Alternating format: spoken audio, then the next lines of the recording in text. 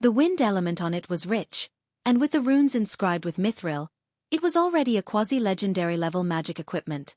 Agility gem. It can strengthen your agility perception. It will be effective as long as you wear it. Su Len handed a gem to Chris. In addition to the agility gem, Hathaway also made strength gems, physique gems, mind gems, and charm gems. These gems required high-quality magic gems as the main material, and many rare materials were added. Only one of these gems could be worn at a time, and the effect was not bad. It could increase the corresponding attributes by 3 points. These attribute gems could only be worn one at a time, and the attributes increased by the gem could be stacked with other equipment. If you wanted to change it, you would have to take it off and exchange it. In fact, these attribute gems were only the primary products of another type of gem, the Philosopher's Stone. The Philosopher's Stone, this gem required 5 high-quality attribute gems and other materials to synthesize. After success, you would get a Philosopher's Stone.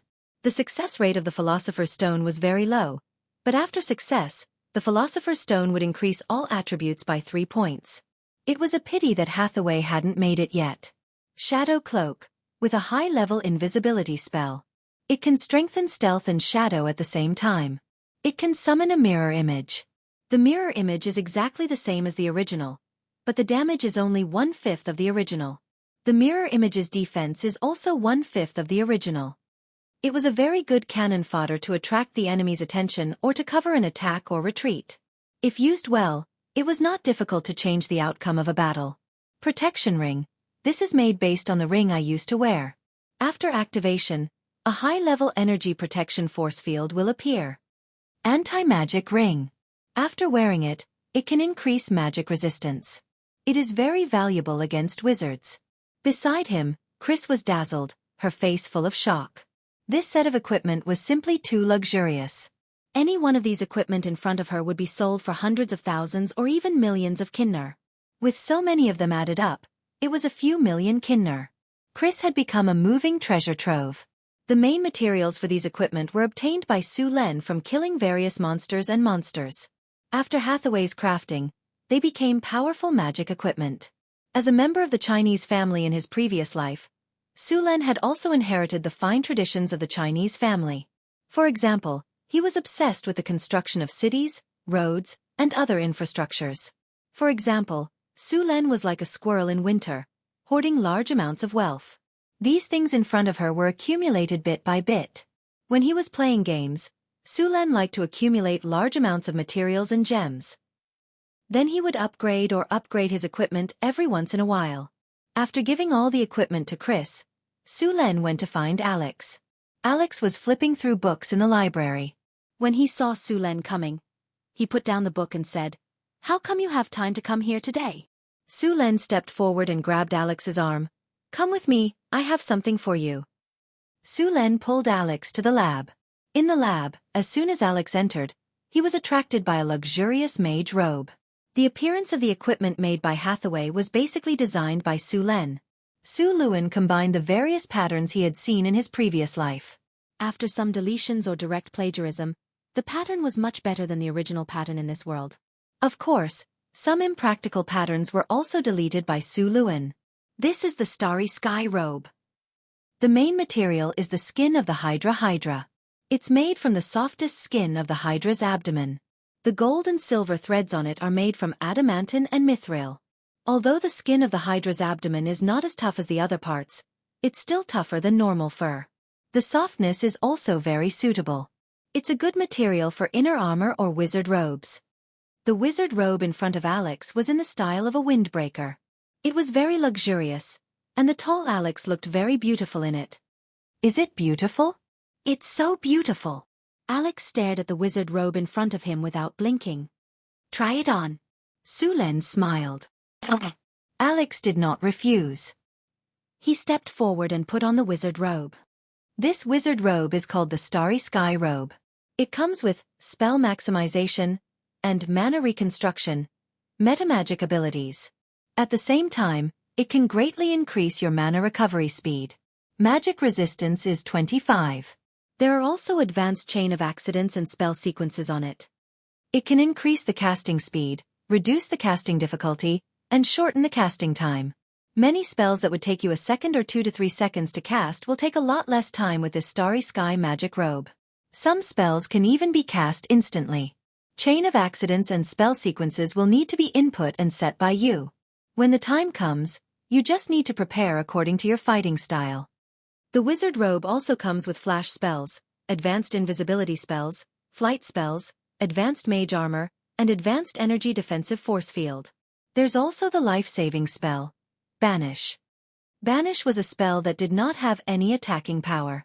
The only use of this spell was to instantly send an object into a different dimension. In this different dimension, the object would not be able to move, and at the same time it would not be able to be attacked. It would only come out of the different dimension when the time came. This banish was very similar to the Time Dragon's Time Banish. It was said that this spell was made to imitate the Time Dragon's Time Banish. Time Banish. The Time Dragon's innate ability. It can directly throw the enemy out of time. The creature will completely disappear and be unable to move. Of course, others will not be able to attack it until its existence is recaptured by time. In other words, it will appear in the near future. During this process, the existence of the opponent can be said to have completely disappeared. During this time, everything about the subject will be stopped, and even their thoughts will be stagnant. Of course, Banish was not so powerful. It could only send the person into a different dimension for a period of time. It would not stop their thoughts. The duration was 30 seconds.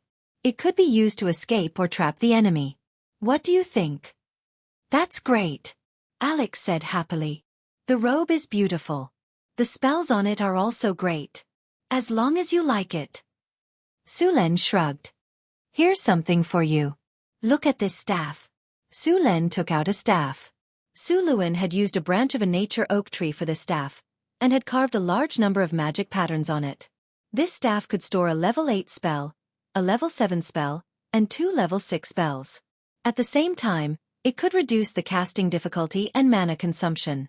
It was blessed with the metamagic ability, Spell Penetration. Chapter 487. Su-Len was busy preparing equipment for Chris and Alex to enhance their strength, and Hathaway was no exception.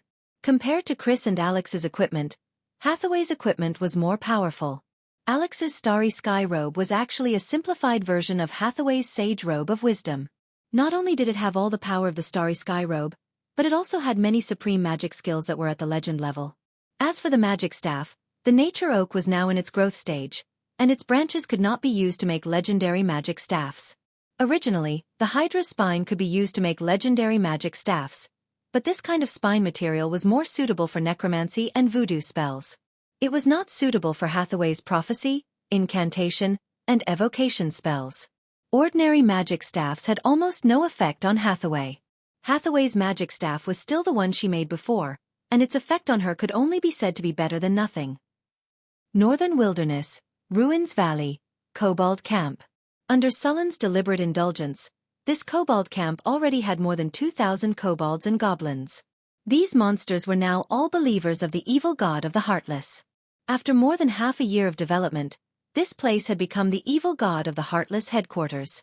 This fruit had now matured, and Su-Len was ready to harvest it. The ice and snow had melted, and Su-Len set off with an army from the northern battlefront city, accompanied by Chris and Alex. As for Hathaway, she still stayed in the wizard tower to cooperate with them. These slender rogues quickly disappeared in front of people's eyes. Sir, there are no enemies. We have arrived at the predetermined location. Hide here. From now on, you can only enter and not leave. Su-Len said coldly. Ever since the kobolds were allowed to live in the valley, Su-Len had never relaxed his surveillance of them. A large number of harpies were keeping a close eye on the valley. Because of the arrival of winter, all the kobolds who were out had returned to the valley to spend the winter. The valley was surrounded by mountains on 3 sides, and there was only one exit. The mountains blocked the cold wind, so the winter here wasn't too cold. Moreover, there was a spring in the valley, and there was land for farming. It could be said that as long as the entrance was sealed, it would be a paradise. Of course, the space in this valley was limited. It could only accommodate 2,000 to 3,000 people at most. Su-Len came to the outskirts of the valley and looked at the kobolds who were preparing for the ritual. He didn't bring a lot of soldiers with him this time. There were only 300 of them, but they weren't weak at all. There were 100 half-elf archers, 100 barbarian warriors, and 100 spear guards. After 3 years of development, Sullen's current guards had already been replaced by the formation breaker. The number of people in the formation breaker had officially broken through 50, and the shooting sound battalion was not inferior, reaching 40 people. These guards weren't here to protect Su Len, but to protect the palace. The valley below was already occupied by the kobolds. After a few months of development, these kobolds had built all kinds of defenses here. Although the normal kobolds weren't very intelligent, the kobold warlocks were still very intelligent. At least, they weren't worse than normal people. After seeing this kobold tribe, Su Len was surprised to find that there were at least 12 kobold warlocks in this tribe. It must be known that in the northern wilderness, only one kobold warlock could awaken in a kobold tribe with over 1,000 people. In this kobold tribe with only 2,000 people, there were 12 spellcasters.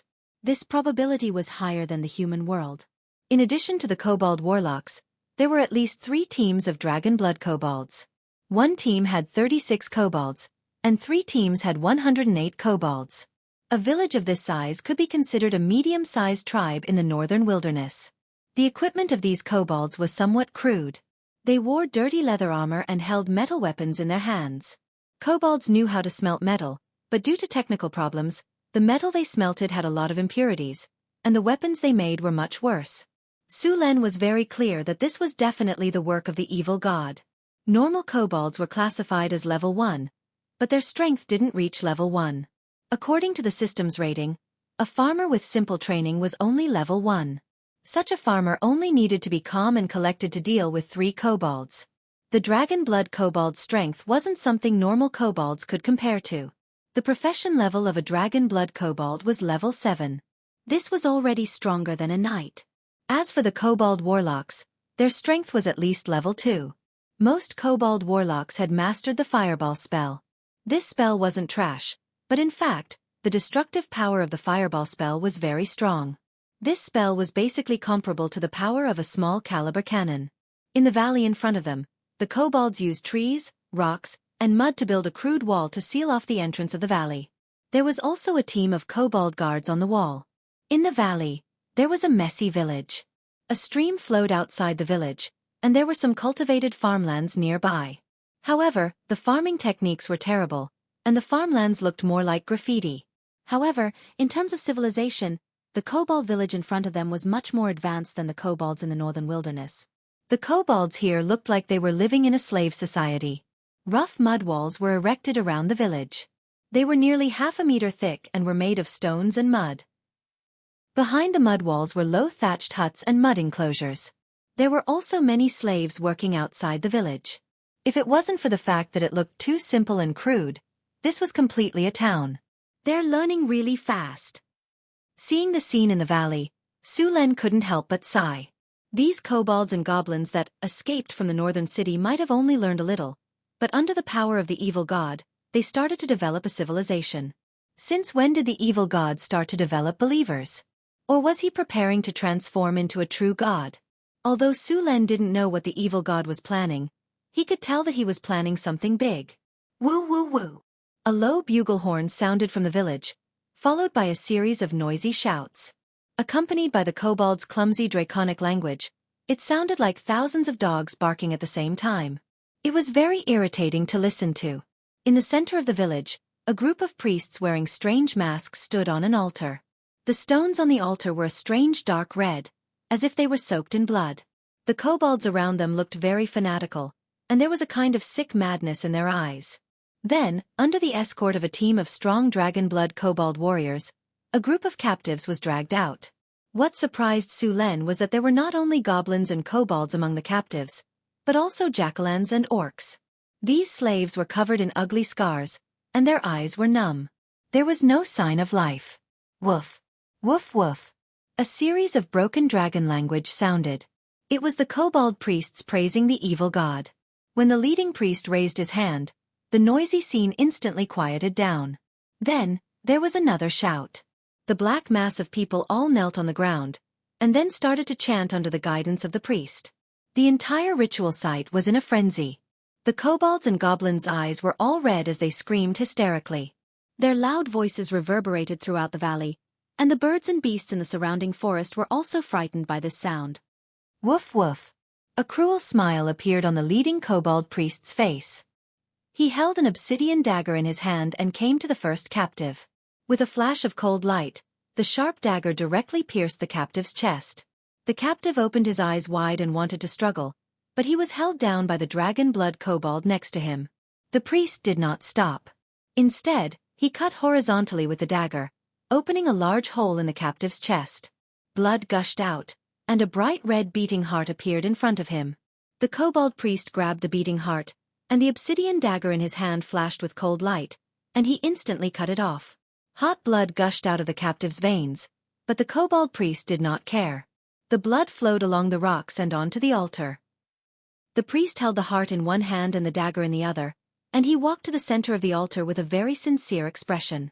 He then carefully placed the heart on the dark red stone platform. As the blood flowed out, a strange evil energy also appeared. The kobold believers all had frenzied, intoxicated, and excited expressions on their faces. Su Luan quietly watched the group of kobolds perform the blood sacrifice. Obviously, these dogs couldn't change their habit of eating shit. The evil god of the Heartless still liked blood sacrifices. After all, blood sacrifices were the easiest way to obtain divine power. Otherwise, in ancient times, almost all the gods would have accepted the blood sacrifice. However, this blood sacrifice had a lot of side effects, which made the gods fearful. In the end, they had to give up on this ritual. Otherwise, this method of sacrifice would not have been abandoned. Relying on the conscience of the gods? In the past, many true gods went crazy because of blood sacrifices. They attacked everywhere and were eventually surrounded and killed by other gods. In the end, the gods gave up on this ritual. Looking at the dark red bloodstains on the altar, this kind of sacrificial ceremony had been held countless times. In fact, this kind of blood sacrifice was not conducive to the development of believers. Although the normal development of believers seemed to take a long time and the effect was slow, this kind of method was sustainable. In the long run, this kind of method was far more beneficial than blood sacrifice. Chapter 488. The specialty of a blood sacrifice was that it took only a short time and had a quick effect. The gods naturally liked this method. As for the other method that had a better long-term effect, they could not see that far ahead. Don't overestimate the knowledge of the gods. In fact, most of the gods were short-sighted. Soon, the second captive was dragged out. A blood sacrifice was not enough to satisfy the evil god. In ancient times, there were often blood sacrifices of thousands of people. There were even a few blood sacrifices of tens of thousands of people. As an evil god, the Heartless would not be satisfied so easily. As time passed, the scale of the blood sacrifice would only increase. One day, the believers would not be able to bear it. If the blood sacrifice could not provide powerful sacrifices, then they would have to rely on sufficient numbers to please the evil god. Therefore, a blood sacrifice would often last for a long time. Through this blood sacrifice, the believers would be able to obtain the god's blessing. The quality of the sacrifices provided by the kobolds was not high, so they could only rely on numbers to make up for it. The sun gradually set, and the light in the valley became even dimmer. Pine oil torches were lit, and the priests began to dig out the hearts of the captives. Soon, all the captives were killed, but the evil god seemed to be dissatisfied with the sacrifices. The entire altar was shrouded in an eerie and terrifying aura. The invisible pressure made the kobolds tremble. The evil god was not an obedient child. If they could not satisfy the evil god's request, the evil god would do it himself. A cold glint flashed across the eyes of the leading priest. He then ordered in a deep voice.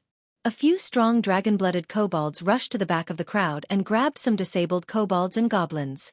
The captured kobolds and goblins screamed in horror and tried to escape, but everyone lowered their heads and ignored them. As the obsidian dagger slashed across, a kobold's chest was directly torn apart. His steaming heart was dug out. Scarlet blood spurted out and slowly flowed into the crevices of the rocks on the altar. As the heart was placed on the altar, the evil god's consciousness showed a trace of satisfaction. Then, it kept urging the sacrifice to continue. Seeing this, the kobold priest inwardly let out a sigh of relief before killing the other kobold. At the same time, the faces of the kobolds and gnomes kneeling before the altar were once again filled with fervent excitement. The kobold priest could feel the power within his body growing, and his heart was filled with joy. After every blood sacrifice, his strength would increase. This was a gift from the gods, and as long as he continued to sacrifice, he would become even more powerful. Above the altar, a blood-red spirit light enveloped the entire valley. This spirit light was emitted by the evil god. At this time, the sacrifice had reached its climax. The air was filled with the pungent smell of blood. Even Su Len could smell it in the air. "Do it," Su Len ordered coldly. "Alex, have the harpies seal off the battlefield. Don't let any living creature escape." "Yes, master." Alex gently flapped her wings, and a wave of energy spread out from her body. Soon, 3,000 harpies descended from the sky and surrounded the valley. "Chris, don't leave anyone alive in this battle." "Yes, master." The little succubus Chris's tall figure stepped forward and responded. Then, a group of demons behind her spread their wings and flew towards the valley in a flash. The northern battlefront city's army, which had already been prepared, began to move.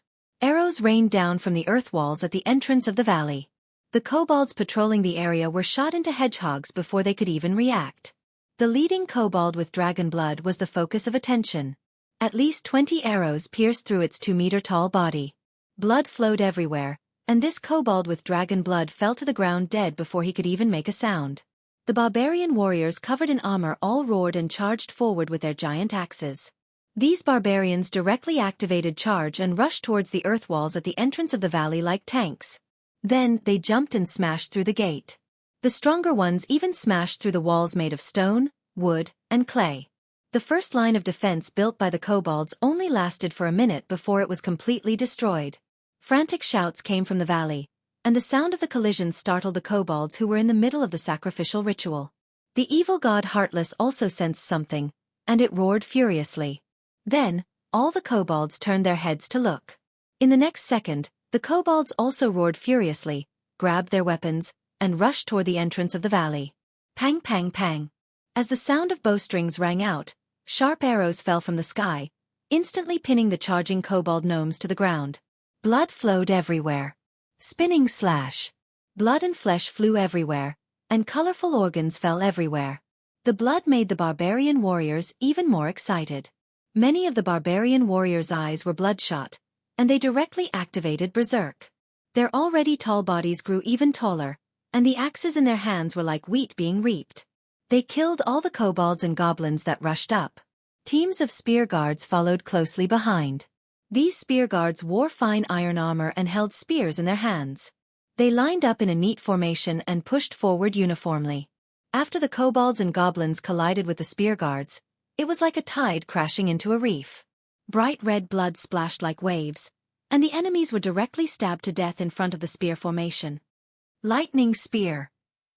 A bolt of lightning appeared in Sullen's hand, and then a bright bolt of lightning was thrown out by Su Len. The lightning instantly hit the kobold priest on the altar. The powerful lightning power instantly hit the priest's chest, and a bowl-sized hole appeared in his chest. The powerful lightning power turned the area around the wound into a pile of charcoal. These kobold wizards were also priests, so who knew if they had some strange spells? So Su Len took care of these people first. Lightning flashed, and then a few more bolts of lightning shot out. The dozen priests around the altar were just about to attack, but they were all covered by the lightning. A series of crackling sounds came, and these kobold priests were directly turned into piles of charcoal. Their corpses fell down one by one, and blood kept flowing out. The blood then seeped into the altar. There were sounds of killing all around, and kobolds and goblins were killed one after another. Because Su Len gave the order to kill, these people did not plan to take any prisoners. Everywhere they went, there was a rain of blood. Blood sprayed on the ground, and then slowly flowed under the influence of a strange power. The blood slowly gathered towards the altar as if it had a life of its own. Fortunately, the battlefield was in chaos, and no one noticed this problem. Hundreds and thousands of people died, and a large amount of blood gathered. The air was filled with the thick smell of blood. Nimble half-elven archers nimbly jumped onto the roofs and shot at the enemies. Quick, take the high ground. Archers, focus on suppressing the enemies. Break their formation, don't give them a chance to regroup. Waves of shouts sounded, and arrows rained down. The kobolds that were just about to gather into a formation were once again heavily injured. The half-elven archers shot very quickly. One of the older half-elves held 6 arrows in one hand, and in a short 2 seconds, he shot out 7 or 8 arrows in one breath. The kobolds that he aimed at fell one by one. One of the dragonblood dog-headed men roared and grabbed a heavy metal shield and charged forward, wanting to get close to the archers. This powerful dragonblood kobold was very fast. The archers immediately focused their fire on it. However, this dragonblood kobold's reaction was very fast, and the shield in its hand was very large. It easily blocked those arrows. With the protection of the other kobolds, this dragonblood kobold was very fast. Seeing that it was less than 10 meters away from the archers, the older half-elven archer's eyes narrowed, and his gaze became as sharp as an eagle's. Then, a scorching energy shot out from his bow. Flame arrow! Boom! The flame arrow was like a cannonball that flew over in an instant, and then directly hit the dragonblood kobold.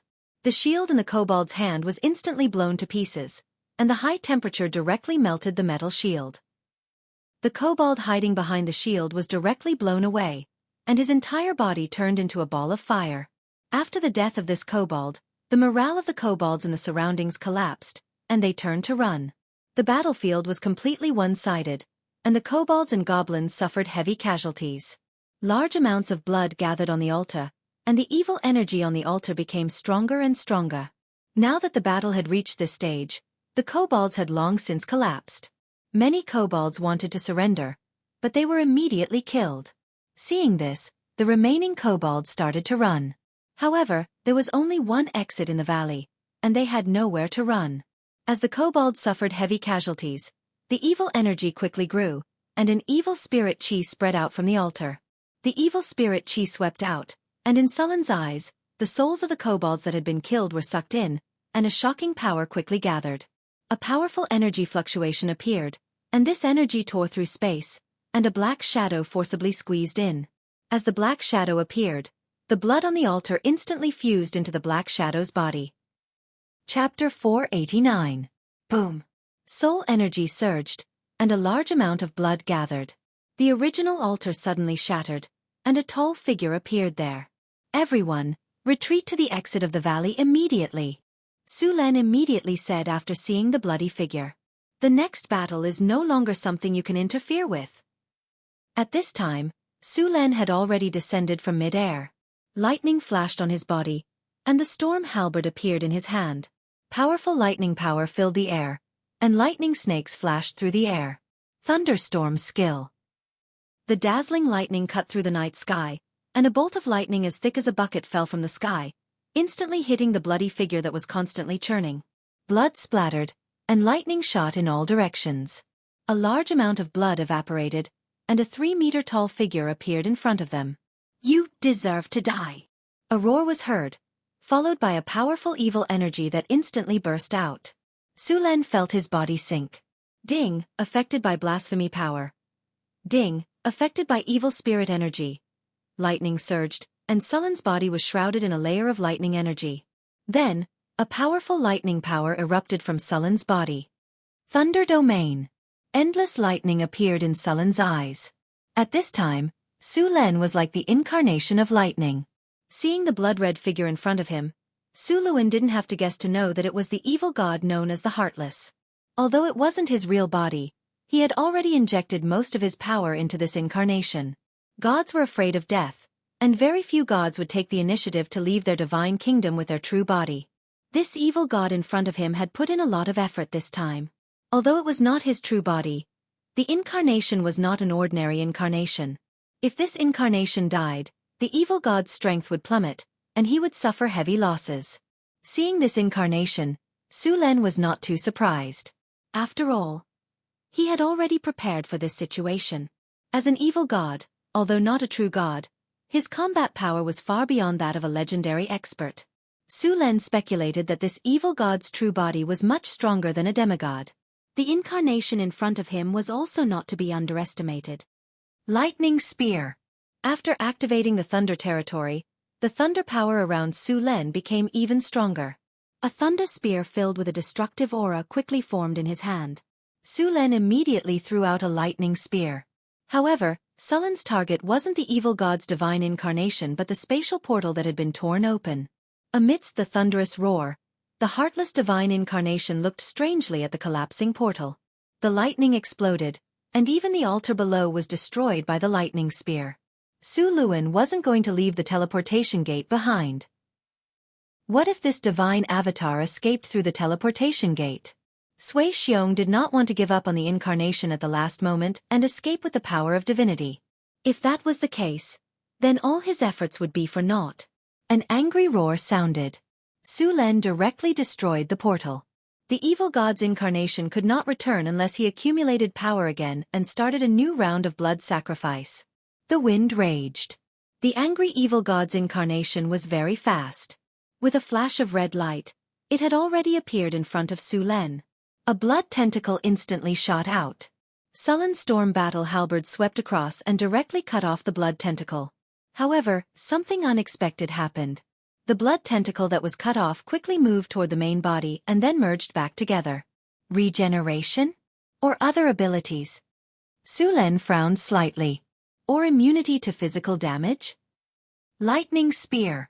The storm battle halberd was instantly wrapped in a layer of violent thunder power. With Sullen's attack, thunder and lightning clashed in the sky. Boom! The moment the two sides clashed, an extremely fierce battle broke out.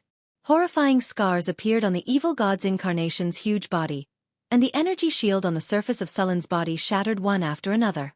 The evil god's incarnation's attack directly hit Sullen's body, but he blocked it with his spear. Thunder and blood made a fierce explosion, and the two were directly pushed away by the explosion. Revenge! Revenge! Revenge!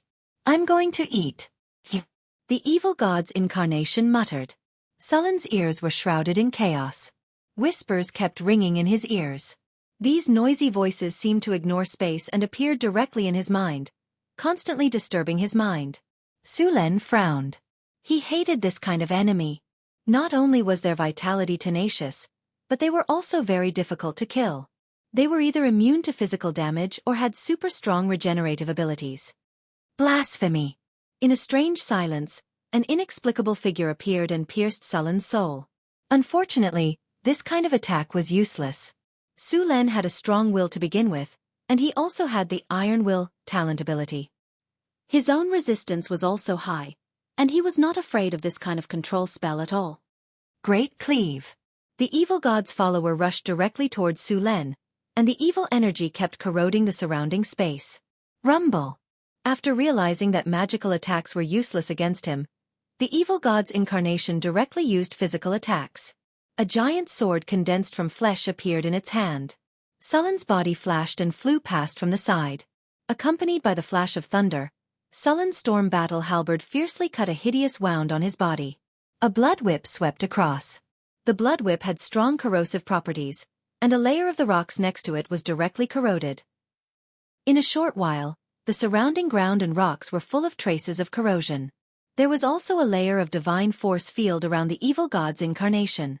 Su Len was very clear about this and had already prepared for it. The storm battle halberd flashed with thunder and attacked quickly. The evil god's incarnation did not show any weakness. It fought speed with speed, and the whip shadows covered the surroundings tightly. The sky was filled with whip shadows that fell from the sky. Bang! Bang! Bang! Bang! Bang! Bang! Su Len swept the evil god's incarnation away. Then, without any hesitation, he instantly chased after it. Chain Fireball. Spell Maximization. Flames rose up, and the evil god's incarnation was beaten to a pulp. Su Len did not stop at all. Fireball after fireball whizzed out. In the deafening explosion, the evil god's incarnation in front of him became smaller and smaller, and the energy layer on the surface of its body became shaky. The evil god's incarnation was originally an amalgamation of chaotic evil power. Later on, it received a large number of blood sacrifices, and its consciousness became even more chaotic and crazy. In the face of Sullen's attacks, it did not dodge at all. It directly rushed forward. With a flash of blood, it was already in front of Su Len. A scarlet shadow instantly attacked. Bang! Thunder exploded. Tentacles of blood instantly hit Su Len. These tentacles of blood attacked very quickly. In just a moment, Su Len was attacked hundreds of times. The Thunder Shield only lasted for 2 seconds before cracks appeared. Advanced Mage Armor. Advanced Energy Protective Barrier. Advanced Deflection Force Field Protection. Rays of spiritual light flashed across Sullen's body. The protective spells that he had prepared in advance were released in an instant. Invisible barriers opened up. The moment the Thunder Shield shattered, it directly blocked the evil god's incarnation's attack. Silver Dragon Inverse Scales Spear. The shadow of a silver dragon appeared on Sullen's body. Then, with a blinding flash of lightning, it suddenly attacked the evil god's incarnation in front of him. Endless lightning instantly wrapped around it. As the evil god, its power was completely opposite to Sullen's. The blood light on its body was constantly being worn down by the lightning. At this moment, Su Len suddenly felt his heart palpitate. A sense of danger enveloped his heart. Without hesitation, Sullen's body flashed as he tried to retreat. Boom! Just as he was about to retreat, a dazzling red light swept over him like a hot knife through butter. The lightning that had been wrapped around the evil god's incarnation was also worn down by the red light. Wherever the red light went, an evil, chaotic, and crazy corrosive energy came out. Although this kind of energy was not very damaging, it had a very disgusting ability. It could corrode other people, and it was very difficult to get rid of. But this kind of explosive power cost a lot of energy, and the cooldown time was very long. After using his talent, his sixth sense, to dodge the attack, Su Len rushed forward again. After the explosion, the evil god's body's bloodlight became even dimmer. A round of extremely effective chain of fireballs appeared again. After casting that spell, Su Len threw out 5 lightning whips. The evil god's incarnation was sent flying again. Boom! Boom! Boom! Boom! The evil god's giant body was pierced again. The bloodlight on its body was used up. This time, its wounds did not heal as quickly as before. Instead, there was a hideous gash. Now, Su Len could see the evil god's incarnation's scary, twisted soul. That was the evil god's soul origin, but it was not all of it. It was only a part of it. This time, to take revenge on Su Len, the evil god had given up a lot. It had given up a part of its soul origin and god power. Evil gods relied on blood sacrifices and sacrifices to grow. But blood sacrifices made gods crazy. Evil gods were a collection of chaotic powers, and now they were even crazier. The evil god in front of Han Sen had lost its sense of self. It had become a collection of all kinds of negative energy and chaotic consciousness. When Su Len absorbed the god's divinity, it had a strong consciousness. So, when he absorbed the god's divinity, he spent a lot of effort to wipe out the consciousness of the god's divinity. That was difficult and it took a lot of time. But it also brought him many benefits. He would not be affected by the consciousness of the god's divinity. He would not become a puppet controlled by the god's divinity. Dazzling lightning swept across. After losing its powerful regenerative ability, the evil god's incarnation was no match for Su Luen. Under Su Luen's constant attacks, it could only retreat again and again, with more and more wounds appearing on its body. Chapter 490. Thunderstorm Spell. Dark clouds gathered in the sky, and countless lightning bolts rolled back and forth in the dark clouds. A bolt of lightning as thick as a water bucket descended from the sky and instantly struck the evil god's incarnation. Without enough power to quickly regenerate, endless lightning instantly drowned it. Lightning Spear. Endless lightning power instantly gathered in Sullen's hand, and a lightning spear formed completely from lightning power appeared in Sullen's hand. In the next second, he threw the lightning spear and instantly hit the evil god's incarnation, which was still in a stiff state. Time seemed to freeze at this moment. The evil god's incarnation's body was extremely stiff and fixed on the spot. The evil god's incarnation's body shattered like crystal glass, and powerful lightning burst out from its body, illuminating the entire valley in an instant. The evil god's incarnation's entire body disintegrated into countless tiny dust particles bit by bit. A gust of wind blew past, and the evil god's incarnation's body disappeared without a trace. Ah! A miserable wail sounded. Just as the evil god's incarnation's body was completely destroyed, the countless souls that it had absorbed just now surged out of its dissipated body. As these souls had only been absorbed for a short period of time, the evil god of the Heartless had no time to absorb and digest these souls. Therefore, these souls were basically still complete. They were just a little distorted because they were contaminated with the chaotic energy of the evil god's body. Soul-binding spell. A spiritual light rose from Sullen's body and quickly imprisoned a part of the evil god's soul core that wanted to escape. Endless lightning power turned into lightning chains. These chains crisscrossed and weaved into a large net in midair, as if enveloping the entire world.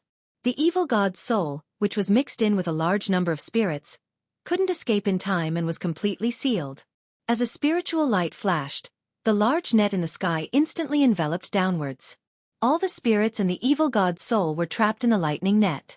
Soul-binding spell. Su Len took out more than 10 magic gems from his storage space. Bolts of lightning turned into countless chains and pulled all the spirits into the magic gems. Those low-level spirits were directly sealed in the magic gems. As the evil god's soul, Su Len specially used a high-quality magic gem to seal it. As the evil god's soul was sealed into the magic gem, the entire magic gem turned purplish-red. A crazy and chaotic aura was constantly emitted from the gem. Just standing nearby made people feel very uncomfortable. Su Len snapped his fingers, and the soul crystals floating in the air fell into his palm. Ding! The battle is over. Congratulations, host. You have successfully killed the evil god Heartless Divine Incarnation. You have received 368,000 experience points. You have obtained 30 high-quality magic gems. You have obtained 2 sets of Star Ocean Silver Sand. Congratulations, host. You have successfully killed the evil god Heartless Divine Power Incarnation. You have obtained Diamond Treasure Chest X2. Congratulations, host. You've won an epic victory. Congratulations, host. Your army has completely wiped out the evil god Heartless Believer's gathering place. You have obtained 103,000 experience points. Evil god Heartless Stronghold Extermination Battle. Battlefield level. High Legendary.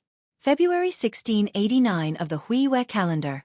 You discovered a hidden stronghold of the evil god Heartless. After some preparations, you launched a war and successfully wiped out the stronghold of the evil god Heartless Believers. You also killed the evil god Heartless Divine Power Incarnation. Your name is widely spread across the continent. Prestige plus 15. Favorability of various Orthodox churches plus 30.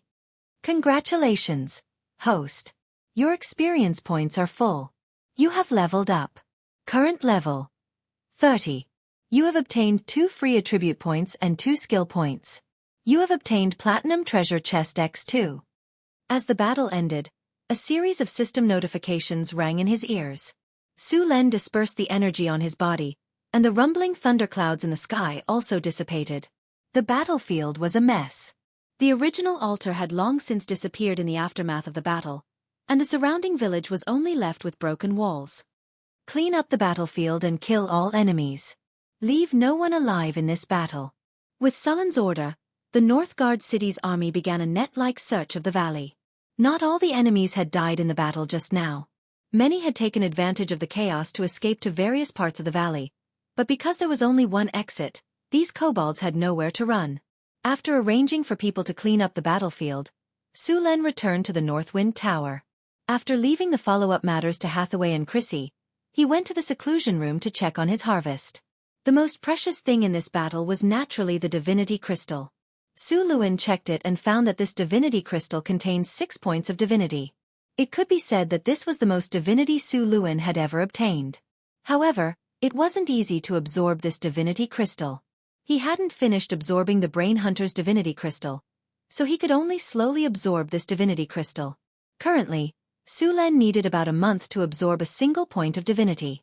If he wanted to absorb all of it, he would need half a year. However, this was already a fat piece of meat in his mouth. There was no rush to eat it. He opened the storage space and opened the 2 diamond treasure chests and the 2 platinum treasure chests together. A series of beautiful special effects flashed, and the sound of a system notification rang in his ears. Congratulations, host. You have successfully opened the platinum treasure chest. You have obtained the item 9 transformations Golden Pill *1 bottle. Congratulations, host. You have successfully opened the platinum treasure chest. You have obtained the item Wishing Crystal *1 bottle. Congratulations, host. You have successfully opened the diamond treasure chest. You have obtained the item Nature God Crystal *1 bottle. Congratulations, host. You have successfully opened the diamond treasure chest. You have obtained the book Levitating Ring Theory and Production. When the light faded, Su Len couldn't wait to take out the 4 items to check. Su Len had already obtained a bottle of 9 transformations golden pill. This kind of pill was very powerful. Each pill could increase 5 free attribute points. It was a rare item. Su Len beamed with joy as he put away the bottle of pills. The second treasure chest contained a crystal called the Wishing Crystal. Su Len curiously picked up the crystal and looked at it. This crystal looked clear and transparent. There were no impurities in it. It looked very beautiful. This crystal also contained a strange power. Su Len didn't know what this power was for. After playing with the crystal for a while, Su Len asked the system to appraise it. Wishing Crystal. A special kind of crystal bred by nature. It has a special power. It is said that Jinn elemental spirits like this kind of crystal very much. When using the wishing spell, you can use the wishing crystal as an item of exchange. When negotiating with the Jinn elemental spirits, the wishing crystal can obtain a higher value. This is actually an item used for the wishing spell. After reading the introduction of the system, Sullen's eyes moved slightly. Although the wishing spell was said to be able to grant wishes, in fact, this spell had many traps and the price to pay was also high. Now it seemed that with this wishing crystal, Su Len could make a wish without paying any price. Of course, when using the wishing spell, one still had to strictly follow the rules of the wishing spell. The Jinn elemental spirit's ability to take advantage of loopholes was not inferior to the devils of Bator. In the past, there were more than 1 or 2 wizards who were cheated by these Jinn elemental spirits. The wizard who wished for immortality still didn't know which corner of the multiverse he was sealed in. The nature crystal was a green crystal the size of a palm. There was rich natural energy on it and even a little divinity of nature. This crystal could be directly absorbed to increase one's own divinity. It was much better than the divinity crystal Su Len had before. He didn't need to spend time to eliminate the evil consciousness in the divinity crystal. He could directly absorb it. Of course, in addition to direct absorption, this nature crystal also had other effects. For example, it could improve the surrounding environment. It could also be used to purify the power of pollution and chaos in the divinity crystal in Sullen's hand. Of course, this purification effect was limited. It could also be used directly on a druid. This would allow the druid to obtain a large amount of natural energy, and even directly become a big druid. The nature crystal quickly turned in his hand. Su Len already had a plan in his mind. He was going to try it in a few days. The Principle and Making of Floating Rings. When he read this book, even Su Len couldn't help but laugh. This was simply like meeting a pillow when he was sleepy. He planned to build a floating city. In addition to the problem of energy, there was also the problem of the floating rings. The floating rings were the key to building a floating tower. At the same time, it was also an important part of building a floating city. The manufacturing technology of the floating rings was only mastered by a few wizard organizations. If the elemental pool was the energy source of the wizard tower, then the floating rings were the engine. The manufacturing of the floating rings required a lot of precious resources. At the same time, it also required a deep knowledge of runes and grandmaster alchemy skills. Su Len simply flipped through the book. This kind of floating rings required a lot of technical skills. He couldn't make it yet. The main material of the floating rings was mithril. Some adamantine, orichalcum, starry silver sand, arcane dust, and many other materials needed to be added. These materials were processed according to a special method and refined into a special silver alloy. Then, the runes were engraved on the floating rings according to a special method and pattern. Finally, a runic array was formed. Each rune was formed by a combination of a larger number of magic patterns. These runes were combined to form a larger runic array. There couldn't be any mistakes in the manufacturing of such a floating ring. Otherwise, there would be a big problem. If there was a problem with the floating ring during flight, the consequences would be terrifying. Su Len planned to study the book, The Principle and Making of Floating Rings, with Hathaway.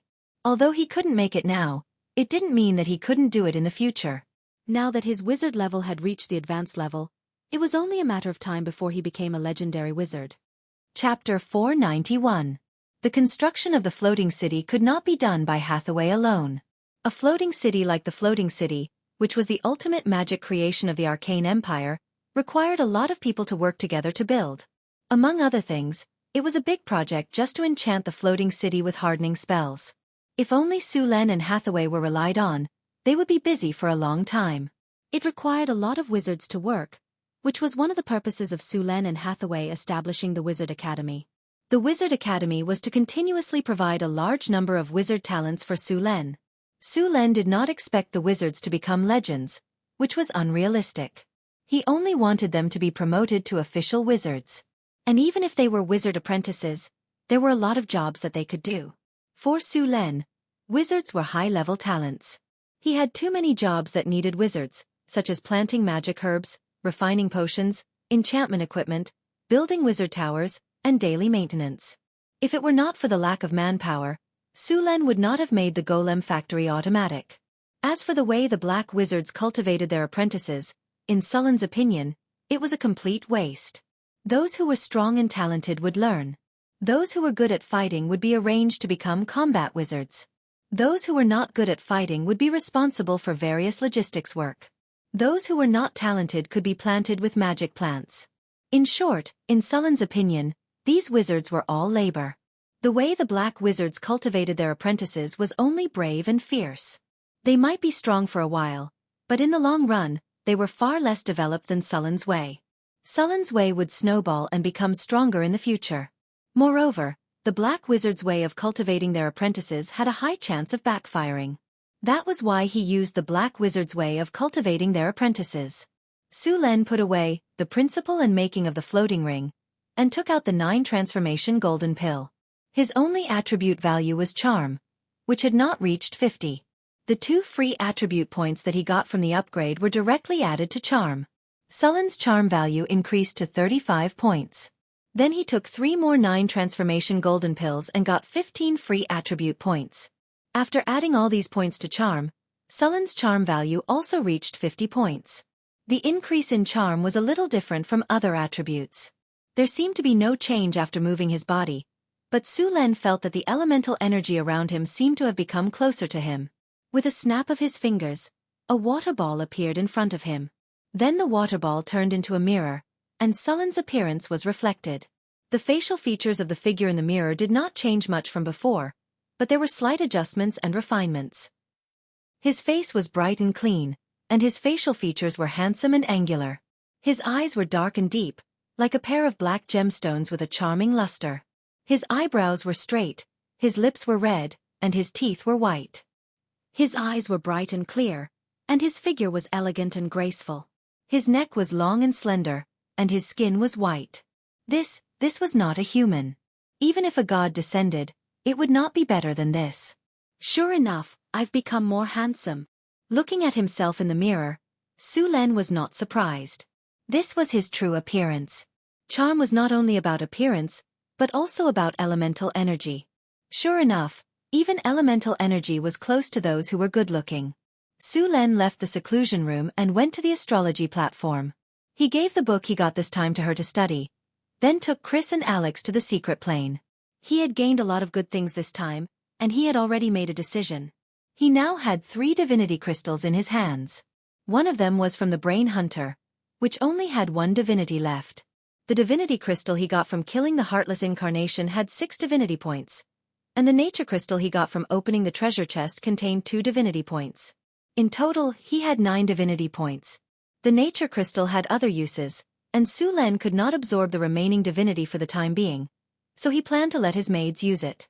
Su Len now had 9 divinity points, and he would reach the first critical point after absorbing 1 more divinity. He planned to distribute the remaining 6 divinity points to each of them first. Chris, Alex, this is for you.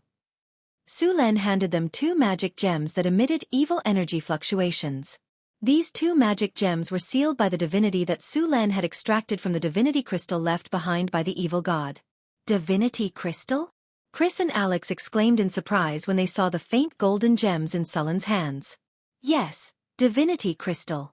Su Len nodded. Although these are divinity crystals, the remnant consciousness in the divinity has not been cleaned up. When you absorb the divinity, you must remove the remnant consciousness, energy and so on. If you don't want to be affected by the remnant consciousness in the divinity, it's best to clean it up before absorbing it. As soon as Su Len finished speaking, Chris and Alex grabbed the divinity crystals in his hands. In fact, both of them were divine creatures, and it was much more convenient for them to absorb divinity than for Su Len. Abyssal demons were actually creatures of the same level as angels. The strength of those demon lords in the abyss was comparable to that of the gods. Otherwise, abyssal demons would have courted death everywhere and caused trouble until now. Basically, as long as it was a secondary demon lord, there would more or less be some divinity on them. It was just that the divinity on a demon's body contained a lot of negative energy and all kinds of chaotic consciousness. If Chris wanted to advance, she would need to obtain the succubus queen's blessing and obtain the qualifications of an honorary nun. Of course, Chris would have to return to the abyss. Of course, Su Luen would not let Chris return to the abyss, let alone let her accept the succubus queen's blessing. The succubus queen's blessing was not easy to obtain. The succubus queen, who was as beautiful as a delicate datura flower, was one of the most dangerous demons in the abyss. This bitch was known as the most dangerous woman in the abyss along with the spider queen Lolth of the infernal realm. Without the succubus queen's blessing, it was not impossible for a succubus to advance her bloodline. This required the power of divinity. As the most powerful force in the multiverse, divinity had many miraculous powers. It was not difficult for the little succubus Chris to advance to legend. Compared to Chrissy, Alex's bloodline source wasn't weak either. It was just that her bloodline was too ancient. Back then, the ancient gods had either fallen, gone missing, or gone into seclusion. Alex's bloodline was already very thin. If it weren't for the reversion of her bloodline, she would still be a harpy and not a winged person. Bloodline was Alex's advantage, but also her limitation. Fortunately, Alex was a wizard. Otherwise, if she wanted to advance, she would have to rely on her bloodline. It was just that her bloodline potential was almost exhausted. If she wanted to advance her bloodline again, she would have to rely on divinity. After Su Luen gave the two of them the divinity crystal stones, Chris and Alex each found a place to go into seclusion. A little divinity crystal stone was not enough for them to directly advance, but it could make it easier for them to advance. Hidden Realm. Nature Oak. After a period of growth, the oak had grown to a height of more than 20 meters. As soon as Su Len arrived, he could feel a strong natural aura. The tall oak swayed gently when the wind blew. Su Luen took out a nature divine crystal. He intended to use this nature divine crystal on this nature oak tree. Even if a mortal absorbed the power of divinity, they would be able to transcend mortality and obtain great power. If the nature oak absorbed the divinity, it would also be reborn. Of course, some preparations would be needed before this could happen.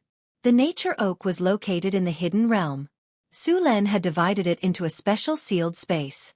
Su Len took out his tools and began to build a magic circle on the ground.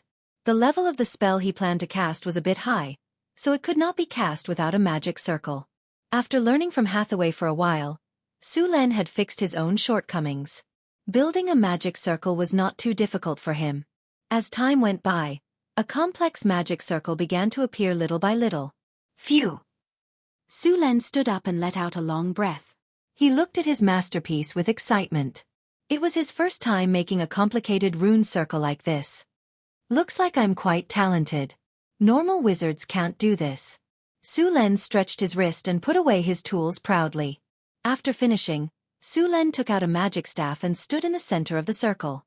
Tower Spirit 1. Connect to the energy channel. Open the elemental pool. Powerful elemental energy gushed out from the elemental pool. The energy channel glowed faintly. Su Len gently inserted the magic staff into the center of the circle. A powerful energy suddenly appeared around Su Len. Wish! Bright light burst out from the circle. A powerful energy rushed into Sullen's body, and a melodious ancient chant sounded. As the spell ended, a terrible pressure shrouded the place. This kind of coercion made Su Luen feel a strong pressure. With the appearance of a magic aura, a high space portal opened in mid-air. The next second, the portal reflected the light of divinity. A creature full of power and divinity appeared in front of him. Su Len narrowed his eyes. The figure in front of him was a tall wind elemental. She looked like a woman. She looked like a genie in a magic lamp. She held a quill pen and a contract in her hand. After seeing Su Len, she asked calmly, "Did you summon me?" A demigod who is about to advance. What wish do you have? Or what wish do you want to fulfill? As long as it's reasonable, it can be fulfilled. A jinn, at least a jinn at the level of a god. Su Len was stunned for a moment. Then he reacted. He was a high-grade legend. At the same time he also had divinity. Ordinary jinn at the level of a demigod were not qualified to respond to his summons. Only a jinn at the level of a god could respond to him. Chapter 492. This was an angel of an elemental god. The effect of the prayer spell was actually to make a deal with an elemental spirit. Normally, wizards would only summon a demigod elemental spirit. Only the more powerful ones could summon an angel of an elemental god. If you were powerful enough, you could directly invite an elemental god. Tell me your wish. The angel of an elemental god urged impatiently while Su Len was still in a daze. The wishing spell also had a time limit. If the transaction was not completed within the specified time, it would be regarded as a failure and the elemental oracle would leave directly. Su Luan could only use the wishing spell again to summon a new elemental jinn. I hope you can give this oak tree wisdom. Su Len pointed at the nature oak tree next to him. The angel of an elemental god looked at Su Len strangely and said slowly, "Give this oak tree wisdom? This is not an easy task. Do you need me to give it that level of wisdom? If it's too high, you'll need to summon other elemental spirits." The level of a newborn baby, but also the ability to grow. Su Len said directly. Okay, this is a contract. Write your request on it. I'll give you a hint. Don't make a mistake. The angel of an elemental god said slowly. Su Luan carefully took the contract. The material used to make the contract looked like sheepskin, but it wasn't sheepskin. Su Luan couldn't tell the specifics, but the contract had a strange power. Su Len was very cautious about this kind of contract. Once a contract of this level was signed, the consequences would be very serious. Su Len carefully began to check the contract again and again. These patterns on the contract need to be removed. Su Len pointed at the circle of decorative patterns on the edge of the contract. The angel of an elemental god looked at it and slowly said, "Okay, you're very cautious." I have to be cautious. I don't want to pay a heavy price because I didn't read the contract clearly. Su Len said calmly. I'm not a devil. I won't use such despicable means to deceive you. The angel of an elemental god looked at Su Len unhappily. At the same time, he reached out and used his divine power to remove the patterns on the contract. You are indeed different, but I have to be careful when signing such a contract. Su Len shook his head. All right, let's sign this contract according to the current standard. After saying that, Su Len picked up the quill pen and signed his name on the contract. All right, the elemental envoy said as she looked at the contract. Then, she picked up the quill beside her and quickly wrote down the contents of the deal. With a flash of golden light, the written contract appeared in front of Su Len. Let's take a look. To fulfill this wish, you need to pay 2 points of divinity, or the corresponding soul power. If you agree, then leave your soul brand on the contract. Su Len took the contract and read it carefully. He read the 3 lines 4 or 5 times until he was sure that there were no problems. Then, he left his soul imprint on it. Very good. Feng Juling gently waved his hand, and the signed contract dissipated with the wind. Then, a divine power enveloped Ling Ran and Ling Ren. Su Len took out the wishing crystal that he had already prepared from the storage space and said, "This crystal is your reward." Feng Juling's eyes lit up. His fingers moved slightly, and a gust of wind blew. The wishing crystal in Sullen's hand flew up and fell into his hand. After casually sizing it up, Feng Juling's palm turned over and directly put away the wishing crystal. All right. According to the contents of the contract, if you pay the reward, I will give wisdom to the oak tree. Soul awakening technique.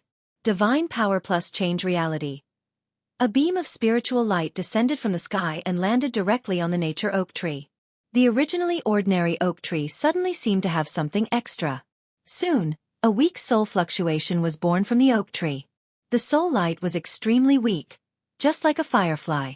It seemed that it would be blown away by the wind. However, although this spark was weak, it was full of vitality. Instead of being extinguished, it began to grow. Seeing that the soul fire had slowly grown to a certain extent, the wind spirit god envoy withdrew his hand. All right. The contract is complete. Goodbye.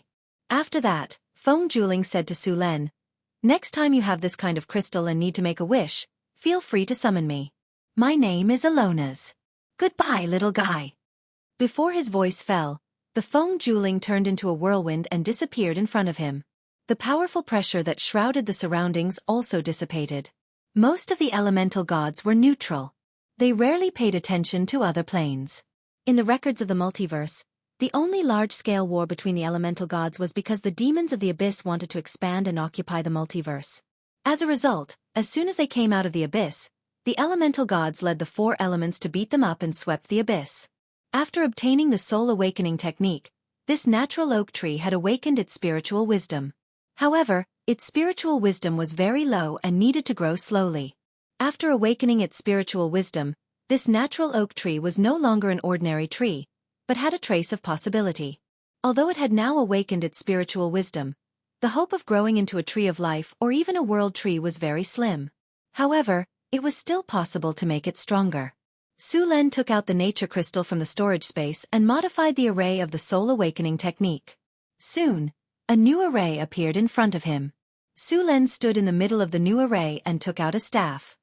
Tower Spirit 1. Connect to the energy channel. Open the elemental pool. Powerful elemental energy quickly poured in and the whole array lit up again. Su Len took a deep breath and then began to chant an incantation. Soul Awakening Technique.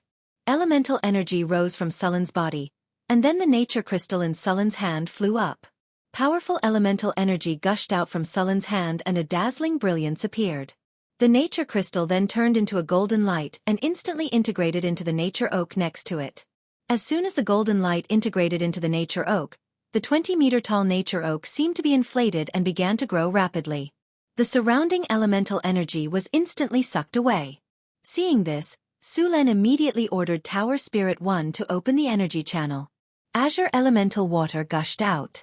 With enough energy, the oak tree grew rapidly. In the blink of an eye, the oak tree had grown to 25 meters tall. With the addition of a large amount of elemental water, the oak tree continued to grow rapidly, but it had slowed down. As time passed, the oak tree finally stopped growing after reaching a height of 30 meters. A breeze blew, and the entire nature oak shook slightly. The nature oak faintly expressed a hint of joy. Its lush branches swayed slightly as if it was greeting him. The nature oak in front of him had fused with a nature divinity, and was already a divine creature. The surrounding natural energy became more and more abundant, and the environment was constantly changing. He felt an aura of growth. Even the surrounding space was beginning to be affected. A surge of energy was transmitted from the nature oak into Sullen's body. This energy was very gentle. As soon as it entered his body, it integrated with Sullen's body. This energy dissipated in his body and began to quickly repair the hidden injuries Su Len had suffered in the past. At the same time, the violent power of thunder and lightning in Su Luan's body began to become gentle. Although the power of thunder and lightning was powerful, it was very violent. When Su Luan used it, he would hurt himself. In the past, when Su Kuan used the power of thunder and lightning, his body would also be injured. Fortunately, his regeneration ability was strong. After the energy fusion just now, the originally wild and untamed power of lightning suddenly became docile. After circulating in his body, it no longer harmed his body. Even the remnant evil consciousness he had when he absorbed the divinity was dispelled by this energy. The divinity had completely integrated into his body. Feeling the changes in his lightning energy, Su Len was overjoyed. He patted the nature oak's trunk. Grow well here. No one will disturb you. The nature oak waved its trunk, and the rustling of leaves could be heard. Su Len stayed here for a while before sealing off the area again. This nature oak was still very young and weak. Its current abilities were more supportive, such as healing, purification, and accelerating the growth of plants. It would only become more powerful after it continued to grow. After sealing off the area around the nature oak, Su Len stretched his body and returned to his room in the mystery realm. At this time, Alex and Chris were already in seclusion. Su Len did not disturb them. After the two obtained the divinity, they began to remove the original consciousness of the divinity. Once the consciousness was removed, they would integrate the divinity into their bodies. The houses in the mystery realm were built with druid spells. Sullen's room was a big tree.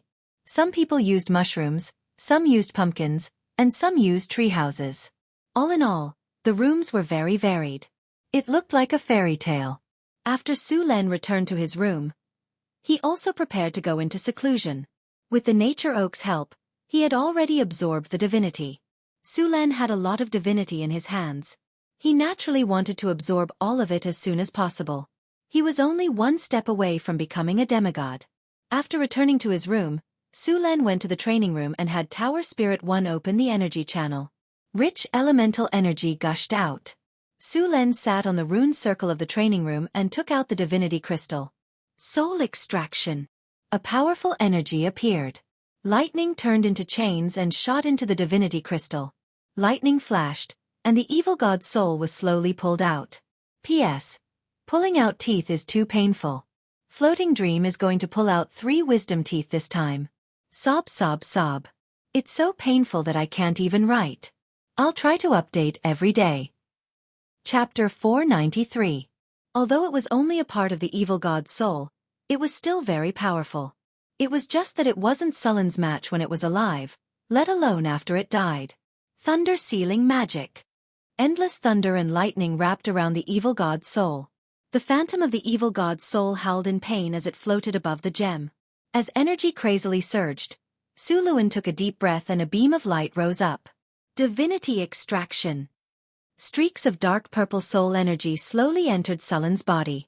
This energy was full of evil, madness, and destruction. Su Len needed to extract the divinity from this chaotic soul energy. Su Len already had experience, and extracting divinity was a walk in the park for him. He sealed the chaotic, evil, and crazy soul energy into another magic gemstone. Soon, the gemstone used to seal the soul energy turned dark purple. This soul energy was full of all kinds of negative emotions. Although absorbing it could improve the soul energy and strengthen the soul origin, it would also corrode the soul. If one was not careful, they would become a fallen one, and their entire being would become crazy, bloodthirsty, and destructive. Su Len didn't want to become such a lunatic, so the best way was to use it to make a legendary rune. High-quality soul crystals were rare and very precious. Su Len only had one, which he obtained after killing the brain hunter and extracting all the divinity in its soul. Su Len gave the divinity crystal to Chris to absorb, and the rest of the soul crystals were not used yet. High-quality legendary soul crystals could be used to make legendary runes such as the Magic Breaker and Arcane Guard. Northfield City didn't even have a diamond golem, let alone a high-quality legendary golem like the Magic Breaker. Su Len slowly injected the divinity into his body. Soon, his body felt full and satisfied.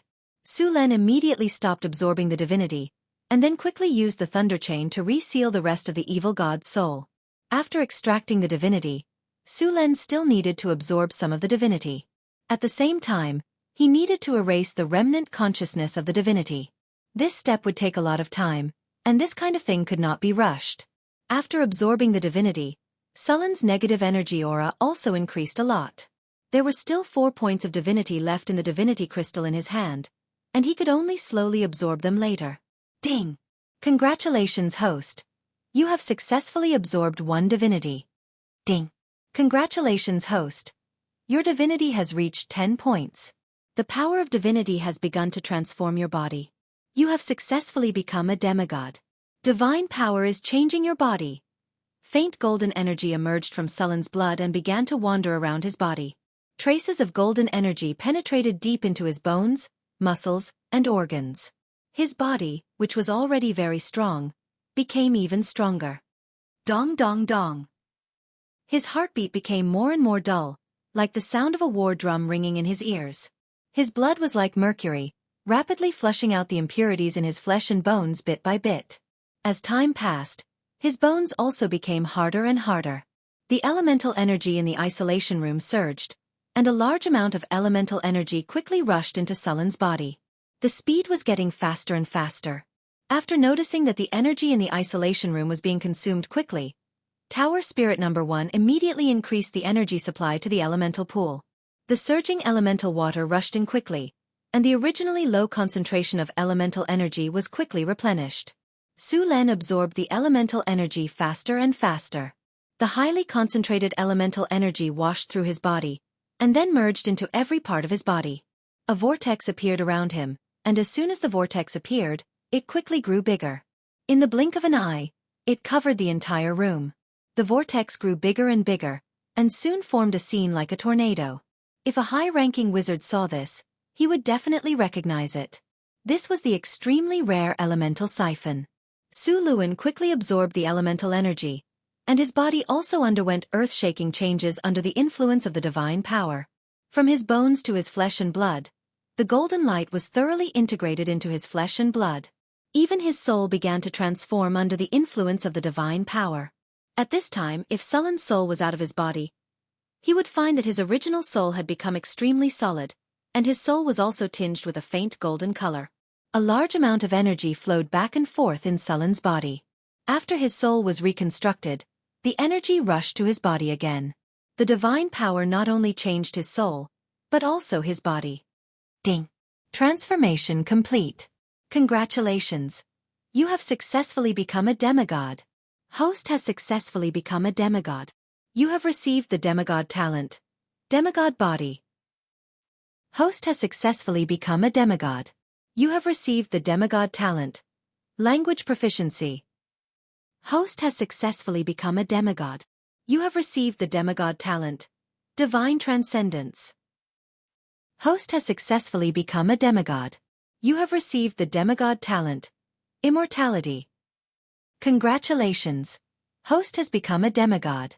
Your understanding of the Thunder territory has deepened. You have mastered more of the rule power, and your ability has been greatly improved. You have received the skill, Thunder's Fury. Host's divinity has reached 10 points. All attributes +2. The system's notifications kept ringing in his ears. Su Len slowly opened his eyes. A golden light flashed through his eyes, and the entire isolation room seemed to be lit up at that moment. As he woke up, the elemental energy gradually calmed down, and the elemental siphon disappeared. Su Len opened the system interface and began to look at the changes after becoming a demigod. At the top was the demigod body. Demigod body. This is the primary form of a god's incarnation. You, who have divine power, have surpassed the realm of mortals. Your body will not be hurt by ordinary weapons, and any weapons below the extraordinary level will not hurt you. At the same time, you will not fall sick. Your resistance to poison, curses, and other negative effects will be increased by 30 points. Your resistance to spells will be increased by 30 points. Language proficiency. Divine ability. After becoming a demigod, you have automatically gained the ability to read all night. You can write most languages. Your literacy +15. Language proficiency and language proficiency work together. Su Len learned most languages in an instant. All living beings had this ability. Divine transcendence. Demigods have integrated themselves with the power of the law. Their bodies have transcended the racial boundary and become a new race. Your own magic ability and resistance to spells have been greatly enhanced. You are immune to spells of the third circle or below. Whether it is the effect of spells or the damage caused by spells, they will not have any effect on your body. This ability made Su Len immune to spells of the third circle and below. With Sullen's high resistance to spells and magic defense, even a fourth circle spell would cause very little damage to Su Len. This ability was the ability of divinity. Legend had it that the gods with great divine power were immune to spells of the seventh circle and below. Immortality. After obtaining enough divinity, the mortal body will be transformed. Your lifespan will be greatly enhanced. Your life will be greatly strengthened. You will not age, and your physical fitness will always be in a state of abundance. The state of immortality did not mean immortality. Immortality only meant that one's face and strength would not age. One's physical fitness would also be at its peak. As for aging, it would only appear when one reached the end of one's life. Immortality was the literal meaning. Those who obtained immortality would have a near-eternal lifespan. As long as they were not killed by others or died by accident, they would be able to live forever. Of course, this talent also had its drawbacks. The person who obtained this talent would age. Although this aging would be very slow, it would also affect one's combat effectiveness. Only with the two talents of immortality and immortality could one be considered truly immortal. Of course, one could still be killed. After becoming a demigod, Sullen's strength had improved again. However, if he wanted to improve further, he would need to reach 30 points of divinity. In addition to these, Sulen also received a reward of +2 to all attributes. After his attribute points reached 50, he would need to spend 3 free attribute points to increase it by 1 point. This time, the +2 to all attributes was equivalent to an increase of 10 points, which was equivalent to 30 free attribute points. If Sullen's attributes had not reached 50 before, he would have received +5 to all attributes. Of course, the upper limit was 50. Just after Sulen received +2 to all attributes, he heard the system prompt again. Congratulations, host. Your strength attribute has broken through 50 points. You have received the legendary talent, Epic Strength. Congratulations, host. Your physique attribute has broken through 50 points. You have received the legendary talent, Epic Physique. Congratulations, host. Your agility attribute has broken through 50 points. You have received the legendary talent, Epic Agility. Congratulations, host. Your spirit attribute has broken through 50 points. You have received the legendary talent, Epic Spirit. Congratulations, host. Your charm attribute has broken through 50 points. You have received the legendary talent, Epic Charm. Hearing the system prompt, Sulen only felt a surge of power in his body again, and then slowly merged into his body. Epic Strength, legendary ability. Your strength has exceeded the scope of human beings. When attacking, your strength will cause an additional 3 points of damage. You will permanently gain an additional 3 points when making a strength test. At the same time, when attacking, there is a chance to cause crushing damage to those whose strength is lower than your own by 5 points. In any strength test, you will gain an additional 1 epic point. After all of Sullen's attributes had broken through 50 points, he had directly gained 5 legendary talents. It could be said that his accumulated talents and toughness had now surpassed that of a dragon in its prime, except for the legendary dragon species. According to his current physical fitness, it would be polite to say that he was a humanoid dragon. Chapter 494. Epic Physique, Legendary Ability. Your physique is far beyond the range of humans. When you receive any damage, you will gain an additional 3 points of damage reduction. Your test of fortitude will gain a permanent 3 points bonus, and you will gain an additional 30 points of HP. When you receive any test of physique, you will gain an additional 1 point of epic value. With the Epic Physique talent, Sullen's already thick defense was increased again. With his current level of tankiness, ordinary attacks could not hurt him at all. Even many warriors who specialized in defense would find it difficult to reach this level of epic physique. With Sullen's original legendary strength, legendary regeneration, and legendary tenacity, his vitality was so strong that it made people's hair stand on end. Sulen felt that even if he did not add any defense, he would not be hurt at all if he jumped into the magma now. The magma was like a hot spring to him. Epic Spirit, legendary ability. You have a comprehension ability that is far beyond ordinary people. No spell model can be difficult for you. Your memory ability and analysis ability have been further improved. When casting any spell, you can fully understand and analyze the structure of the spell. This allows you to perfect and modify certain spells. In any test of spell penetration, you will gain a permanent 1-point bonus. Sulen did not feel much change in Epic Spirit. He just felt that his mind was clearer and his thinking had become more agile. There were some other benefits that he needed to experience on his own. In addition to these, Epic Dexterity and Epic Charm were not weak either. Sullen's strength could now be said to have skyrocketed. Sulen moved his body and closed the energy channel. The elemental energy in the seclusion room returned to normal. Only then did he get up and leave. In fact, Sullen's divinity value was now. If he obtained a divine spark, he could almost try to become a god. Becoming a god was both difficult and simple. In addition to divinity, one also needed a divine spark and a divine spark. To put it bluntly, the clergy was the scope and responsibility of the gods. If Sulen wanted to become a god, the clergy would be ready-made. It would be the god of thunder, or thunder clergy. In addition to the clergy, there was also the divinity. It was not easy to obtain a quintessence. A quintessence was a materialized substance formed by the laws of the multiverse. If one had a thorough understanding of one of the laws, one could attempt to condense a quintessence. Of course, there was another way, and that was to kill other creatures with a quintessence. There were many creatures with divinity. For example, the demons of the bottomless abyss would drop divinity fragments from the lesser demon lords. As long as one killed a few lesser demon lords, they would be able to synthesize a complete divinity fragment. Of course, archangels, divine envoys, and elemental spirits could also drop divinity fragments. Of course, if one felt that they were strong enough, they could also directly kill gods. If the weakest weak divine power god left the divine kingdom, the challenge rating would be around level 35. If the god was in the divine kingdom, then the challenge rating would be increased by 5 to 10 levels. Fighting in the divine kingdom was completely at the god's home ground, and the strength of others would be suppressed there. The best time to kill a god was when the god's body came to the material plane in the form of a saint. The limited number of deicides in history were basically completed under such circumstances. The opportunity to become a god could only be encountered by chance. Although the gods had destroyed the arcane kingdom, Sulen did not have any prejudice against these special and powerful beings. Many arcanists in the arcane kingdom had also sought the opportunity to become a god, but in the end, there were still very few who succeeded. The study of the gods had always been in the hands of the top wizards. Otherwise, there would not be such a forbidden spell as divine ascension, and there would not be creatures like the demigod Lich. There were many wizards who wanted to become a god. After having the above three things, the next step was to have believers. Every righteous god would have its own church.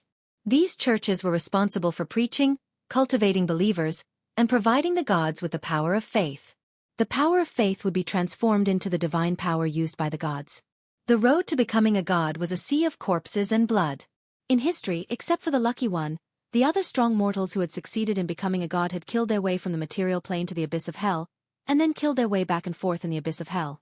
There were even some ruthless characters who had killed their way through the lower planes on the road to becoming a god. Their names were taboo in many worlds. They were the kind of existence that could not be mentioned at all. Others might want to become a god, but Sulen did not have such an idea. The gods were subject to too many restrictions. In the secret realm, Sulen had successfully advanced into a demigod and came out of seclusion. As soon as he opened the door of the seclusion room, Sulen saw Chris and Alex sitting outside in a daze. Their white jade-like fingers were tapping on the table irregularly, and their expressions were absent-minded. Sulen closed the door of the seclusion room and asked, "What's wrong with you two?" "Ah, Sulen, you've come out of seclusion?" Chris heard Sulen's voice and immediately stood up. "Are you okay? There was such a big commotion just now." "I was worried about you," Alex asked. Sulen moved his body and said proudly, "Of course I'm fine. Just now, I've successfully advanced into a demigod." "Demigod?" Alex and Chris looked at Sulen in disbelief. "You've advanced into a demigod?" Sulen did not say anything. Instead, he released his territory directly. Alex and Chris instantly felt an invisible pressure enveloping them. It was very difficult for them to move their bodies, and a sense of alarm rose in their hearts. Seeing that the two were having difficulty breathing and their bodies were shaking, Sulen withdrew his territory pressure. For them who had not yet reached the legendary level, his current pressure was too strong. Whoosh! As soon as Sulen withdrew his territory pressure, the two's bodies went limp and were about to fall. Sulen hurriedly supported them. "How are you? You almost scared me to death." Chris patted her towering chest and complained. Sulen chuckled.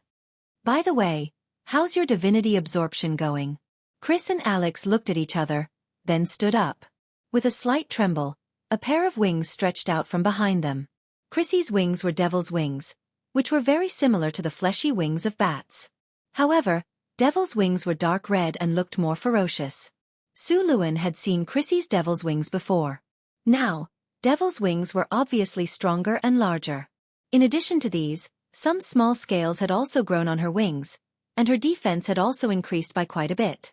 Alex's wings were feathered, and her wings were even bigger than Chris's. Right now, Alex's wings looked like they had a layer of metallic luster, looking very hard. On the feathers of her wings, there was also a layer of faint golden light, making her wings look very beautiful. In addition to these, Sulen also discovered that Alex's ears had become a little sharper, her skin had become as white as milk, and her body seemed to have the smell of the wind. Her long hair was also covered in a strange luster, and there was a faint golden color at the ends of her hair. The most obvious change was her pupils. Even Alex didn't realize that her pupils had become like emeralds, faintly emitting a faint golden light. These changes showed that Alex's bloodline had become denser. Beside him, Chris also underwent a similar transformation. Her skin became even whiter, smoother, and more supple. A golden radiance flashed in the depths of her eyes, and the charm she exuded became even stronger. Every move she made was astonishingly charming. She looked like a beautiful black rose. The shackles that had originally prevented them from becoming legends had also loosened. On Sullen's attribute panel, there was an additional divine creature, Awakening, label in their attribute panels. Their experience slots had also been filled by more than half, and they were very close to leveling up. Of course, although they had become divine creatures with divinity, they were still the lowest level of divine creatures. Above divine creatures were demigods, and above them were weak gods, followed by weak divine power, intermediate divine power, great divine power, and great divine power. Demigods were generally descendants of gods. Most of the weak gods were gods born from some small races, and were usually subordinate to the mainstream gods. Orthodox gods were generally intermediate divine powers, and the main god of a divine system was basically a great divine power. As for the great divine power gods, so far there were very few of them. Gods such as Gaia Mother, Nero the god of death, and the god of justice like Alex and Chris, were completely unorthodox. It seems that you've absorbed it well. Su Len nodded with satisfaction. This divine power is really powerful. I feel like I've been reborn, Alex said as he folded his wings. Chris nodded repeatedly like a chick pecking at rice. She went around to Sullen's side and hugged Su Len with her jade-like arms. The amazing elasticity of her chest pressed against Sullen's back. Feeling that Sullen's breathing had suddenly become a little faster, Chris smiled slightly and said, "Master, can you give us a little more divine power?" "Yes, I can. Divine power has the ability to turn something rotten into something magical, but it's not easy to get this kind of power." Su Len shook his head and said, "After you've completely digested the divine power, and the residual negative energy consciousness in your body has been completely removed, I'll give you more divine power. Don't think about it now?" Chris was disappointed, and she was a little dejected. Next to her, Alex also became a little disappointed. "Greedy." Su Len shook his head. "If you continue to absorb divinity, be careful that you'll eventually be affected by the residual consciousness in the divinity, and you won't even have a place to cry." Chapter 495. Night fell, and the silver moonlight shone on the ground. After a day of hustle and bustle, Northgard City gradually quieted down. Su Len lay on the soft sofa and tasted the green tea that the little succubus Chrissy had made. The nobles of this era liked to add fresh milk, sugar, and other spices to their tea. The taste was very strange, and Su Len had never gotten used to drinking this kind of tea.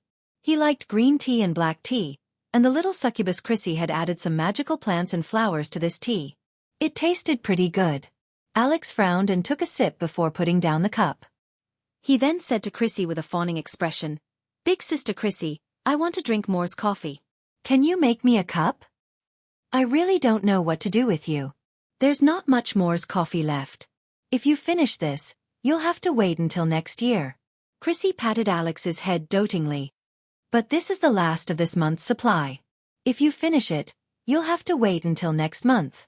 Okay, hurry up and make me a cup." Alex nodded his little head like a chick pecking at rice. Chrissy shook her head. She then took out an exquisite clay pot and poured out some brown powder. She then picked up a glass bottle and poured out some elemental water. There was a flash of light and a flash of fire elemental energy. In the next second, the elemental water in the cup began to boil. Chrissy picked up the cup and poured the boiling elemental water into the Moor's coffee powder while stirring it with a glass rod. Soon, an alluring aroma wafted out of the cup. At the same time, there was a powerful energy fluctuation from the cup. Alex's eyes lit up, and he couldn't wait to bring the brewed Moorish coffee over. He didn't mind that it was hot, and directly took a sip. After that, he closed his eyes to savor the aftertaste, and his eyes narrowed like a pair of crescent moons. Moor's coffee was a magical plant unique to the Hidden Realm. It wasn't produced in large quantities. At the same time, a dozen other magical plants had to be added to make it. It tasted fragrant and silky. Alex, Hathaway, Phyllis, and Chrissy all liked this drink. Apart from the fact that it tasted good, This more coffee could increase one's magic power and mental strength. Most importantly, it could purify one's physical body. This was very useful to Alex. Although the purification effect was very small, if he used it for a long time, these effects could not be underestimated. La la la la la la, I'm happy little red. A cheerful humming sound was heard, and then a figure came bouncing over. When she saw Su Len, a trace of panic flashed in her eyes, and her body stiffened. Then she tiptoed around and wanted to leave, but before she could take a step, Sullen's figure had already appeared. Onyx Vaya. Where are you going to hide? Su Len asked, lying on the sofa. Who dodged? The red dragon Onyx Vaya pretended to be calm and said, I just forgot to close the door when I went out. All right, I still have something to do, so I'll go back first. After saying that, he turned around and slipped away. I've already asked someone to close the door, so you don't have to worry about it. Now, let's talk about other things. Sullen's figure flashed, and he appeared beside the red dragon Onyx Vaya. He reached out and picked up the little red dragon, and then returned to the room. Su Len threw the little red dragon on the carpet and glared at her fiercely. Tell me, who told you to sneak into the secret realm's obsidian factory to eat fire copper and magic iron? That. The little red dragon Onyxvia's eyes darted around. Have you thought about how to lie? Su Len stared at the little red dragon with a half-smile. Previously, he had noticed that some of the metal ingots produced in the obsidian factory were missing. Tower Spirit No. 1 had reported that Onyx Vaya had secretly swallowed them. Ah! It hurts! Stop hitting me! Stop hitting me! I'll get angry if you hit me again! Roar! Ouch! Wah wah wah! The little red dragon Onyx Vaya rubbed her buttocks. The dragon's recovery ability was very fast, and Su Luen did not cause her any harm. At most, he just made her feel unbearable pain. She sneakily reached for the milk tea Chris had made and poured herself a cup. Then, when Su Luen was not paying attention, she picked up a bear biscuit and stuffed it directly into her mouth without chewing. Then, she picked up the milk tea and drank it happily. Delicious! The little red dragon said with satisfaction. Su Len looked at her expressionlessly, and then said, Why did you steal those metal ingots? To eat. The little red dragon said casually, and then immediately reacted. What steal? I didn't steal, I just borrowed. Okay, borrowed. Sullen's mouth twitched. Tell me, why did you borrow those metal ingots? I'm growing right now, and I need to eat metal to grow. Onyx Vaya said as she stuffed the bear biscuit into her mouth. After listening to Onyxvia's explanation, Su Len finally understood that dragons needed to eat all kinds of minerals and metals as they grew. It was not that they were so hungry that they could only eat dirt, but after eating these minerals, their claws and scales would be strengthened. The scales, claws, and teeth of dragons were not very hard when they were born, but as time passed, they would become hard little by little as they grew up. When they became young dragons, they would consciously swallow minerals to increase the strength of their scales. This was an innate ability of the dragons. They were able to obtain some substances from minerals, making their scales and claws extremely hard. Okay, I'll prepare metal ingots for you to grow, but you're not allowed to steal from the golem factory. And you're not allowed to bathe in the lava pool. If I find out, I'll beat you every time I catch you, do you hear me? Su Len reached out and knocked Onyx Vaya on the head. After training the little red dragon, Su Len leisurely left the secret realm and came to Northtown City. The Qilin Pavilion in Northtown City was still under construction. When Su Len came to the construction site, the Qilin Pavilion was already more than half completed. The entire Qilin Pavilion was magnificent, about 10 meters tall, and occupied a vast area. In this building, there were statues of all kinds of animals, such as horses, camels, and so on. They were all carved to perfection and looked very lifelike. In the center of the Qilin Pavilion, there was a huge statue that was 8 meters tall. This statue was carved with a qilin. The main material of the Qilin Pavilion was redwood, a specialty of the wasteland. This tree's trunk was straight, and the wood was hard and resistant to corrosion. It was a very good building material, and the wood used to build the Qilin Pavilion was over 1 meter in diameter. Chapter 496. After the construction of the Qilin Pavilion was more or less done, Su Len still had to carve some runes here before placing the most important item of the Qilin Pavilion, the Qilin horn. The Qilin horn was something similar to a deer's antler, but the Qilin horn was much sturdier and harder than a deer's antler. It was completely dark gold in color, and there was a peculiar energy revolving around it. With one look, one could tell that it wasn't an ordinary item. After Su Len patrolled around the Qilin pavilion, he left. According to the current progress, the building would be completed in 2 days. At that time, he would still need to personally come over to activate it. After patrolling around the Qilin pavilion, Su Len walked around the northern citadel. The northern citadel had become even more flourishing. All kinds of caravans came and went in an endless stream. The first batch of serfs that came to the northern citadel had obtained their freedom this year. While Su Len was strolling around, thousands of serfs were excitedly waiting in the plaza outside the city hall. These serfs had just passed the inspection and had gotten rid of their serf status and obtained their freedom. Right now, they were going through the household registration change. Other than the household registration change, they would also be allocated 5 to 20 mu of land according to their points. Outside the northern citadel, 500,000 mu of land had already been reclaimed. According to the plan, they would continue to reclaim this year. At the same time, Mirror Lake City had also reclaimed 200,000 mu of land. Right now, the northern citadel's efficiency of farming had increased by a lot.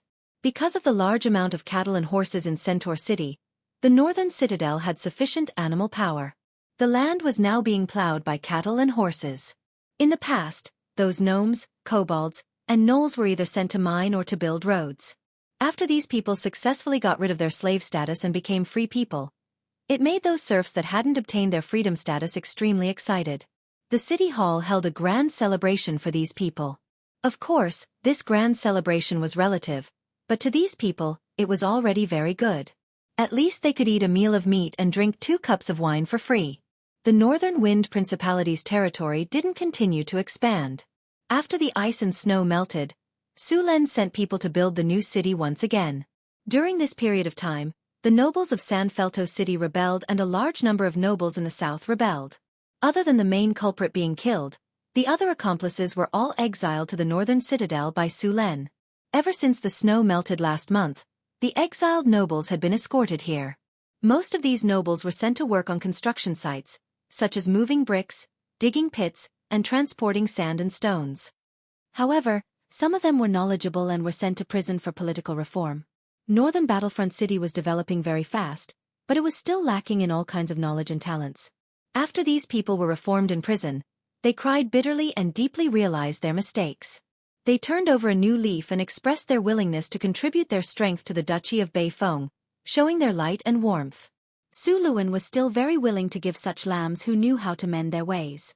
Some of these people were trained to become basic officials of the Mirror Lake City, while others joined the students of the Northern Garrison City as teachers. Most of the nobles who were sent to the construction site were not used to this kind of life at all. It was only the goblin supervisors and gnoll supervisors who taught them what to do. Su Len discovered that these goblin supervisors and gnoll supervisors were very useful. The workers of the Northern Garrison City would not directly interact with the slaves. Usually, the supervisors would be the bad guys. These supervisors were very cruel to both their own race and the human slaves. The human supervisors would often punish the slaves with corporal punishment or deduct their food, while the goblins and gnolls preferred to use whips. If it wasn't for Sullen's request that they were not allowed to kill or cripple, the number of deaths and injuries of these slaves would be very high. One side played the good cop, the other side played the bad cop. The slaves of the Beifeng Duchy were very obedient. In the next 2 days, Su Len went to inspect the new city. The construction of the new city was very fast. There were many caravans transporting all kinds of materials in the Northern Garrison City every day. All kinds of houses and facilities were also being built in the city. After inspecting the city, Su Len returned to the Northern Garrison City. After returning to the Northern Garrison City, Su Len did not go to other places and directly went to the Qilin Pavilion. After more than 2 months of construction, the Qilin Pavilion was finally completed. Su Len looked at the magnificent building in front of him and nodded with satisfaction. Inside the Qilin Pavilion, there was a circular altar in the center of the Qilin Pavilion's main hall.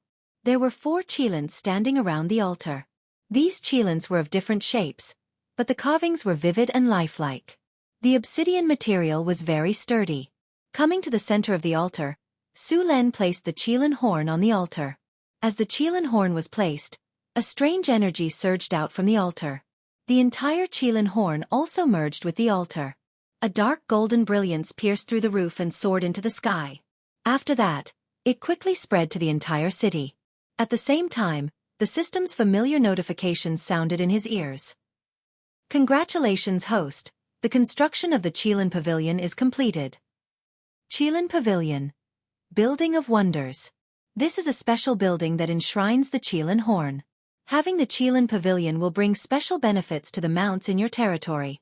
Rapid growth plus 35, sturdiness plus 37, disease reduction plus 33, vitality of dragons and tigers plus 38, indestructible plus 36, bloodline evolution plus 12, taming plus 35, additional effect, Qilin Smite.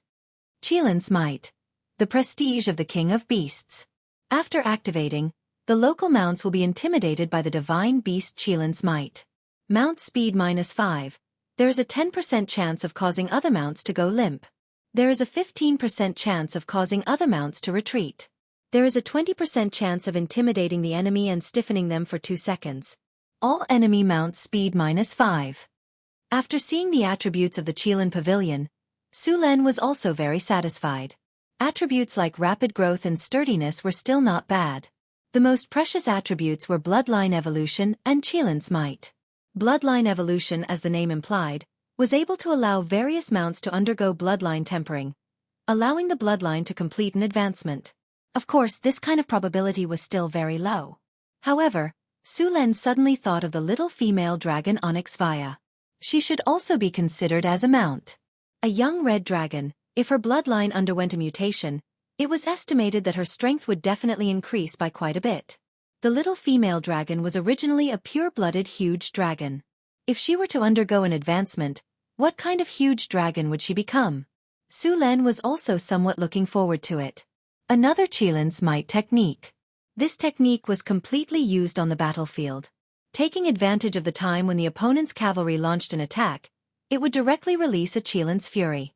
The charging cavalry would definitely be in a mess and their formation would also be completely messed up in an instant. Using it on the battlefield was completely a huge killing machine and could even be used to control the battle.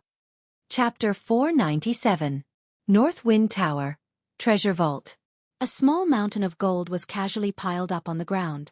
There were all kinds of gold coins, gold bricks, gold products, and countless gems. At this moment, countless gold coins suddenly slid to the surroundings. A ferocious-looking giant climbed up from the mountain of gold. The fiery red scales emitted a metallic luster. The ferocious-looking bone spikes all indicated that this giant beast was very dangerous. Strange. Why do I suddenly feel like I've become stronger? Onyx Vaya shook her head. Forget it. Let's not think about it. It's a good thing to become stronger. Let's go back to sleep. A rain of gold slid down, and the red dragon once again lay down on the mountain of gold and fell asleep. In the military camp's horse farm, tens of thousands of horses were leisurely grazing and running.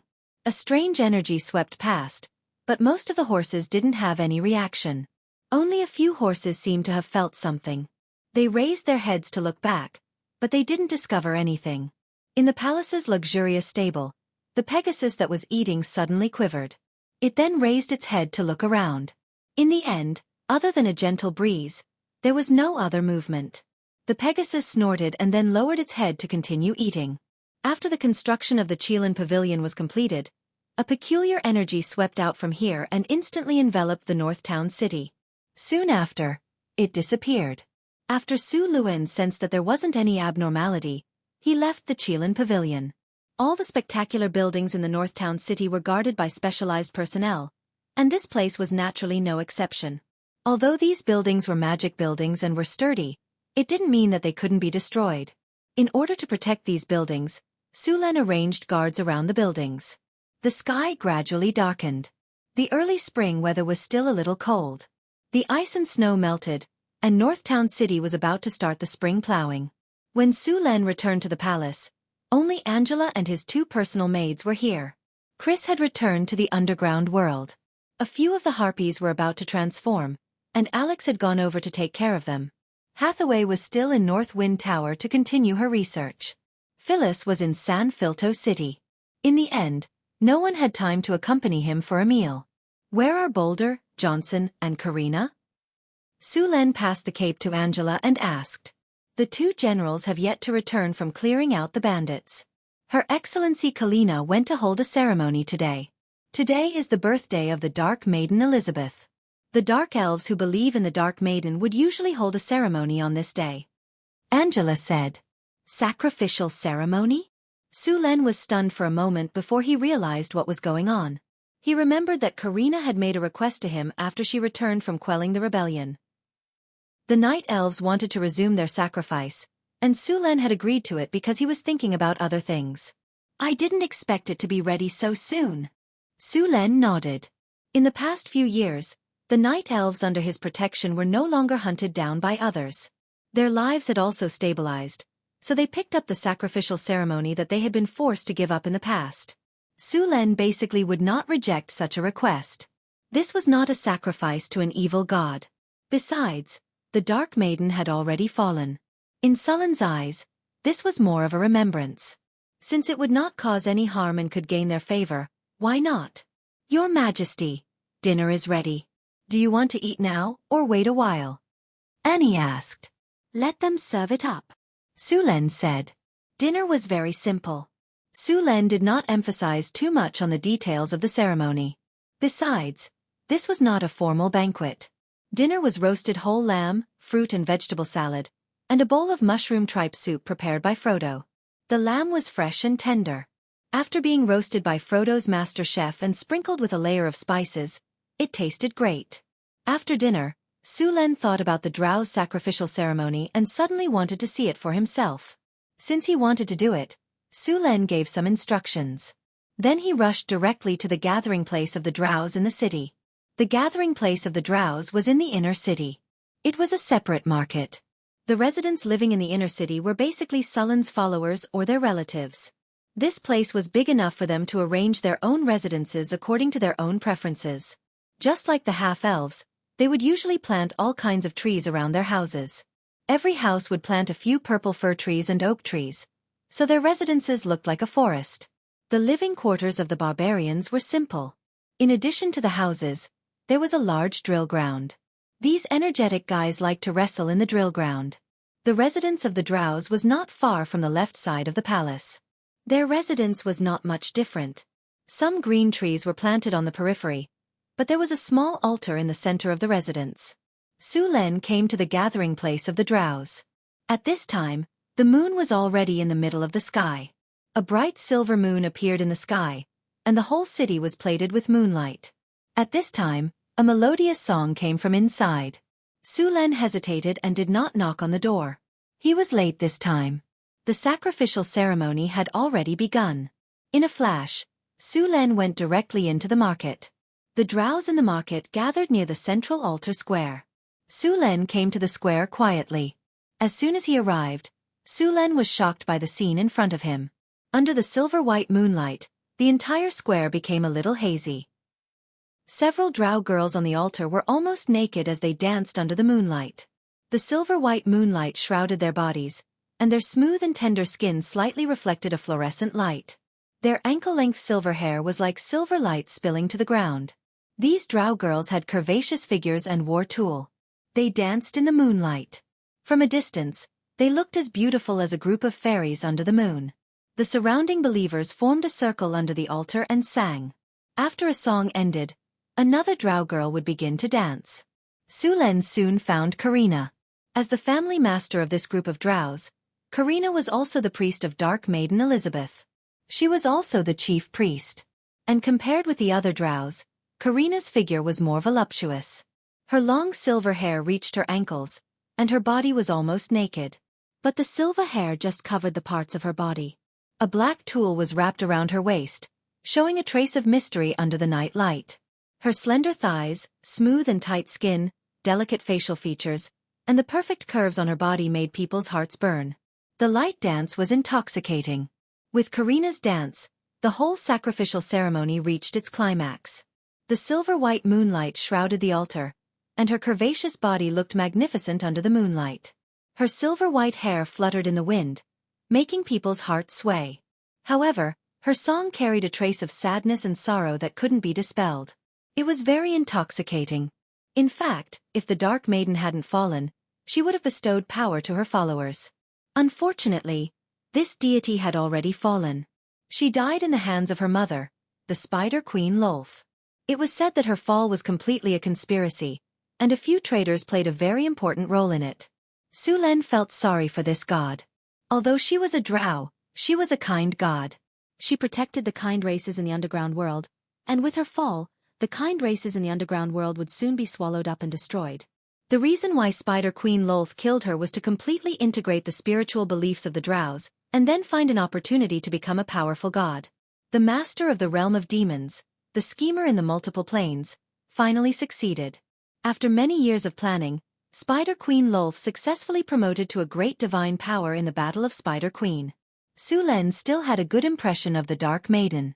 This young goddess could only be said to be a tragedy from the moment she was born. The Dark Maiden, Elizabeth, was a god of the good alignment. Her nickname was the Dancing Lady. She lived in the plane of the elven gods and the pit magic network. Her clergy was singing, beauty, dancing, swordsmanship, hunting, and moonlight. The elven gods did not have a good impression of her. The goddess of magic, Mistra, and Su Len, the Lady of Silver Moon, were her allies. She was not a very powerful god, and her position was quite awkward because she was the daughter of the Spider Queen, Lolth. However, her nature was not evil at all. On the contrary, she could be said to be quite kind. Therefore, she had been against her mother for a long time, and most of the time, she lost more than she won. In the end, she died in the hands of her mother. This goddess represented the remaining good of the drows. Her fall also meant that the race had completely fallen into evil. Su Len and Elizabeth still had some common interests. For example, both of them liked music and dancing. However, Su Len liked to listen to others sing and dance, while Elizabeth liked to sing and dance by herself. In addition, both of them were lovers of naked sex. Of course, Elizabeth also liked to run around naked. This was something that Su Len could not do. He preferred to fight naked. Of course, Su Len also liked this kind of sacrificial ceremony very much. From an artistic point of view, the dancing of these drows was very good. After the sacrifice, it was a perfect visual enjoyment. Su Len was intoxicated. With the end of the song, the grand sacrifice was also over. The moonlight still shone on the altar, but the Dark Maiden could not respond to her believers. The drows were a little silent, but they had expected this situation. After the sacrifice, they returned to their houses. Seeing that the sacrifice was over, Su Len also turned into the darkness next to him. After all, he came here without being invited to secretly observe the sacrifice ceremony of these drows. He could not help but feel a little guilty in his heart. After seeing that the sacrifice was over, he planned to sneak away quietly. Chapter 498. Where are you going? Just as Su Len was about to leave, a pleasant voice came from behind him. Su Len's body stiffened. He slowly turned around and was stunned by what he saw. Under the moonlight, Karina's naked body seemed to be covered with a layer of silver sand. Her long silver hair hung in front of her chest, and a black veil wrapped around her waist. Her whole body seemed to be emitting a faint glow. Coupled with her delicate face, she gave Su Len a sense of holiness and seduction. Do I look good? Yes. Su Len came back to his senses and said, By the way, how did you find me? Your eyes are glowing. How can I not see you? Karina rolled her eyes and said. Su Len shrugged. You can't blame me for that. Who knew that your ceremony would be so beautiful? If I had known, I would have come. Humph, according to the rules, if it's not for the celebration, the non-drows have to use oil to paint their bodies black and their hair silver. Your attire won't do at all. Karina snorted softly. Paint it black? That's not unacceptable. Su Len hesitated. Come on. I wouldn't dare let you attend. Karina rolled her eyes and said. You haven't eaten yet, right? I'll take you to eat. Su Len reached out and grabbed Karina. Then, in a flash of light, he appeared in the bedroom in the palace. Didn't you say that you're going to eat? Why did you bring me here? Karina said with a seductive look in her eyes. F***CK. Hey, stop boohoo boohoo. Before Karina finished her words, Su Luen covered her mouth.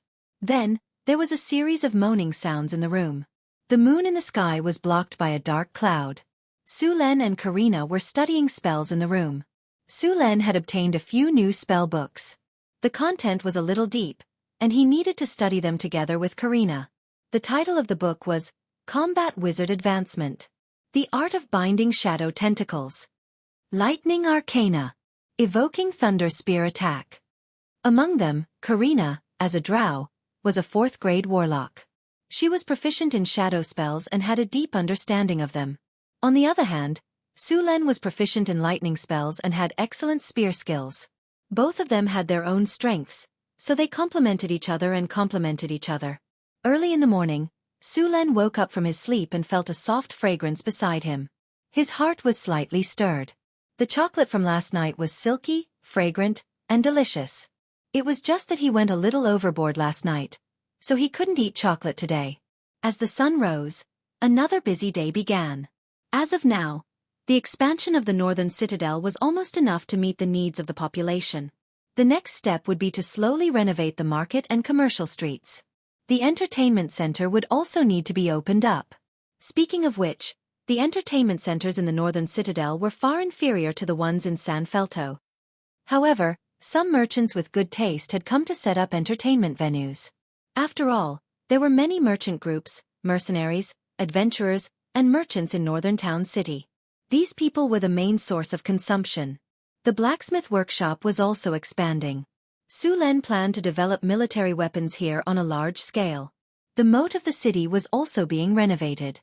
During the planning process, Su Len planned the canal in the city to be smaller. Now, it needed to be widened. With so many merchant groups, it was easy to get congested. At the same time, he planned to build a reservoir in the city to prepare for the future upgrade of the floating city. After the upgrade, the city would definitely need to build a large artificial lake. The artificial lake would provide the city with a water supply and create a perfect water circulation with spells. Wow, these are golems? So strong. They look like clay. How can they move? Amidst the waves of exclamations, the people who had just entered the city for the first time stopped and exclaimed. In front of them, there were many clay golems moving supplies. For ordinary people, golems only existed in the stories of bards. These things that belonged to wizards rarely appeared in front of ordinary people. There was a clay golem production line in the northern citadel. There were so many clay golems that the Northwind Tower and the Secret Realm couldn't use up, so Su Len began to sell them. A clay golem like this was sold for 25,000 kinner and came with 30 free charges. In fact, the cost of a clay golem was about 10,000 kinner. Selling one could make 15,000 kinner. Although the clay golem was not as strong as the rock golem, its labor ability was still very strong. It could easily carry a ton of goods, and it also had some attack power. Many caravans would buy one or two as a front. These clay golems worked seriously and didn't need to rest or eat. If it weren't for the high price, those merchants would definitely buy them on a large scale. Earth, water, wind, and fire. Under Hathaway's suggestion, Su Len made some changes to the layout of the northern citadel. The moat represented water, the harvest altar represented earth, and the blacksmith shop and the golem factory represented fire. Finally, a large air circulation system would be built in the city, which represented the power of air.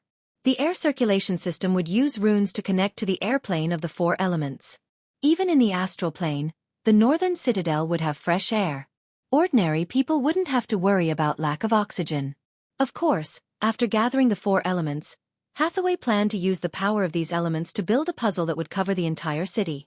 Of course, this puzzle was still being designed. In order to build it, at least 2 legendary spellcasters would be needed. Hathaway alone wouldn't be able to do it. However, Su Len wasn't in a hurry. In the northern citadel, besides Alex, there was also Su Len who had the power to become a legendary wizard. If Karina and Grace also succeeded, then there would be more legendary spellcasters in the northern citadel. Karina was a sorcerer, so it wasn't easy for her to become a sorcerer. Sorcerers were strong in the early stages, but it was difficult to become a sorcerer in the later stages. The blood of the drows came from the blood of the high elves, but they were cursed after the fall of the Spider Queen Lolth. Later, when the Spider Queen Lolth became a greater god, the curse disappeared. Now, the blood of the drows was very thin compared to that of the high elves. However, Su Len still had some things that could improve blood, such as divinity and bloodstones. Su Len got one bloodstone when he killed the broodmother's eye, but the effect was not obvious. He could only wait and see if he could get a few more in the future. There was a lot of work to do in the northern citadel. Su Len did a simple calculation. After all was done, the northern citadel would need to spend at least 8 to 10 million kinner. It would take 5 or even 10 years, but it was all worth it. If all was done, the northern citadel would have a mystery lock. With the mystery lock, the northern citadel would not have to worry about being attacked. Only when the mystery lock was broken could the northern citadel be attacked. Southern Plains, Tobit's province. A small group of valiant knights was galloping on their horses. Columns of smoke could be vaguely seen in the distance. Harumph! Accompanied by the neighing of the warhorse, the leading knight pulled the reins and dismounted. He pulled out the sharp sword at his waist and said in a deep voice, "Be careful. Report to me immediately if there is a situation. Don't act alone." "Yes, Spencer. Take some people to the right side. Bard. Stay here and watch the horses. At the same time, pay attention to the surroundings. If there is anything wrong, send the signal immediately." The village in front of them had already turned into a purgatory. There were many broken corpses scattered on the ground. There were adult soldiers, the old, the weak, women, and children. Obviously, they had all been cruelly tortured when they were alive. Some of the scenes were unbearable even for these battle-hardened knights. The whole village was burned down. The smell of burnt flesh filled the air. There were no living creatures around. The brutality of the murderer shocked the soldiers. "Captain Hunt, the wounds on these corpses look like they were left by claws." A young knight in chainmail walked over and said. Although he looked young, there was a thick layer of calluses on his hands. The chainmail on his body was also damaged. The leading knight raised his head. There was a deep scar on his face. The scar went directly across the right side of his face, making him look extremely ferocious. Captain Hunt looked at the knight and nodded. "These are the marks left by claws. The murderer is very strong. Look at this weapon." As he spoke, Hunt handed over a broken long sword. The long sword was made of fine iron. In fact, it was low-carbon steel. It was sturdy and durable. However, this weapon had been broken in half. The man took the broken sword and held it in his hand. He then picked up a tree trunk and chopped it. With a crack, the tree trunk was cut in half. Not bad. It is much stronger than the standard weapons of the kingdom. Now that it has been damaged like this, the enemy must be very strong, Captain Hunt said slowly. What kind of monster is this? Could it be a magical beast? The young man asked. Captain Hunt shook his head. His eyes were alert as he looked around. The probability of a magical beast is not high. Even if a magical beast attacked a town, it would not kill everyone. Look at these corpses. They are all in the village. If a magical beast came, even if they could not defeat it, they would have fled into the mountains. There is no way so many people died.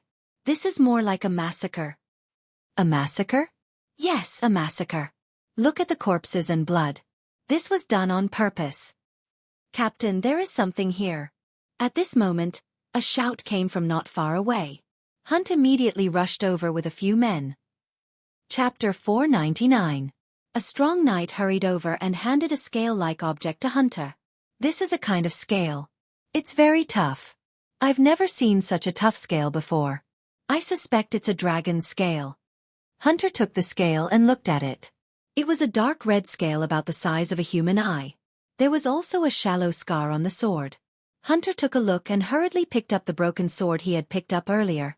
He compared it with the sword and found that it was a perfect fit. What a tough scale. Boss, I was right, wasn't I? This must be a dragon's scale. The knight said proudly. Dragon's scale my ass. Hunter scolded. Have you seen a dragon's scale? If it was really done by a dragon, let alone this place, even the castle would have been razed to the ground. There wouldn't be a village like this. But this enemy is also very strong. Boss, what are these enemies? The knight asked. I don't know. There have been several massacres in the Abots province recently, and the victims were all in these relatively remote villages. Even now, we still haven't caught those people. Hunter coldly replied. Hunter picked up the scale and sniffed it. He frowned. The smell of blood is mixed with a strong smell of sulfur. These damn things are probably demons from the lower realm. Demons? You're saying that it's a devil? Spencer exclaimed in horror. Calm down, Spencer. Spencer.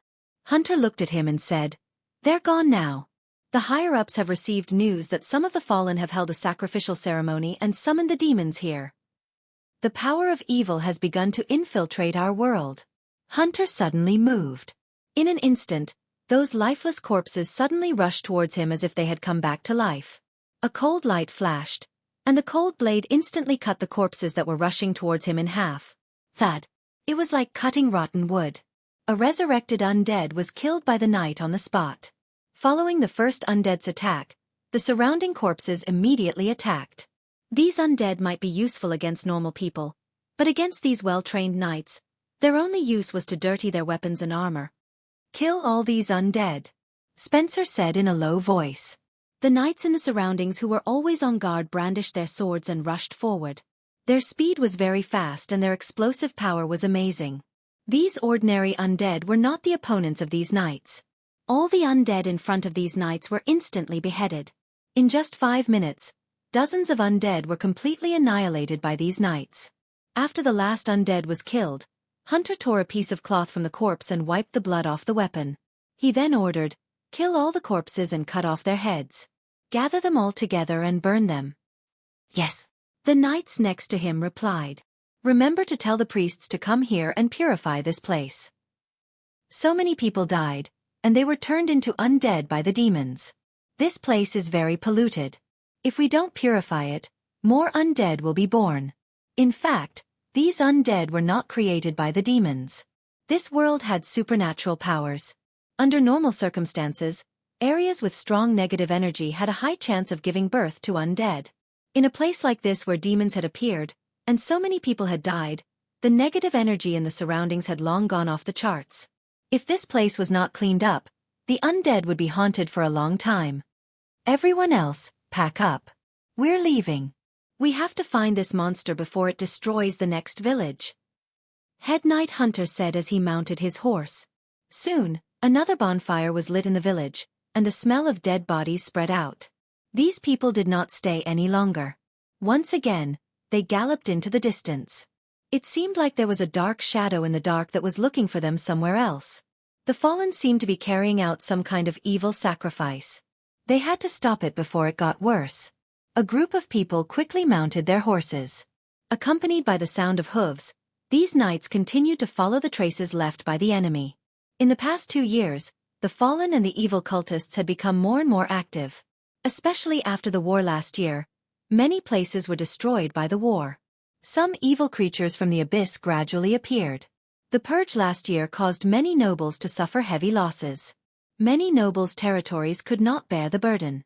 Fortunately, the power of the temples was still there. With the help of these temples, the overall situation was still stable. San Filto City. After receiving professional training and ideological and political education, Phyllis continued to send these people to various cities and territories. If it were not for the lack of manpower, Phyllis would have sent these people with the army.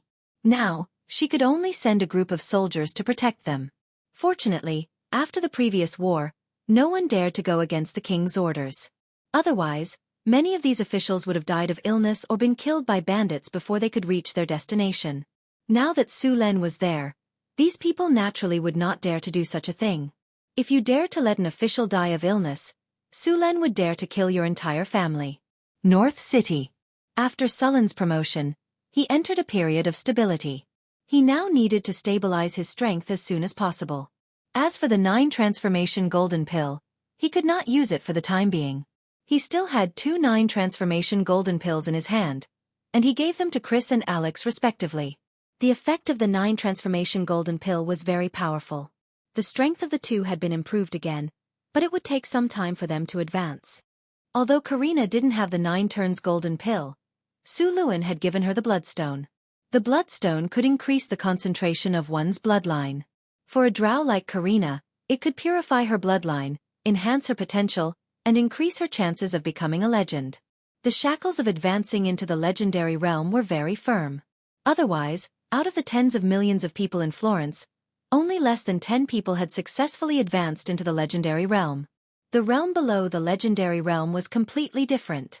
If those below the legendary realm were only powerful extraordinaries, then the legendary realm was a transition of life and race.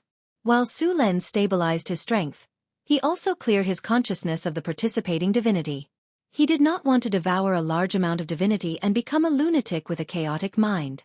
During the break, Hathaway found a job for Su Len. The new year had begun, and the Northwind Tower needed to continue recruiting students. The Northwind Tower needed a large number of people, so the best way was to recruit apprentices. In the past year, there had been a lot of new immigrants in North City. There were also many children who had reached the age to take the test. Although the number was not as many as last time, Su Len planned to take the test in San Filto City at the same time. This time, Hathaway made a special test crystal ball. Alex had a lot of winged people to help, so a test team was quickly formed. The test crystal ball was easy to operate and had a high accuracy rate. After some simple training, these people began to work. The Northwind Duchy was very efficient. After Su Len gave the order, a large number of workers began to move. When the serfs, civilians, and freedmen learned that the wizard aptitude test was going to be held in North City, they immediately brought their children over. After all, this was a wizard test. Noble, mysterious, powerful, and rich wizards. As long as one became a wizard, the serfs would immediately be treated as freedmen, and the civilians and freedmen could even become citizens. This was a chance to reach the sky in a single bound. In the entire city, as long as there were families with children of suitable age, they immediately brought their children to the city square for the test. Fortunately, there were enough grassroots officials in North City. At the same time, the test time had been divided into different areas, so it was not too crowded. Many merchants who came to Northern Town City for business all expressed their willingness to donate funds to support the development of Northern Town City. Their only request was for their sons and nephews to come forward and sign up. Su Len certainly would not refuse this kind of thing, but he would not agree so easily either. If one wanted to be qualified, they would need to donate a sum of money first. After that, they would need to go through a political review. After passing both, they could take the test and join the Northwind Academy. At the same time, Su Len sent a message to Phyllis, asking her to count the number of children of suitable age in San Filto City in advance. After the Northwind Duchy finished the test, they would go to San Filto City for the test. The Northwind Academy was just a newly established magic academy, so there was a serious shortage of mentors. They could not use the teaching method of a mentor teaching a few apprentices like other wizard organizations, so they could only use a large class. However, considering that North City did not need a few talented wizards, this kind of teaching method was acceptable. At the same time, this kind of teaching method had its advantages. For example, in the same class, the talented and untalented apprentices would be able to show off very quickly. After a while, after a few simple tests, they would be able to distinguish the outstanding ones among the apprentices. At the same time, they would be able to understand the personality of the apprentices through these observations. After a period of time, the most outstanding apprentices would be selected, and then the mentors would choose from them. These people would be the focus of training. As for the rest of the apprentices, the Northwind Academy would not just give up. They would also continue to teach them knowledge and provide them with resources. After all, sometimes talent did not guarantee success. Sometimes luck was also very important. Chapter 500. There were nearly 2,000 children in Northern Town City who were tested this time. After the test, only 11 of them had the potential to become a wizard. However, these children had not learned any knowledge at all. They couldn't even write their own names. Su Luan also needed to arrange cultural teachers for these children to let them learn knowledge first. If they hadn't learned this knowledge, they wouldn't understand the basic knowledge of wizards at all. Su Len had no choice but to arrange for teachers to teach these children. After the test in the Northern Wind Duchy, Su Len brought the winged people to San Filto City for testing. San Filto City had a population of about 200,000. It was a big city in this era. Compared to the Northern City, the education level in San Filto City was much higher. Although it had been purged several times, there were still many nobles in San Filto City. At the same time, there were also many merchants. After a few days of screening, more than 30 children were found to have the potential to be a wizard. Among them, more than 10 children came from well-off families. They were either nobles or rich merchants. They had already gone to school for a while and could directly start their apprenticeship education. However, this didn't mean that the children of nobles or merchants had an advantage in becoming a wizard. In fact, Su Len never liked to deal with nobles. Their environment made them used to scheming against each other. The most important thing on the path of magic was focus and hard work. Living in such a family environment, those children would also be influenced by what they saw and heard, and they would also be infected with all kinds of problems. These children's minds were too complicated. Many of them were spoiled since they were young and couldn't adapt to the heavy learning of a wizard. Among the apprentices taught by wizards, those who were born ordinary were more likely to achieve something. For example, Hathaway was adopted by her teacher since she was young. She didn't have any contact with nobles, nor did she mix with other noble ladies. She was used to the superficiality, vanity, and arrogance of those noble ladies. Therefore, she was very focused on the path of a wizard. However, being born a noble also had a big advantage. They had a solid foundation and rich knowledge. Some of them even had the blessing of inherited bloodlines. They could take on the role of a sorcerer when they became a wizard. Those wizards who weren't born in a good family might not be able to improve their strength quickly, but they could at least reach the level of a high-grade wizard in the end. As for whether he could advance to the legendary stage, no one dared to guarantee it. After all, the threshold of the legendary realm was a barrier to many geniuses. There was a saying that went, "Master can show you the way, but cultivation depends on the individual." For many people, the legend rank was the end, but for Su Len, the legend rank was the true starting point. To wizards, becoming a legend was like opening the door to the multiverse. Only when one reached the legendary level could one travel between planes and leave this world. Southern Plains, Tobit's province. In a noble's territory near the Corinthe Mountains in the northwest, a noble's castle appeared on a hill. A group of travel-worn knights stopped outside the fortress, causing the guards to grip their weapons nervously. This was just a small baron's castle. There were only 20 guards in total. Although it was called a castle, it was actually a solid stone house with an area of more than 300 square meters. Looking at the appearance of the castle, it was at least a few hundred years old. After a long period of peace, this kind of castle, which was more for military purposes than residential purposes, was rarely inhabited by nobles in the south. In contrast, they preferred to live in their own prosperous manners. But for some unknown reason, the baron's family suddenly moved from the comfortable manor to this cold and gloomy castle. Why are those people coming here? The leader of the guards saw a group of knights running from afar. As the distance closed, he soon saw the flag of the knights clearly. There was a sharp sword on the flag, with a snake wrapped around it and a circle of thorns around it. This was the insignia of Count Cromwell. Soon, the group of knights that looked unusually valiant gradually approached the castle. Even from a distance, he could feel the strong murderous aura of the other party. As a retired veteran, he was all too familiar with this kind of aura. "Quick, quick, pick up your weapons and be on guard." The leader of the guard's expression changed drastically. This group of knights seemed to be coming with ill intentions. He immediately notified the soldiers to be on guard, but his approach seemed to be completely useless. How could these untrained guards, who bullied the weak and feared the strong, be a match for these battle-hardened knights? They could probably take down the castle with a single charge. "Halt! This is the dominion of Baron Brent. Who are you? Stop immediately, or we'll shoot." As soon as the leader of the guards finished speaking, more than 10 guards knocked their arrows and took aim at the knights. However, judging from the power of the wooden bows in their hands, it was no doubt impossible for them to shoot through the knights' armor. The knights in front of them were all wearing gray cloaks. Most of them had their faces covered with hoods, only the outline of their chins could be seen. They were clad in exquisitely forged armor with a layer of chainmail underneath. With such elite warriors equipped with double layers of armor, normal arrows would be ineffective against them. At the same time, the knights were also equipped with long swords, crossbows, throwing knives, gauntlets, boots and so on. Even the most elite soldiers of Road City, the leader of the guards, didn't have such a complete set of equipment. Furthermore, they all seemed to be of high quality. Some of them were using heavy weapons that were difficult to control. Such weapons required a high level of control. Only an expert would be able to use such a weapon, otherwise it would be easy to injure oneself. "Leader, who are these knights?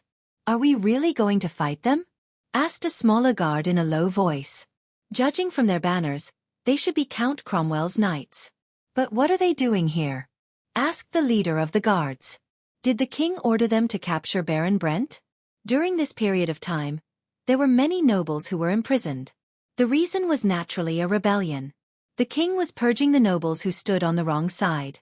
Could it be that Baron Brent was also one of the targets? The leader of the guards broke out in cold sweat at the thought of that.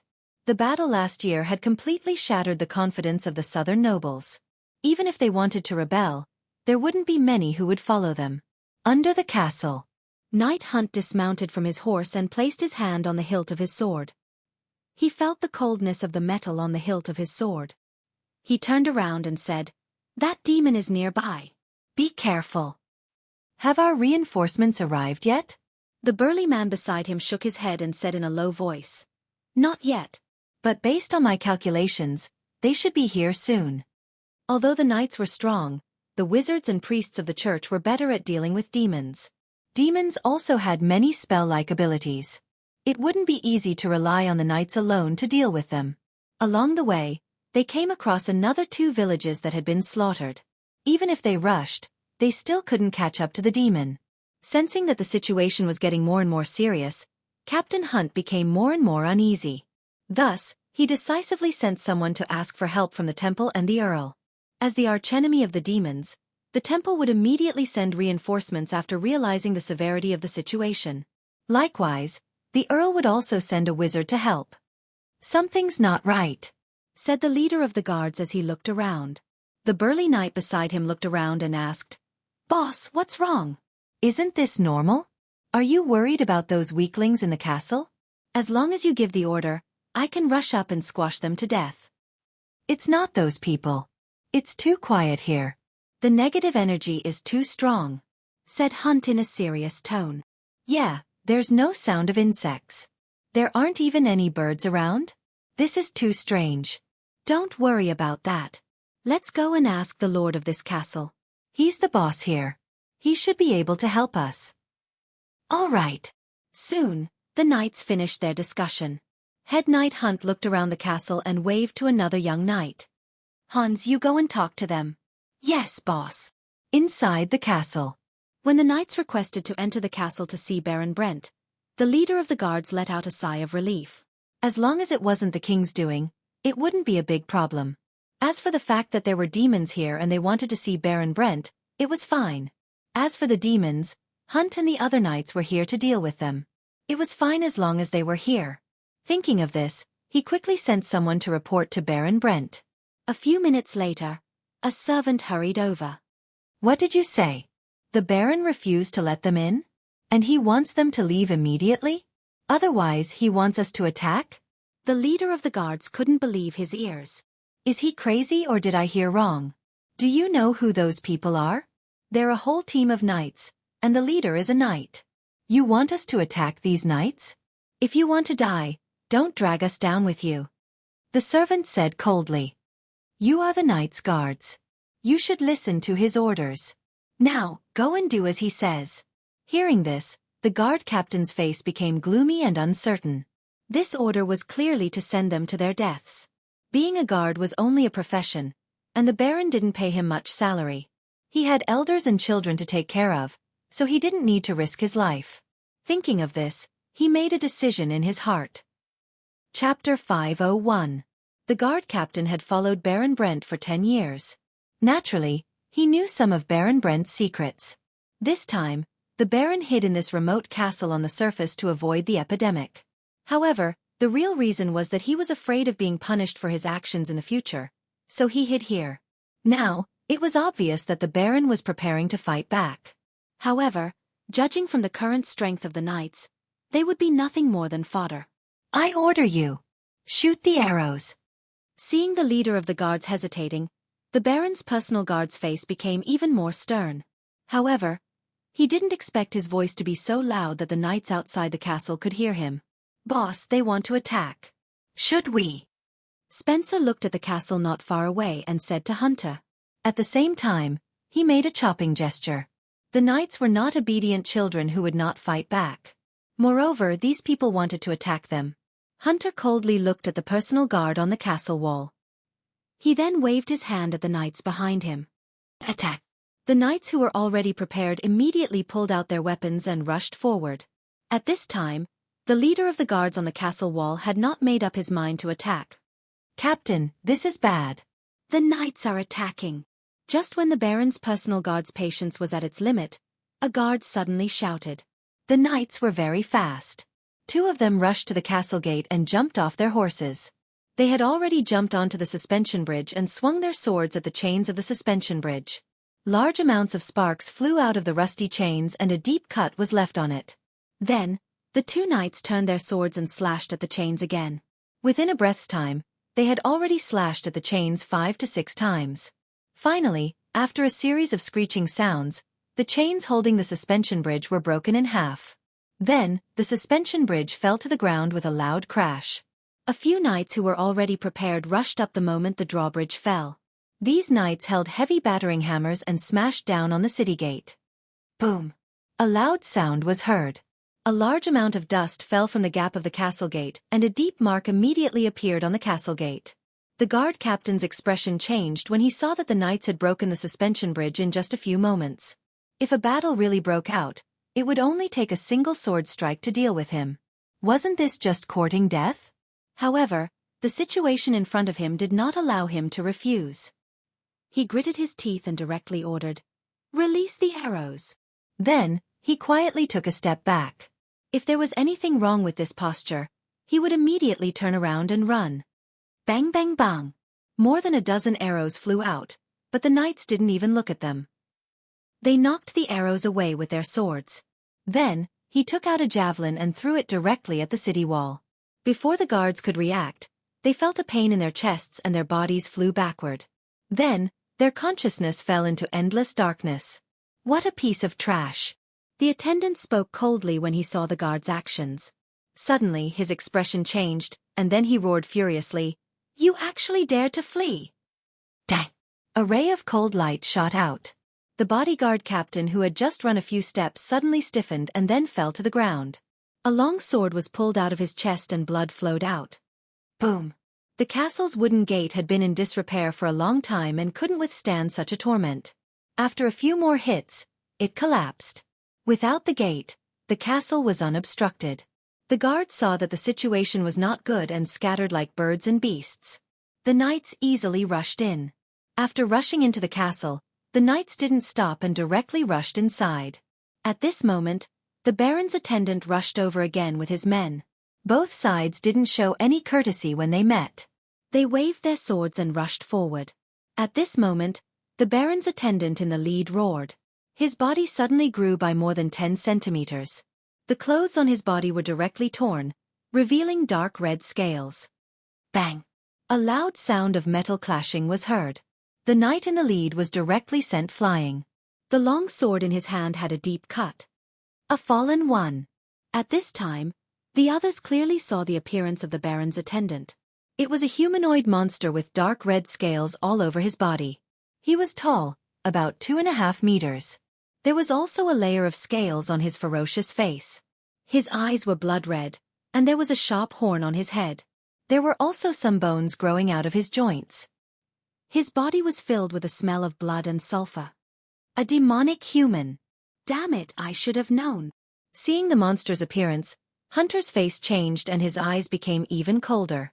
A demonic human was simply a fallen one who had sacrificed to the devil. After receiving the power of the devil, this person's strength would increase exponentially and their body would also be demonized. At first, the demonization wouldn't be serious, but as the power of the devil continued to corrode their body would begin to transform into a devil. This transformation from the soul to the body was completely irreversible. At the same time, after receiving the power of the devil, one's personality would change greatly. They would become cruel, bloodthirsty, and chaotic, so very few people would do this. Even if these demonic humans died, they would fall into the bottomless abyss and be sent to the blood pool in the abyss by the river Styx to become a true devil. Everyone be careful. They are demonic humans. Hunter warned and then rushed out with his sword. These demonic humans were blocking the way outside, so there must be something very important inside. What could make them think it was important? Nothing more than sacrificing or summoning a devil. 4 fallen ones, This was an opportunity to increase their strength. Hunter and the others naturally knew this. The situation was urgent, so Hunter directly used his full strength. The life force in his body was stimulated to the extreme. His sword glowed with a bright light and a powerful wind pressure swept out. In an instant, he collided with the demonic human. The powerful force caused the tall demonic human to take a step back. Hunter didn't stop there and quickly appeared beside the demonic human. The sharp sword in his hand slashed horizontally. Blood splattered as the demonic human's arm was cut off at the elbow. Ah! Intense pain came, and the demonic human's originally bloodshot eyes became crazed. The demonic human's other hand grabbed the sword and slashed at Hunter, but the experienced Hunter had already dodged in advance. His body turned and he was already on the left side of the demonic human. In the next second, a cold light flashed, and the demonic human's head flew up in an instant. Scorching hot blood spurted out. With full strength, Hunter killed the demonic human in 3 moves. For a moment, the morale of the surrounding knights was greatly boosted. However, the remaining demonic humans were not afraid. Their blood-red eyes were filled with madness, and they roared and rushed forward. The battle became even more intense. In the northern city, Su Len looked at the boys and girls between the ages of 10 and 16 in front of him and secretly nodded in his heart. This batch of apprentices had recruited about 50. There were nobles, poor people, and even slaves. Of course, these identities were already in the past. They would be the second batch of apprentices of the Northwind Tower. The Northwind Academy that Su Len had organized had been completed long ago. It was right next to the Sorcerer Tower. Hathaway purposely drew an energy channel from the elemental pool to connect it to the academy. The concentration of elemental energy in the academy was very high. The instructors of the Northwind Academy were still Locke and Andre. Occasionally, Karina, Grace, and Alex would come for a class or two. In addition to learning about sorcery, they were also taught cultural knowledge. Although there were not many instructors in the Northwind Academy, each one of them was very powerful. The weakest of the instructors here was a 4th-rank wizard, and the principal was a legendary wizard. It could be said that in terms of strength, the academy was one of the best in the entire continent. However, strength did not equate to education. The Northwind Academy's education level was probably in the lower middle of the continent. Congratulations! From today onwards, you are all official apprentices of the Northwind Academy. The door to the world of magic has officially opened for you. Su Len looked at the excited children in front of him and laughed in his heart. Be happy. This might be the most relaxing time you've had since you entered the academy. Among you are poor people, nobles, merchants, and even slaves. These are not important in the academy. There is only one thing to do here, and that is to learn all kinds of sorcery knowledge and become a true wizard. So, put away your tempers. Su Len swept his gaze over the excited crowd. In an instant, they became anxious and fearful. In a while, someone will tell you the rules and regulations of the academy, as well as the punishment if you violate them. I hope you will abide by them. Learning in the Sorcerer Academy is not free. The first year is for the adaptation period, so the academy will bear the cost. However, from the second year onwards, you will have to do missions and earn money to pay for your tuition. You should know that cultivating a wizard is very costly. All kinds of experiments, training, and so on require a lot of resources. You will have to earn these resources yourself, so work hard. Su Len finished and left the place, leaving the other instructors to explain to them. Su Len, on the other hand, looked at the seniors of these apprentices.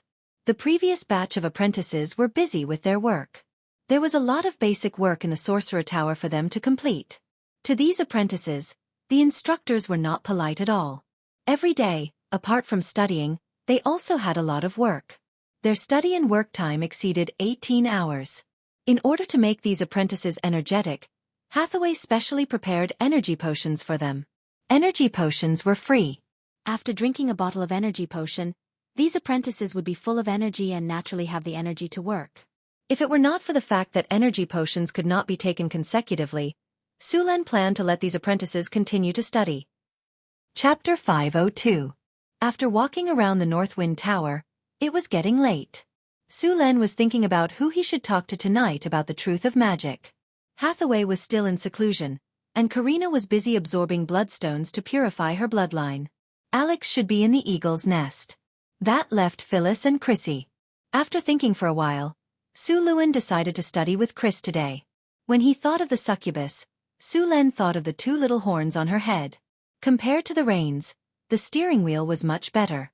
Besides, the succubus had both the reins and the steering wheel. Phyllis would have to wait until she awakened more of her red dragon bloodline and grew out her dragon horns before she could compete with Chrissy. After making up his mind, Su Len did not waste any more time. He turned around and went to study with Chrissy.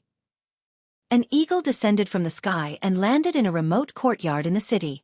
An ordinary-looking young man removed the bamboo tube tied to the eagle's leg and carefully opened it. After examining it, his expression changed slightly. He immediately put the tube back together and hurriedly went to the eagle house to pick the strongest eagle. After tying the bamboo tube properly, he took out some fresh meat and fed it. When the eagle was full, the young man immediately released it. The eagle spread its wings and soared into the sky. After circling in the sky once, it flew in the direction of Northtown City. A group of people in black robes rushed out of the passage. They were all wrapped in black robes. Their eyes were as red as blood, and there was a hint of madness in them. "Stop these people! The ceremony to sacrifice to our master must not be interrupted. Our master will grant us eternal life and power." The people in black robes were completely unafraid of death. They shouted loudly and blocked the path of Hunter and the other knights. There were all kinds of people in this group. Not only were there powerful servants, there were also demon warlocks with strange means. There were also men, women, and children. The only thing they had in common was that they were completely unafraid of death. They were all expressionless and used their lives to stop the knights from approaching. "This is not good. These people are crazy. Be careful." Seeing the frenzied crowd, Hunter, Spencer, and the others were shocked. These people had all worshipped the devil and obtained the devil's power. Their strength varied, but they all had one thing in common. They were not afraid of death. A gloomy and cold aura enveloped the surroundings.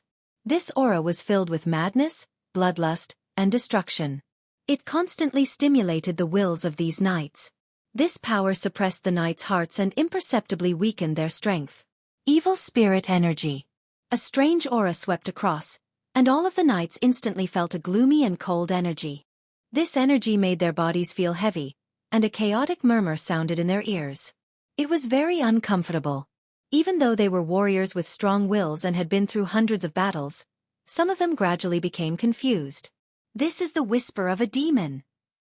Cover your ears!" Knight Hunter yelled at the top of his lungs. The roar immediately woke up the confused knights, but the fallen ones would not let go of such a heaven-sent opportunity. They launched an attack one after another.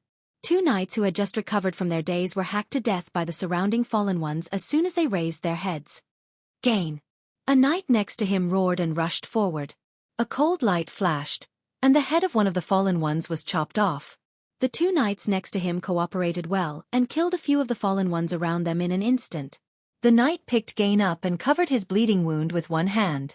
He quickly poured potions into his companion's mouth with the other hand. However, this kind of serious injury could only be healed by a high-grade wizard or a powerful priest. Ordinary potions were useless.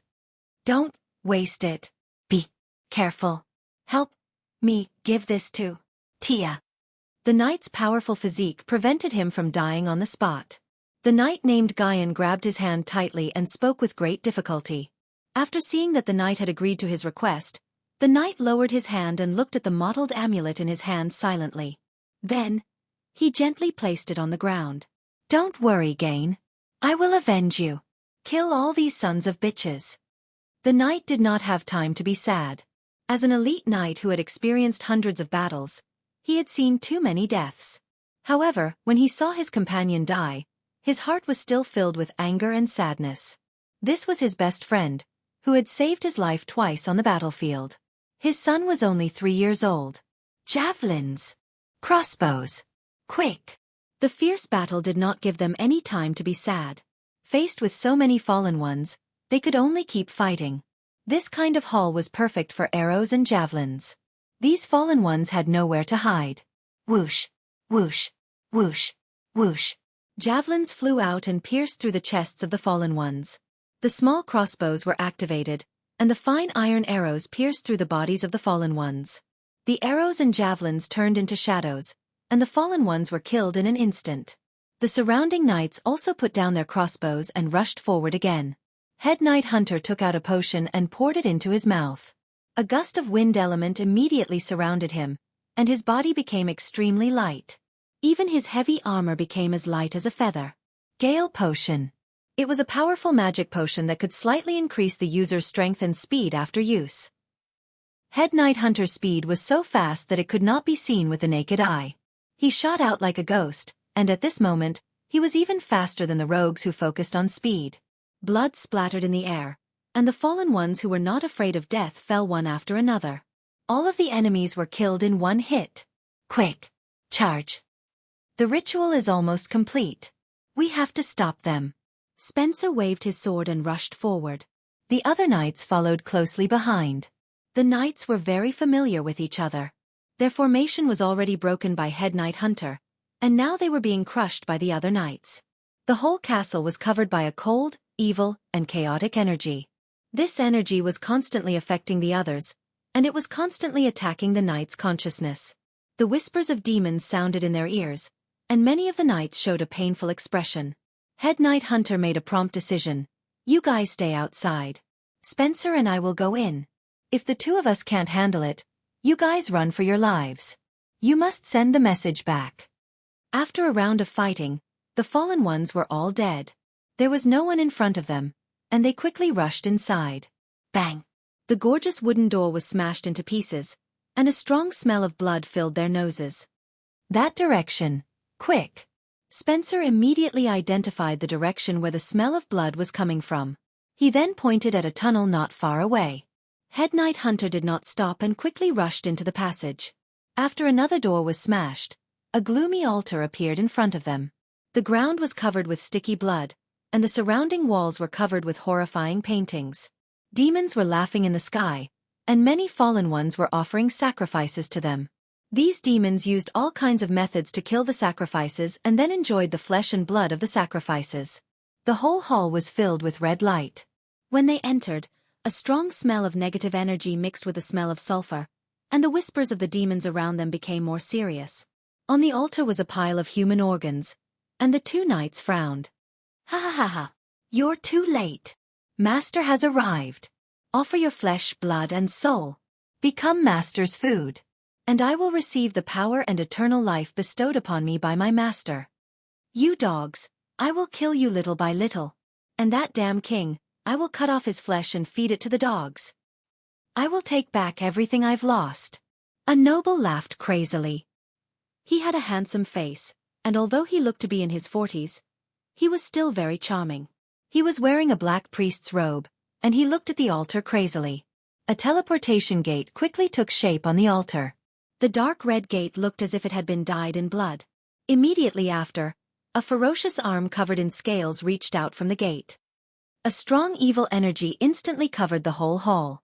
Even though they were warriors who had been through hundreds of battles, they still felt very depressed when faced with this aura. Ha ha ha ha, Master has arrived. I am your most loyal servant, Brent. Please grant me great power and eternal life. The middle-aged noble immediately knelt on the altar and prayed crazily.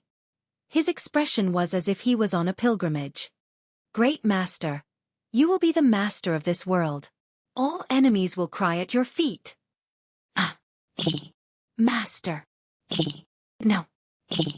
At this time, an ugly head came out of the portal.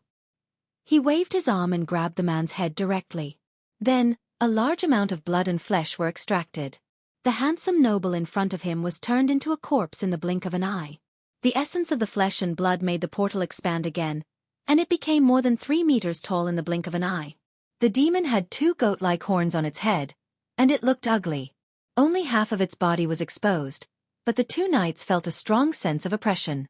The portal was more than 3 meters tall, and it was on the verge of collapsing. Seeing this, Hunter rushed forward without hesitation, but it was obviously too late. The demon forced its way out of the portal. Human. Flesh and soul. Material plane. Ha ha ha ha, I'm here. Chapter 503. Northern Town. Su Len climbed out of bed energetically after a night of being a knight.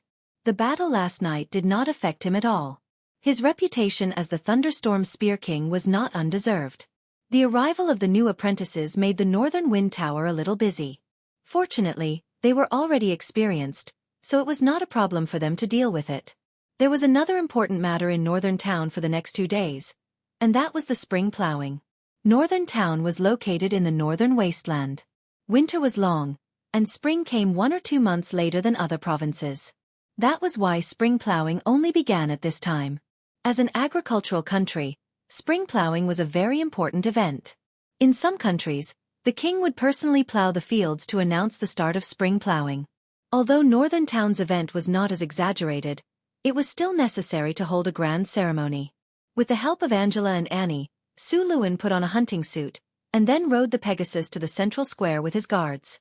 At this time, the central square was crowded with people. The arrival of spring plowing made the whole city vibrant. Spring plowing was the hope of everyone in Northern Town. It was the lifeblood of the farmers. The grand celebration made Northern Town City look very lively. The caravans from all over the world could feel the joy and prosperity here. The solemn statues, the neat and clean roads, the blooming flowers on both sides of the roads, the beautiful fountains in the parks and squares, and the energetic citizens of Northern Town City. Children were running quickly with simple toys in their hands. A group of dwarves were cheering loudly with wine glasses raised high in the air. Young girls were singing and dancing in the crowd. On the other side of the square, there were many half-elves performing. From time to time, a beautiful magic firework would rise. Powerful warriors wearing excellent armor and weapons could be seen in every corner of the city. There were even drows among these warriors. The merchants who came here were greatly shocked. They followed the crowd and walked on the streets, feeling the prosperity and vitality of the city. As merchants who often traveled to different cities, they were basically knowledgeable. It was not that they had never seen a city that was more prosperous than Northern Town. However, in terms of cleanliness, no city could compare to Northern Town. It wasn't just the streets. Even the commoners in the city were the same. The commoners here were completely different from the commoners they had seen in other places. In other cities, including the capital cities of powerful kingdoms, the commoners were still sickly and dispirited. Their clothes were tattered and emitted a foul smell. Their hair was messy, and there were even lice and other insects crawling around. Their clothes were dirty and messy, and they looked lethargic. Their eyes were apathetic, and there wasn't a hint of vitality in them. The citizens of Northern Town City had completely broken their understanding of the common people. Although their clothes were tattered, they were very clean. Everyone's hair was very clean. They looked very energetic, and there was no smell on them. What surprised them even more was that their eyes were full of hope. They loved life, and they were very supportive of their lord. They were full of vitality. In other cities, very few nobles would allow such a large-scale celebration. Most of them would only celebrate in the noble district. If they were in a good mood, they would give out some black bread to the citizens. That way, they would be praised as a kind lord. Most of them would not even care about the lives of the citizens. This spring plowing celebration was hosted by Su Luan in person. Not only the officials of the North Town City, but also many caravans that had trade relations with the North Town City were invited. Of course, there were more merchants who didn't have invitations. The news of Northern Town City building a wizard tower and having a legendary wizard had already spread across the human kingdoms. It had even begun to spread across the entire continent. Many merchants and nobles had heard that Northern Town City was recruiting wizard apprentices. They all hoped that their children could come here to study. Ever since the elemental tide had arrived, the chances of children awakening their wizard talent had obviously increased. As the elemental tide became stronger, more and more children would awaken their wizard talent. Most of the sorcerer organizations on the continent only recruited students once every 10 years. The last time they recruited students was only 3 years ago. Even the most recent recruitment date for a sorcerer academy was 5 years later. Many children who had awakened their potential to become a sorcerer couldn't wait that long. The best time to train a magus was between the ages of 10 to 16. After this time, the difficulty of becoming an official magus would increase by several times. The nobles were not willing to let their children waste this opportunity. At the same time, after the situation in Northern Town City had completely stabilized, many mercenaries and adventurers had started to make a living here. Mercenaries and adventurers sounded nice, and they often appeared in the epic stories told by traveling poets. However, what was the reality? Most of these people were poor. They had no land and no jobs. They were only slightly better off than slaves. When they heard that gold was everywhere in Northern Town City, they all came to make a fortune. Some of them joined the army of Northern Town City and applied to become citizens of the city. Some of them wanted to make a fortune and started to explore the wasteland. In order to become a citizen of Northgard City, one had to accumulate a certain amount of merit points before they could join. As long as they fought bravely on the battlefield, they would be granted citizenship within half a year to a year. Furthermore, they would be rewarded handsomely. The lowest monthly salary for regular soldiers in Northgard City was 1 gold coin. As one's power and position increased, so did their salary. Other than the salary, Northern Town City would also give them land and houses. After they had served for a certain number of years, they could buy these properties for 1/3 of the original price. As long as they worked hard in the army for a few years and did not gamble, these soldiers would become the middle class of Northern Town City. As for the lower-ranking officers, they were already richer than many knights. However, it was not easy to become a soldier in Northern Town City. Sulen had strict requirements for the army. They had to have a clean background and know how to be grateful. Those who were cunning and unruly would not pass the inspection. Sulen did not want to raise a bunch of ungrateful bastards. In the central square of the town, the grand celebration had begun. The entire square had turned into a sea of joy. Sulen had a simple meeting with the nobles and merchants. He then began to enjoy the beautiful dance of the half-elves. Magic fireworks bloomed beautifully in the sky. At this moment, in the distant sky, an eagle quickly flew over. The eagle circled in the sky and landed in a building beside the inner city barracks. A few minutes later, a messenger rushed out. The dance of the half-elves originated from the elves. It was more beautiful than the dance of humans. Sulen was mesmerized by the dance. He had already thought of a few poses in his mind. He was going to try it out with his 2 maids at night. Before he could decide which pose to use first, a messenger hurried over under the lead of a guard. "Your Majesty, there is an urgent military situation," he said as he handed over a letter. Sulen immediately came back to his senses. He took the letter and began to read it. His expression changed slightly. He said to the officials, "Continue the celebration. Let's go." He then left with the guard. Sulen did not return to the palace. Instead, he went straight to the wizard tower. He found Hathaway, who was reading at the astrology station. "Why are you in such a hurry? What happened?" Seeing Sulen's expression, Hathaway also realized that something big had happened. Traces of demons have been found in Tarbet's province, south of Florence. Sulen handed the letter to Hathaway. "Demons?" Hathaway frowned. "Was it done by the fallen?" "Yes." Sulen nodded. Some nobles were unwilling to lose.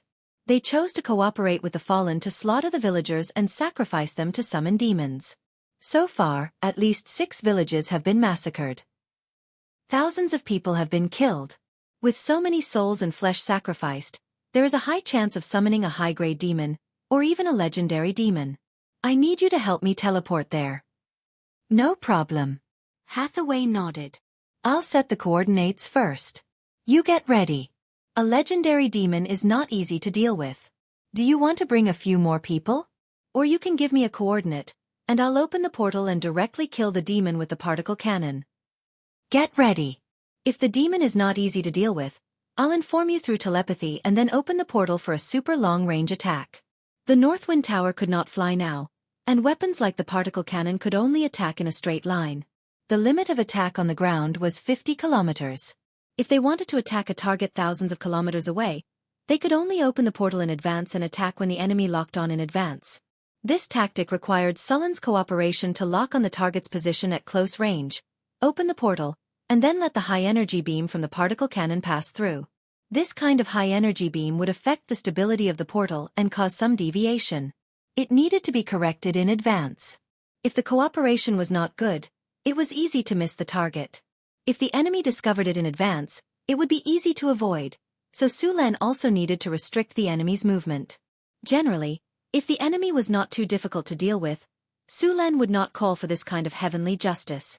Hathaway's teleportation spell was more powerful than Sulen's, but this kind of long-distance teleportation without coordinates would have a lot of errors.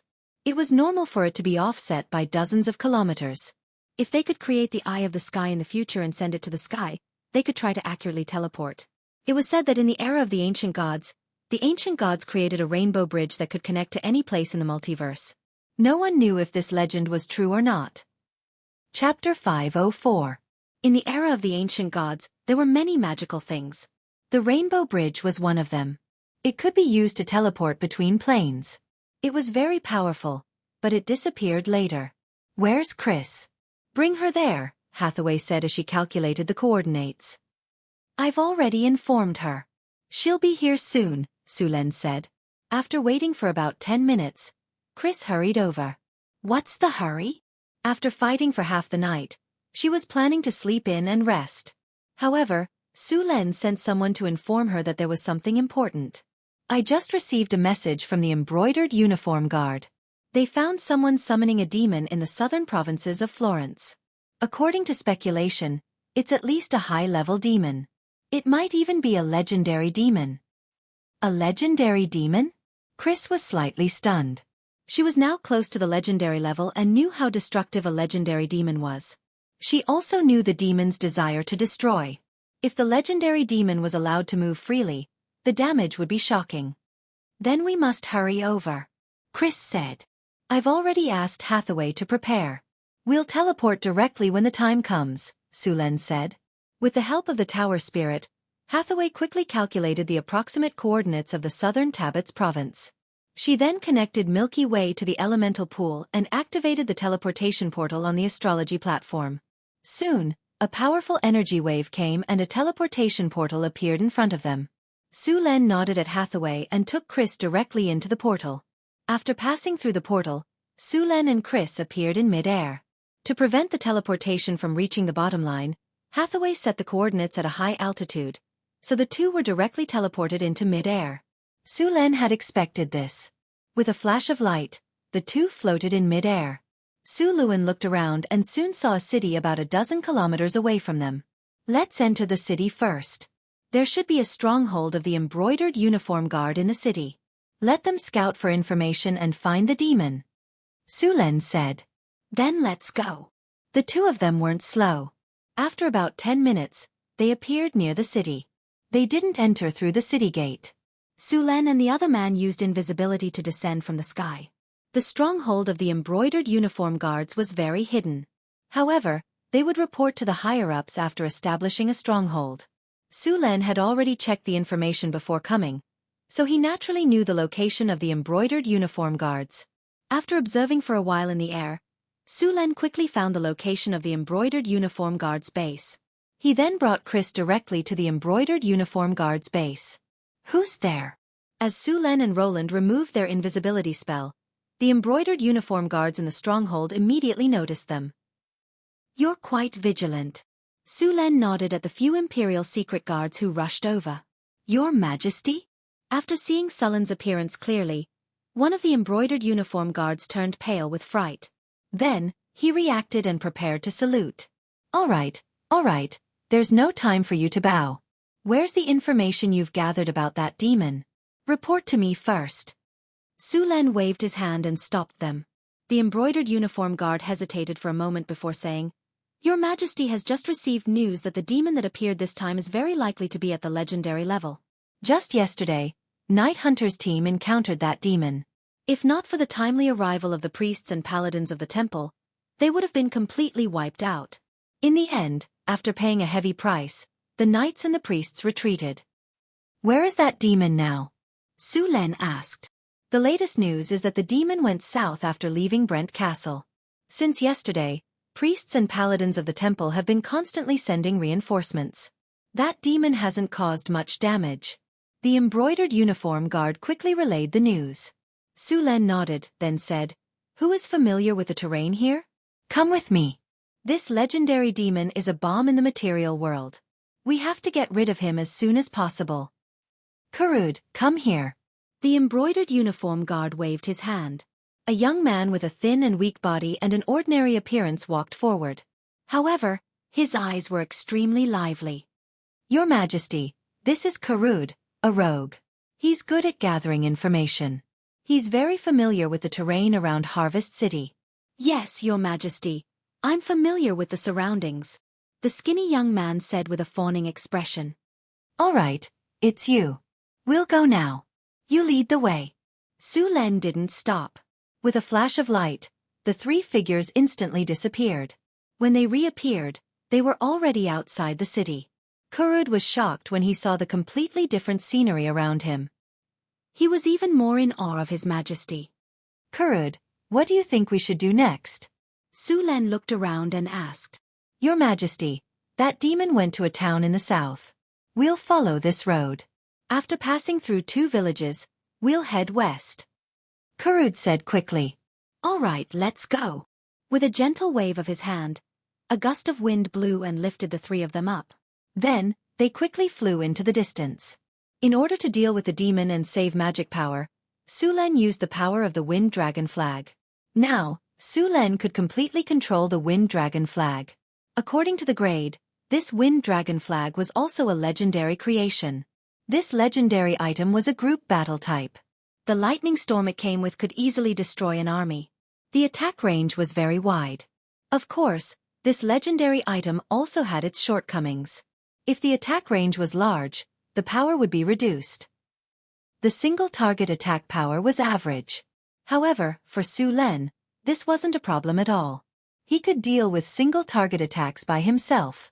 If he really couldn't, he could summon Hathaway to attack from a distance. What he lacked was a large-scale attack spell.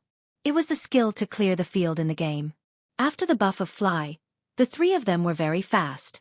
They didn't have to dodge or take a detour in the sky. So, under Kurud's guidance, the 3 of them quickly flew forward. Let's go back one day. In the southern plains, in a dark forest, a small group of mysterious people in black robes was moving forward quickly. They were strong and had cold faces. There was also some negative energy surrounding them. These mysterious people had smeared some special spices on their bodies. The mosquitoes and animals in the forest stayed away from them. Soon, this group of people arrived at an abandoned altar. High Priest. Everyone is here. A black-robed person said respectfully. Soon, the crowd separated to the left and right. A figure covered in a cloak walked out. She reached out and took off her cloak. A curvaceous body appeared. The loose robe couldn't hide her charm. Her slender waist was tied with a white belt, forming an amazing arc. This woman's face was extremely beautiful. Her face was sharp, and her chin went down to her white neck. On the top of her head, there were 2 sharp protrusions that looked like a pair of small horns. She wore an extremely gorgeous and sexy priest robe under the cloak. The priest robe had a slit at the waist, revealing her beautiful white legs. But the people around her didn't dare to look. That Brent has succeeded in summoning the demon? Yes, Your Excellency, High Priest. What's the reaction of the temple? The temple has sent priests and paladins to deal with it. The priestess nodded. How's our manpower? It's all ready, a black-robed person said. Then he hesitated. Your Excellency, High Priest, the demon summoned this time is a legendary demon. Our operation this time will be greatly affected. Humph. The coquettish priestess snorted. It's just a demon that likes to kill and destroy. With the temples dealing with him, he won't have time to pay attention to us. And a legendary demon will be even more powerful. As long as we succeed, I can immediately advance to legendary. Do it. When he's weakened, we'll immediately use the altar to seize his power. More than a dozen black-robed people scattered in all directions. It seemed like they were beginning to prepare. The priestess in the lead led the others to the area around the altar. While the others were busy, the priestess looked into the distance. In her eyes, there was a strange light. There was a desire, a sense of awe and fear. But soon, her eyes became determined. The elemental tide has begun. A new era has arrived. As the high priest of the Church of the Soul Snatchers, I must succeed this time. A group of temple knights was running quickly in the wilderness. The horses under them were already panting and sweating. But the knights had no intention of slowing down. Instead, they sped up and whipped their mounts. If this continued, the horses would be crippled. Han, how far are we? The knight in the lead asked. Soon. It's in the small town ahead. We have to get there as soon as possible. This time, Those rats summoned a legendary demon. We paid a great price to keep him here. Those damn rats. Don't let me catch them. Otherwise, I'll send them to the gallows. Night Hunter was the one who found out about this. He tracked Baron Brent to his castle. By the time he broke in, that damned bastard had already completed the summoning ritual and sacrificed thousands of people to the summoning ritual. When this mission is over, I'll teach those nobles a lesson. Also, we have to keep an eye on the other nobles. We don't have to do anything. That king won't let them go. He's known for his ruthlessness. He's also very powerful. And it's said that he has a legendary wizard as his wife. Those nobles are going to be in trouble this time. The knight gloated. Chapter 505. Southern Plains. Blue Lake Town. Blue Lake Town was a famous wealthy town in the Southern Plains. The land was fertile, the climate was pleasant, and there was a large lake next to the town.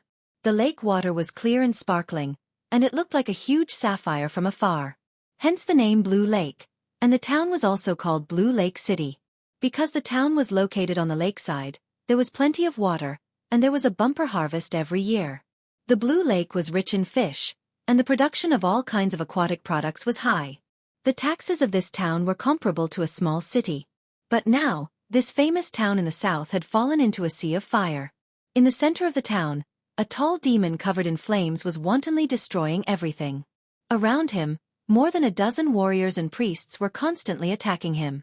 Divine spells fell from the sky onto the fiend's body, but the power of these divine spells was limited. Flame Whip. A flaming whip suddenly flew out and instantly entangled a temple knight. The priests and paladins around launched attacks one after another, trying to force the demon to dodge. However, the demon roared. Order. Intimidate. A strong light flashed from the demon, and then quickly swept across the battlefield. The people besieging the demon suddenly felt their minds go blank, and their bodies involuntarily stagnated for a moment.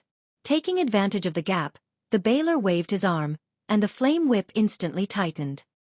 He directly pulled the entangled warrior over, and with the other hand, he held a huge beheading sword and instantly slashed. Blood splattered everywhere, and with a scream, the temple paladin was cut in two by the beheading sword. After the fiend finished the beheading, he didn't seem to have any intention of stopping.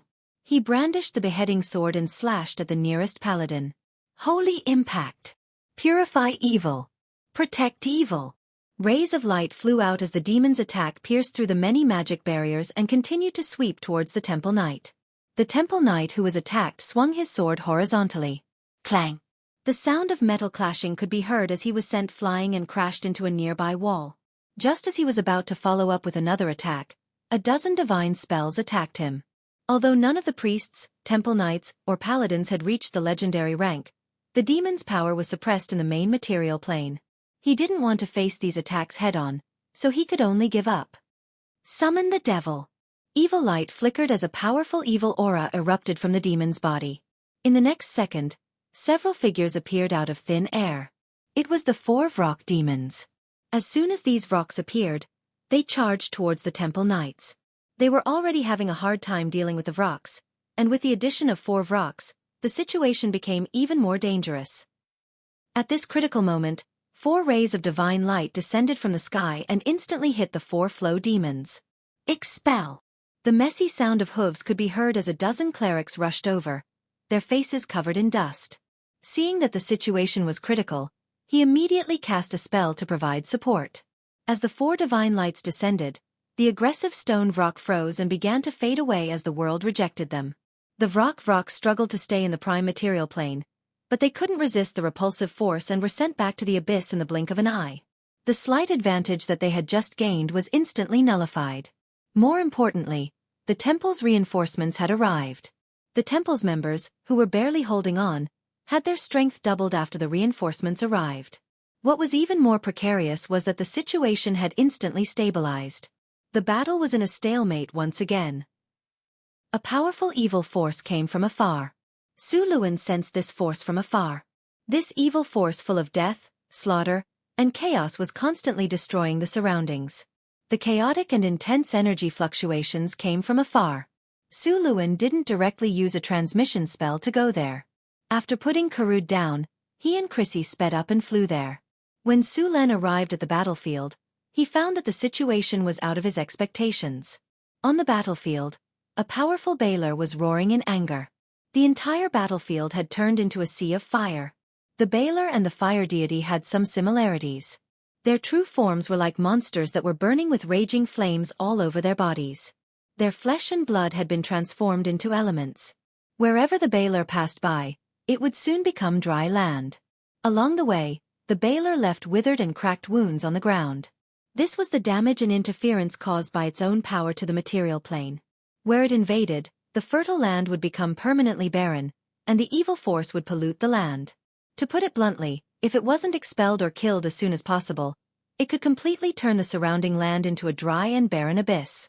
Baler, legendary demon, large demon life, interdimensional creature, chaos, interdimensional, evil, divine creature, challenge rating, 21.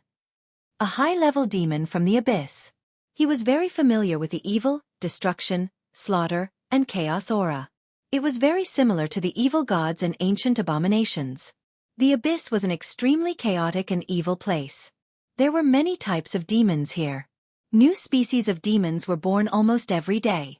This was the embodiment of the evil and chaos of the multiverse. It was completely opposite to the good and orderly planes like Mountain Paradise. The original ruler of the abyss was the Orbis demons. These Orbis demons were born directly from the origin of chaos and destruction. They were also the first natives of the abyss. They were the descendants of the chaos demons and had once ruled the abyss for a long time. However, although these Orbis demons were powerful, their numbers were far less than the number of demons today. In the war with the Order Ancient Gods, the Orbis demons had always been suppressed.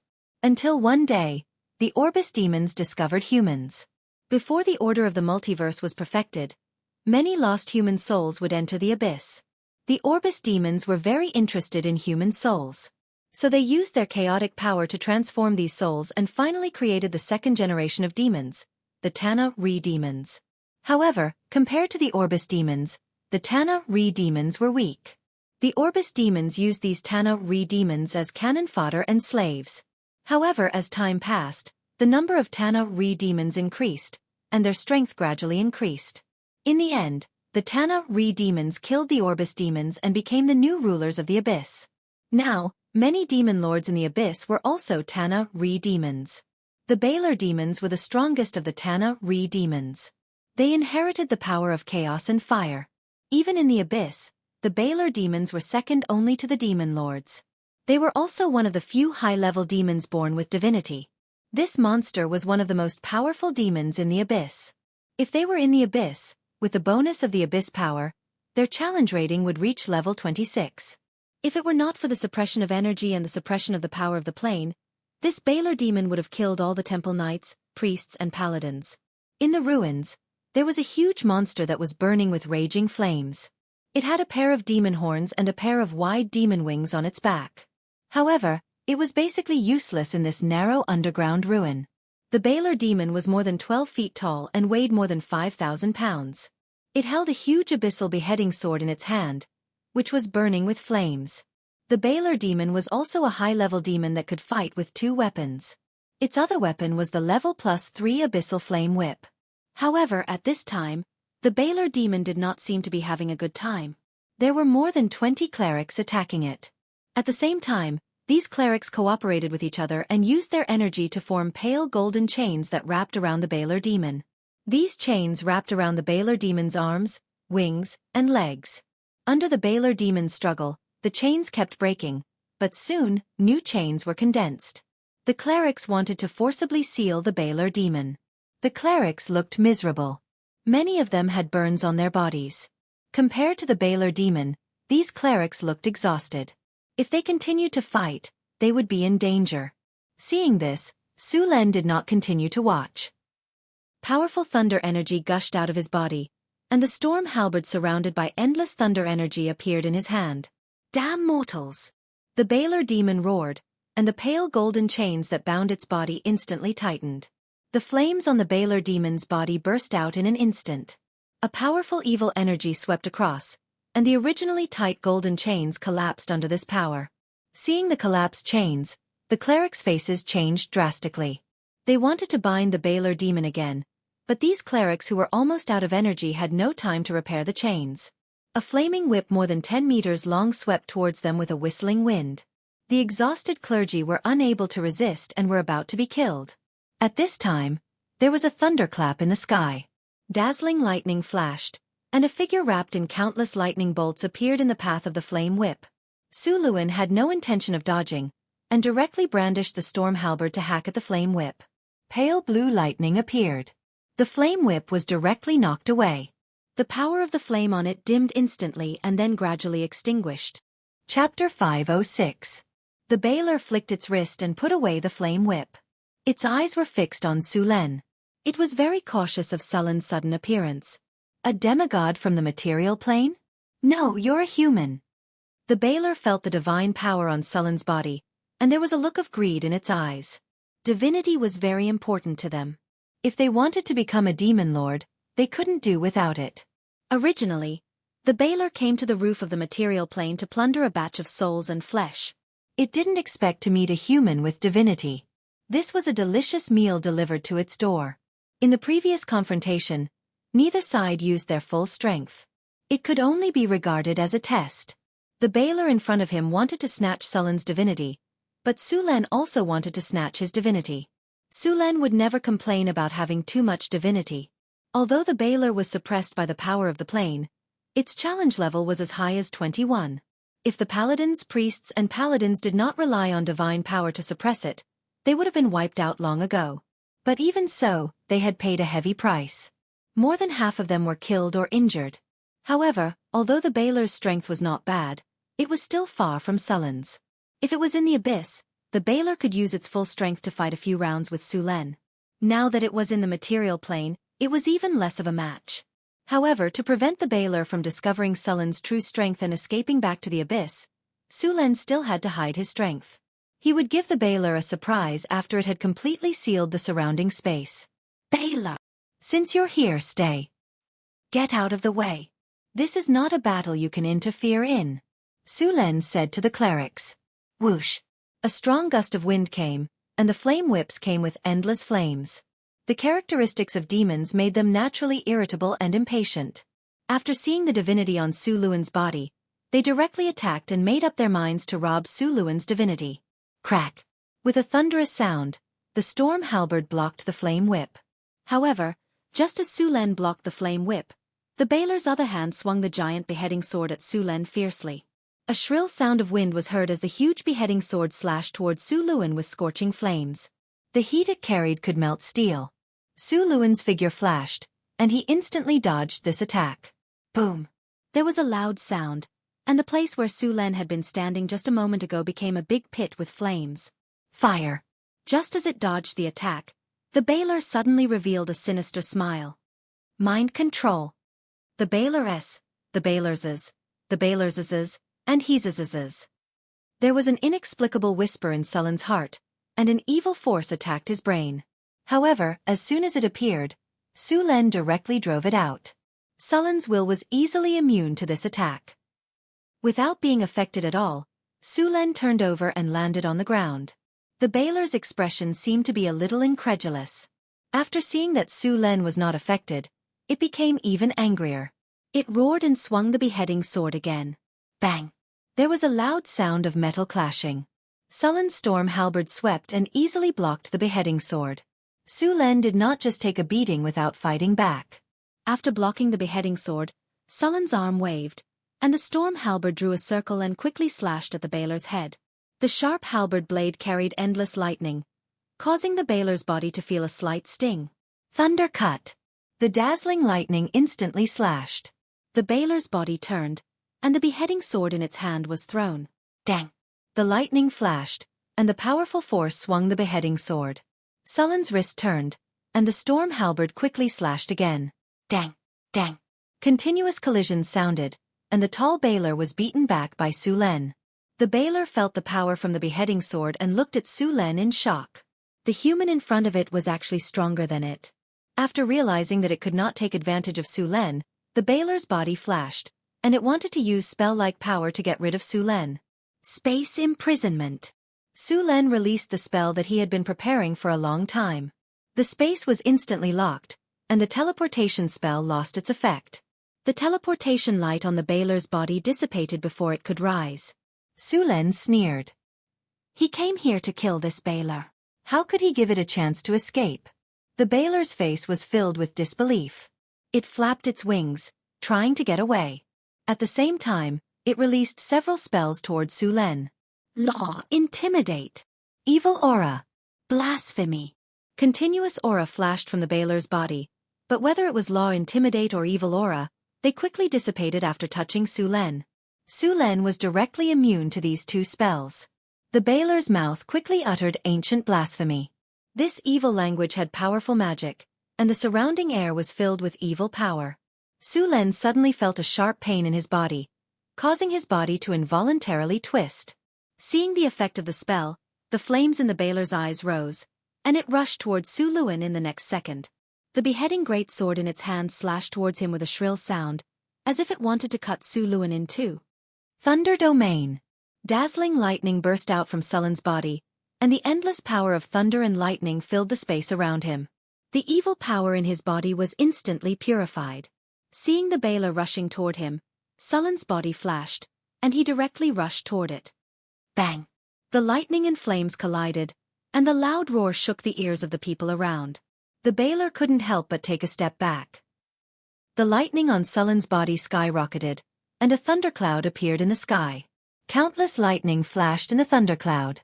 With Sullen's attack, a bolt of lightning fell from the sky and hit the storm battle halberd in his hand.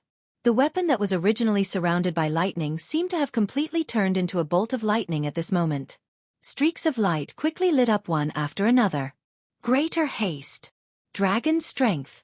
Greater bear's tenacity. Expose weakness. Greater fox's cunning. Greater eagle's glory. All troops cheer. With more than a dozen spells on his body, Su Len waved the storm battle halberd and directly slashed toward the Baylor's waist. Clang, clang, clang. The Baylor waved its huge sword like a windmill, constantly blocking. However, after every block, its tall figure would take a step back. The flames on its body continued to rise, and its face became more and more angry. Under a series of attacks, the Baylor's body retreated more than a dozen meters, and there were a lot of wounds on its body. Even the hand holding the beheading sword trembled slightly, and lightning constantly flashed on its body. Thunder's fury. The lightning in the sky gathered in Sullen's hand, and an amazing energy burst out in an instant. Sullen's body appeared beside the Baylor in an instant, and then the storm battle halberd with the power of thunder fiercely slashed toward the Baylor. The Baylor, who had just recovered, felt the amazing power on the storm battle halberd, and a chill rose in its heart. A sense of crisis appeared in its mind. Without hesitation, the Baylor held the beheading sword in one hand and the sword in the other hand to block in front of it. Rumble! The violent impact resounded through the earth. The Baylor's tall body flew out directly. With a bang, it completely destroyed a burning house. The beheading sword in its hand was hit dozens of meters away, and a deep scar appeared on the beheading sword. Blood splattered, and a deep wound appeared on the Baylor's chest. Demon blood gushed out. The blood was like gasoline, and it immediately burned when it fell to the ground. Just as Su Len and the Baylor were fighting, in a forest not far from this battlefield, a group of black-robed people were busy quickly. This is a godsend opportunity. The Baylor is dying. Get ready. The beautiful woman's eyes flashed with surprise. Your Excellency, what about the human? He is too strong, and it is likely to affect our plan. A black-robed man next to her reminded. He is the king of the kingdom of Florence. Don't worry about him. As long as we successfully seize the power of the Baylor, he is nothing to be afraid of. The high priest shook his head and said, Your Excellency, it is still too risky to do it now. The black-robed man next to her said, Risk? What is not risky to do? How long have we been preparing? It has been decades. This is the best opportunity. If we miss it, we may not have such a chance again. The high priest suddenly turned around, and his gorgeous expression became cold and ruthless. A flash of ruthlessness flashed in his eyes. Act now. The high priest said coldly. Yes. The black-robed people around him were shocked. They did not dare to look at him and quickly lowered their heads. Soon, these black-robed people finished their preparations. At the same time, the bailer was just sent flying by Su Len. The high priest's eyes were cold, and he directly ordered, "Do it!" With the order, a flash of light instantly rose from the runic circle. The next second, the flash of light rushed into the sky, crossed a distance of thousands of meters, and instantly hit the bailer on the ground. The bailer, who was about to get up, suddenly froze, and then he struggled frantically. At this time, the high priest also stood on a runic circle. A strange flash of light rose and flew directly toward the bailer. Chapter 507. Su Len was dumbfounded. Just now, when he was about to kill the bailer in front of him, a flash of light fell from the sky and turned into silver chains that trapped the bailer. Before he could recover, another red light descended. The bailer struggled to break free from the shackles. The silver chain was constantly broken, but it would recover in the next second. The red light fell, and the power of the bailer was quickly extracted. **T. Someone wants to kill me. Seeing the red light, Sullen's first reaction was to kill the bailer. Just as he was about to do it, he suddenly realized that something was wrong. The red light was seizing the power of the bailer. This situation suddenly reminded him of an organization, the Church of the Soul Snatchers. The Soul Snatcher Church was also an evil cult. However, this cult was very different from other evil cults. The fallen and the followers of evil gods sacrificed evil gods and demons in exchange for power. However, although the Soul Snatcher Church also sacrificed evil gods and demons, their goal wasn't the power bestowed by evil gods. Their goal was to seize all the power owned by the evil gods or demons. Compared to the evil gods, these people of the Church of the Soul Snatchers were crazier. Usually, they would disguise themselves as fallen or evil gods and lure ordinary people to fall and make them believe in evil gods or demons. They were hidden in the dark, but they were constantly making small moves in the dark. The origin of the Church of the Soul Snatchers was said to date back to the era before the Arcane Empire. Some arcanists wanted to seize the power of the gods and developed various methods. Later, a great arcanist invented the spell of ascension. Later he tried to become a god, but he was directly blown up by the divine power and all kinds of information. After this incident, many arcanists gave up on researching ways to seize the power of the gods. However, there were also some who believed that the reason why the investiture of the gods failed was because the human body could not withstand so much divine power. Those people wanted to increase the strength of the human body so that the human body could contain more divine power. However, they soon discovered that there was a limit to the improvement of the physical body, and the further they improved, the more difficult it became. Moreover, even if they improved to the limit, the human body could not contain the power of so many gods. Later on, some people proposed to seize the power of evil gods or demons. Later on, because of some turmoil, this sect disappeared. Of course, it was said that they had disappeared without a trace. In fact, these people had just hidden themselves even deeper. Spirit snatching had succeeded in history, but the side effects were huge. Evil gods and demons were different from humans. They had a strong negative energy. Many times, they would directly degenerate into evil gods or demons. Su Len knew about this cult because he had found it in Hathaway's library some time ago. Su Len did not know how the Soul Snatcher Church had managed to steal the bailer's power, but he figured it had something to do with the sacrifices they had made. The bailer was probably the work of the Soul Snatcher Church. A cold light flashed in Sullen's eyes. These people dared to steal the Soul Snatcher Church's power. "Chris!" Su Len called the little succubus through the telepathic link. "Master, I'm here." Chris's voice came. "Come with me to take care of those guys who are here to take advantage of the situation." It didn't take long for Su Luen to find the location of those people on the map. His figure flashed and appeared beside Chrissy. Although Su Luen was furious that the Soul Snatchers had come to steal his kill, it was also an opportunity. Perhaps he could get a lot of benefits this time. "Let's go." Su Len grabbed Chris's hand, and a flash of light rose from them. The next second, the two of them appeared above a runic circle. "Who is it?" The energy fluctuations of the teleportation spell immediately alerted the Soul Snatchers below. They immediately shouted when Su Len and Chris appeared. Su Luen ignored them and turned his head to look at the coquettish priestess who was standing in another rune circle and preparing to absorb the power of the bailer. "This power is familiar. This is the power of a demon." As expected, the demon's descent this time is caused by you Soul Snatchers. Su Len immediately sensed the aura of these people. A cold light flashed in his eyes.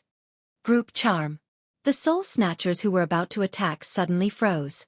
They then looked at Chris with mesmerized eyes. Evil spirit. Blasphemous word. At that moment, two evil forces appeared in an instant.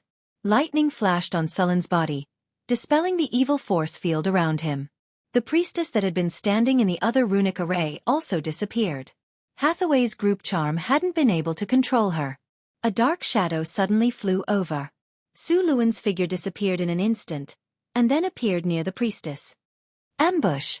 Eat my spear! The dazzling lightning suddenly released a powerful force and pierced through the priestess' body. Endless lightning exploded from her body. The priestess' body stiffened. The negative energy in her body was instantly purified by the lightning. Countless indistinct evil spirits entangled together flew out of her body. At the same time, her beautiful face quickly aged. Her body quickly lost water and life force. In just a few seconds, she turned into an old woman with dry and coarse skin and an old face. This was her original appearance. Her previous appearance was just a forced transformation with the help of magic. After the evil energy in her body was purified, she instantly returned to her original appearance. After losing her magic and being severely injured, her life came to an end. Her body tilted and fell to the ground. Chris, quickly! Su Len put away his storm war halberd and pulled Chris to the altar where the priestess had been standing. Quickly stand there and absorb the power. Su Len said, pointing at the runic circle. Okay.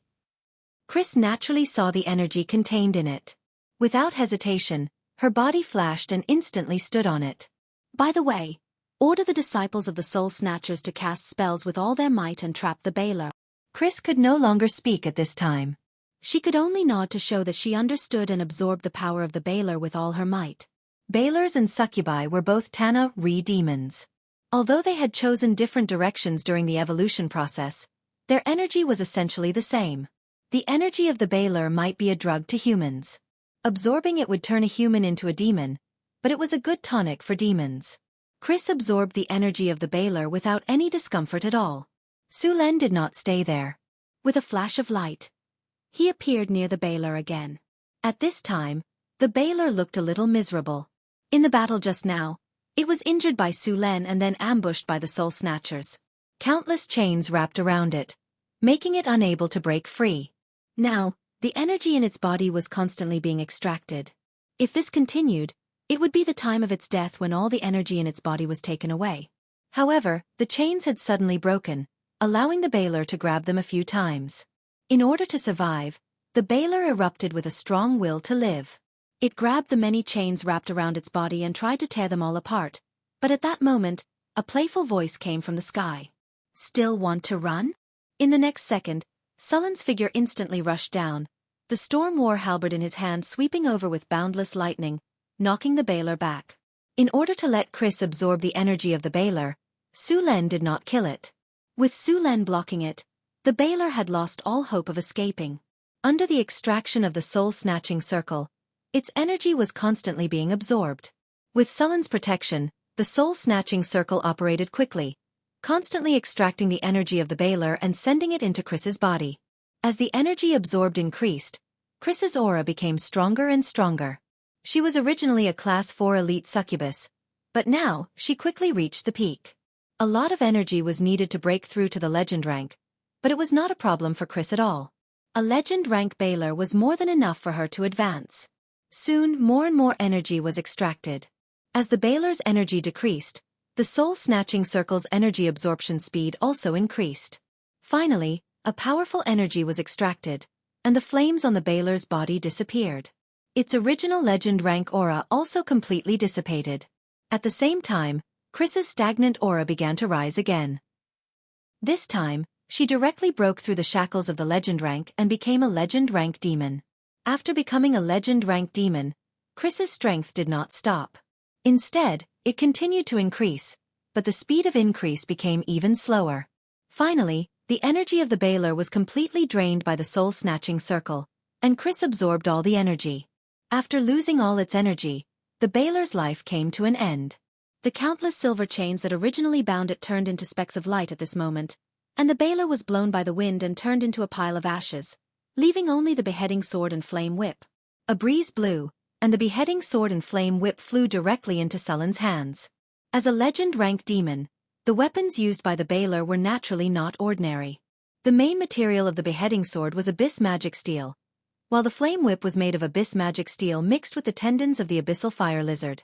Although the two items were not legend rank, the materials were very good. The main reason was that the abyssal demon's craftsmanship was too rough. If these things were given to Hathaway, together with some other materials, it would not be difficult for them to become legend rank equipment. It just so happened that Chris still lacked a weapon to advance to legend rank. Chapter 508. With the death of the Baler, the chaos had come to an end. However, there was still a lot of work to be done. Blue Lake Town had been destroyed, and it needed to be rebuilt. Other than the residents who had been killed by the Baler, many had escaped to the surrounding wilderness. The town needed to be rebuilt, and the refugees needed to be settled as soon as possible. At the same time, because of the destruction of the Baler, a large part of the farmland here was destroyed and needed to be replanted in time. The destroyed farmland also needed to be purified of evil energy. There were a lot of things to do. In addition to these, Sulen also had to summon the paladins and give them rewards. After all, when the Baler was raging, these people helped stop him and reduced Florence's losses. As soon as the battle was over, Sulen found these people. At this time, there were less than 20 paladins left, and all of them were injured. After Sulen came here, he directly used physical healing to treat these people's injuries. The effect of physical healing was very good. Except for a few who were seriously injured, the injuries of the others were almost healed. Even the rest were fine. Sulen expressed his gratitude to these paladins and priests and promised to give rewards. The rewards for those who died in the battle would be doubled. Then he found a relatively intact house in Blue Lake Town for them to live in. Among these paladins, except for 2 who had recovered and went back to report to the paladin, the others lived here for the time being. After arranging these people, Sulen went to check on Chrissy. Chrissy, who had just completed her advancement, had not yet controlled her power. Through the spirit-devouring array, she could at most seize about 80% of the energy. Chrissy had 80% of the Baler's power. Not only the power but also the divinity of the Baler. Divinity was different from other energies. Chrissy did not directly absorb it now.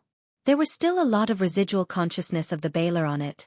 If she absorbed it directly, it was very likely that the Baler would take the opportunity to resurrect. This kind of thing was not unprecedented.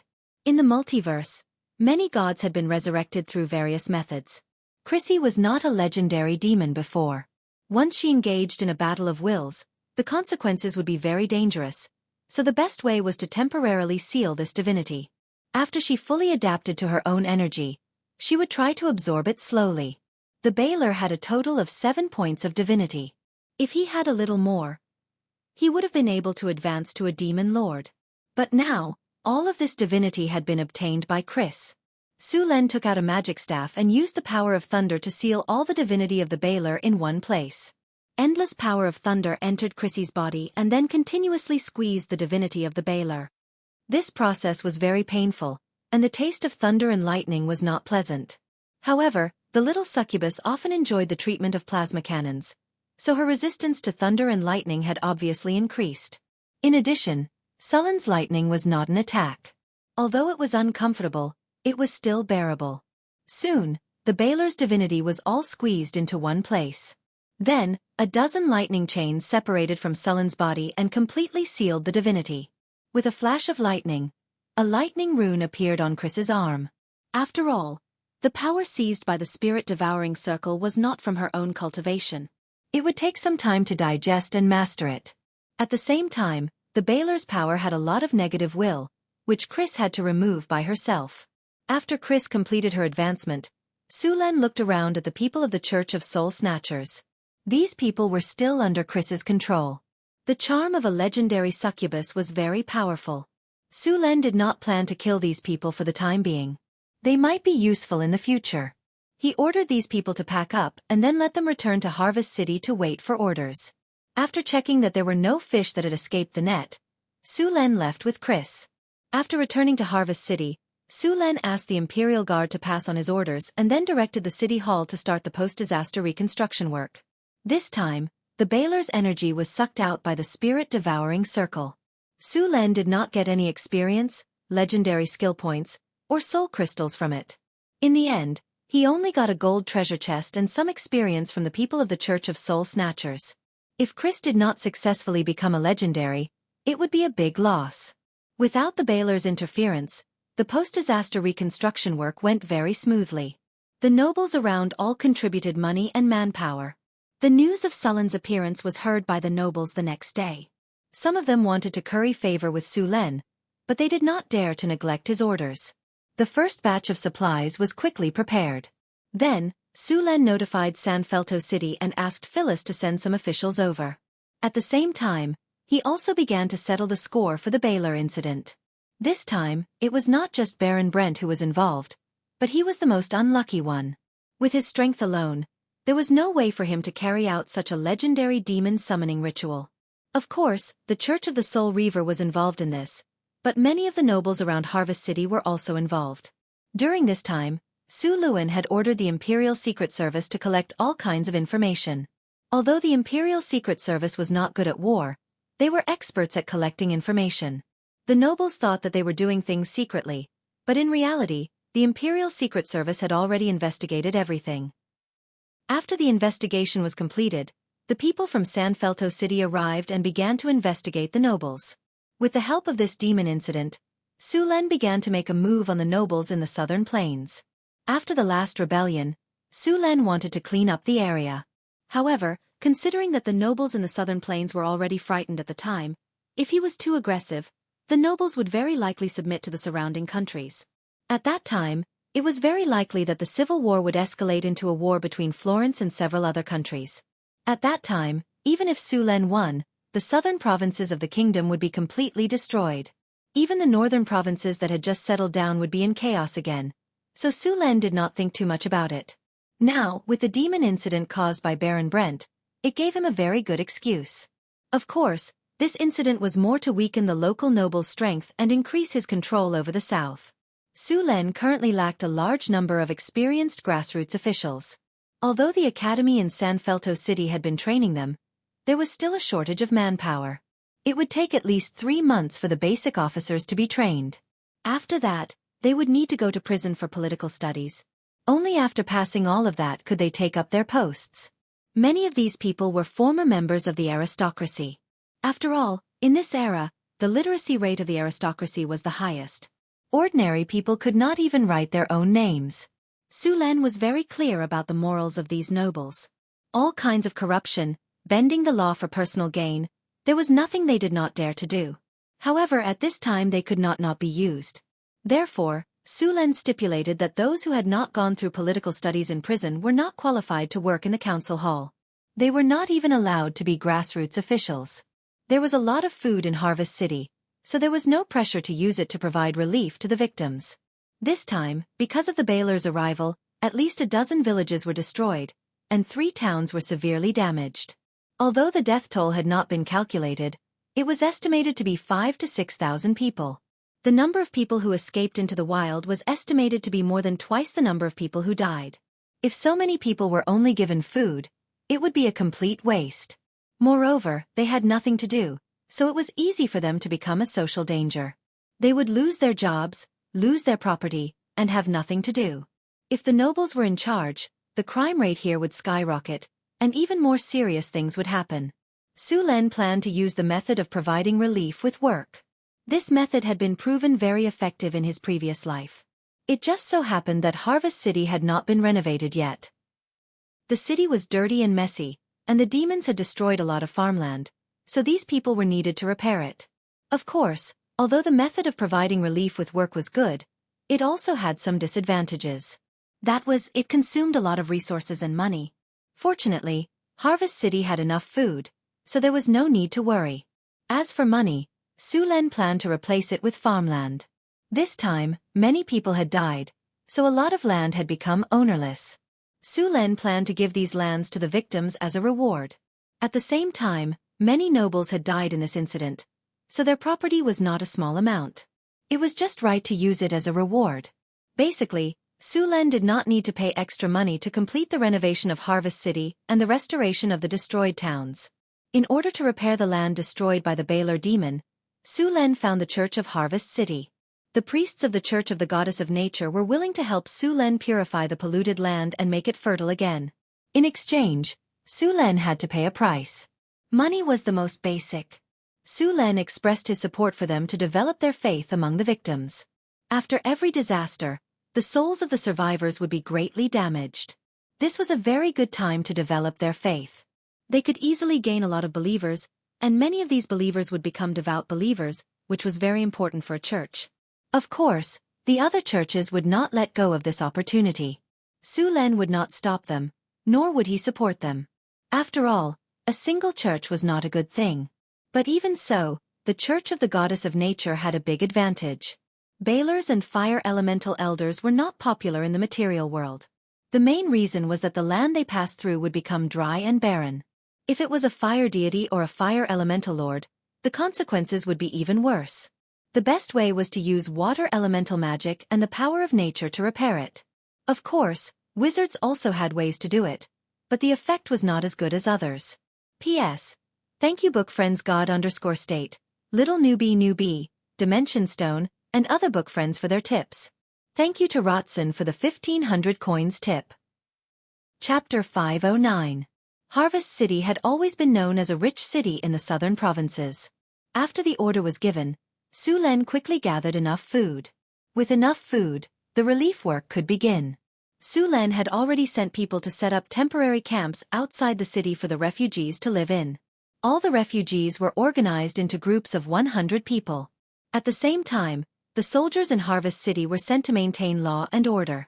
A large number of people gathered together would cause a lot of problems. The most important thing was epidemic prevention.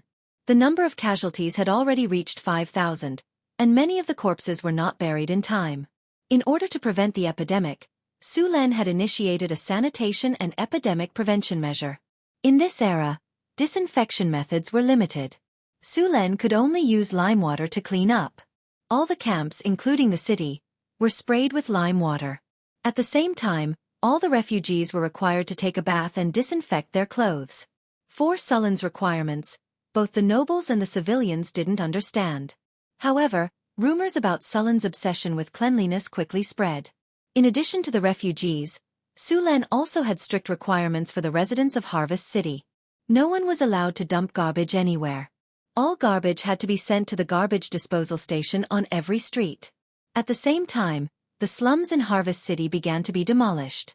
Originally, Su Len wanted to see if anyone would take the initiative to jump out and make an example out of them. However, in the end, those gangsters cooperated with Sullen's orders without any intention of going against him. For those gangs, Su Luen's deterrence was terrifyingly high. Since he began the urban transformation plan in Sanfilto City, more than a dozen cities had been transformed during this period. Many of the gangs wanted to resist, but they were all suppressed without exception. All the leaders were beheaded directly, and the rest were punished to become slaves and perform various kinds of labor. Those gangsters were already scared by his cruel methods. When they heard that Su Len wanted to reorganize the city, they immediately took the initiative to cooperate. They were afraid that if they were a step slower, they would be beheaded. At the same time, under Sullen's oppressive rule, rumors about him were everywhere. Some said that he liked to eat human flesh, especially women and children. The evidence was that Sullen's caravans would buy a large number of female slaves and children. In fact, this was to balance the population of North City. Some said that Su Len was favored by the devil, so he could build a city in the wasteland in just a few years. Some said that he had signed a contract with an evil dragon, and the dragon gave him power, allowing him to command a large number of flying dragons. The flying dragons in North City was the evidence. Anyway, these rumors were demonizing him and North City. After the barbarians appeared in North City, there were rumors that there were a large number of lunatics and gays in North City. Su Len didn't know how they came to this conclusion. After the drows appeared, many people with bad intentions swore that Su Len had a huge harem. It was full of seductive female drows. Every day, he had to sleep with 10 women at night before he could fall asleep. He also enslaved a large number of half-elves. There were countless half-elven beauties in his palace for him to mess around with. Su Luen completely scoffed at this statement. These people were obviously talking nonsense. Harem? 10 women at night? These didn't exist at all. How many people did he have in his harem? And what about having 10 women in a night? At most, he only had 6 women, okay? Then where were the extra 4 women? You'd better make it up to me.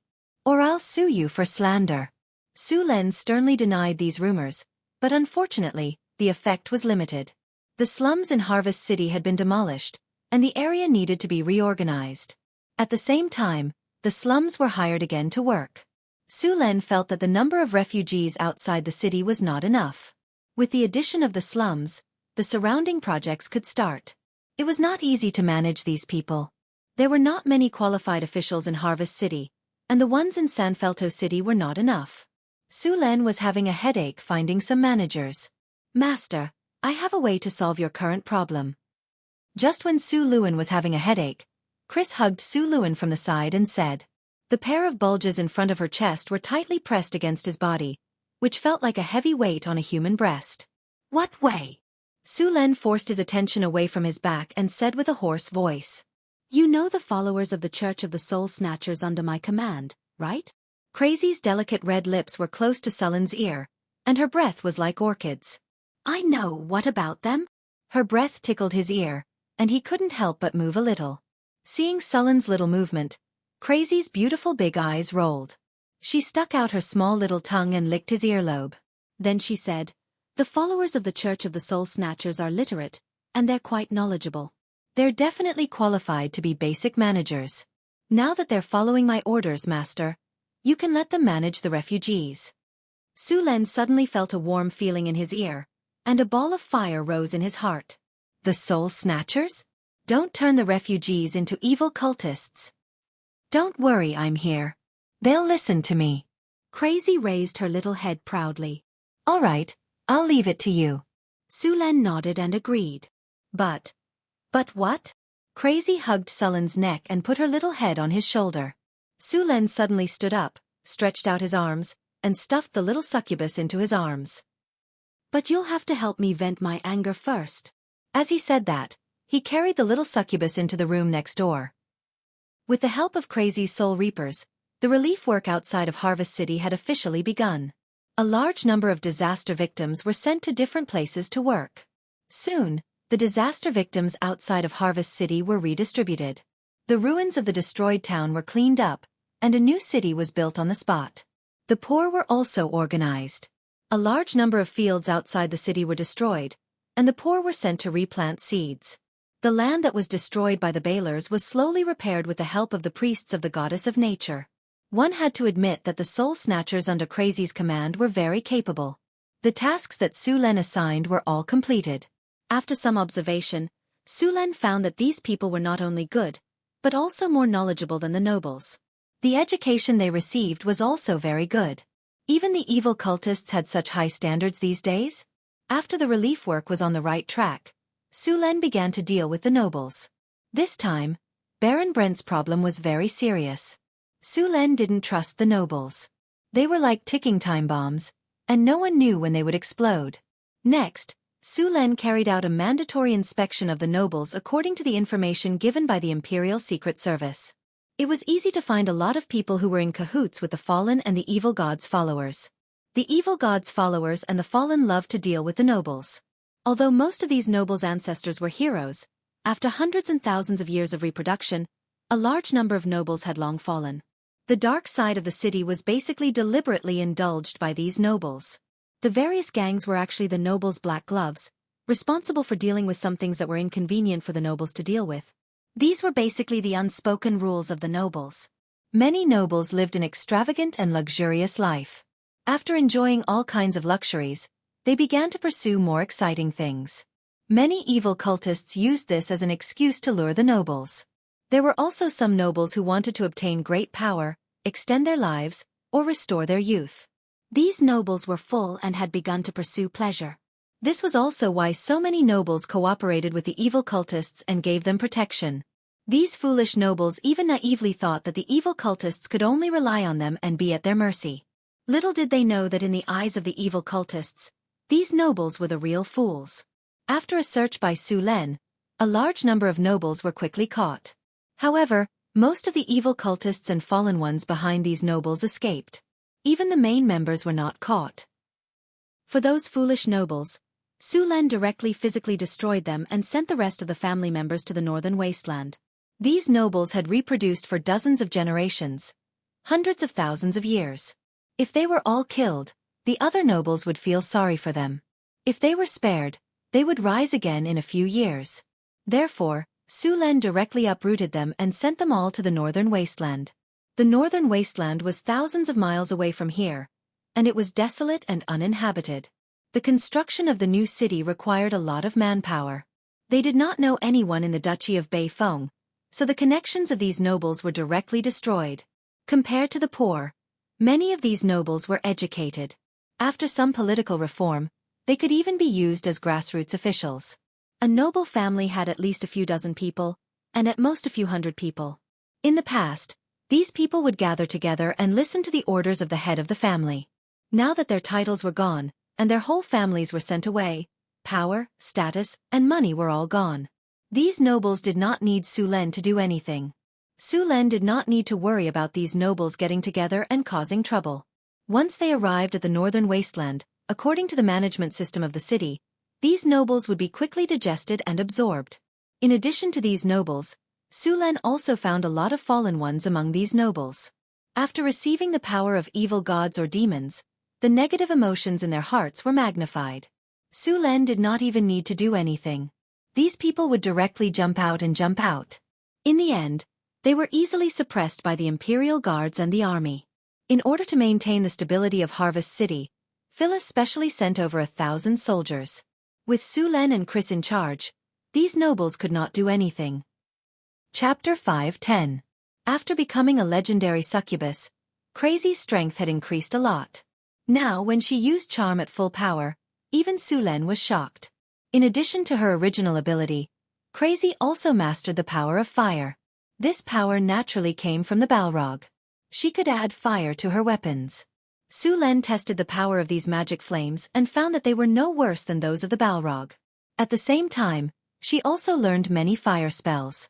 In addition to these, Crazy also awakened the blasphemous language. The blasphemous language was a power that spread among demons. It was the power of the oldest evil god and one of the abilities that the gods of the evil camp were good at. This was the most ancient blasphemous language. Only some powerful and evil beings with divinity could master this ability. Otherwise, they could only master the lower level of the blasphemous language.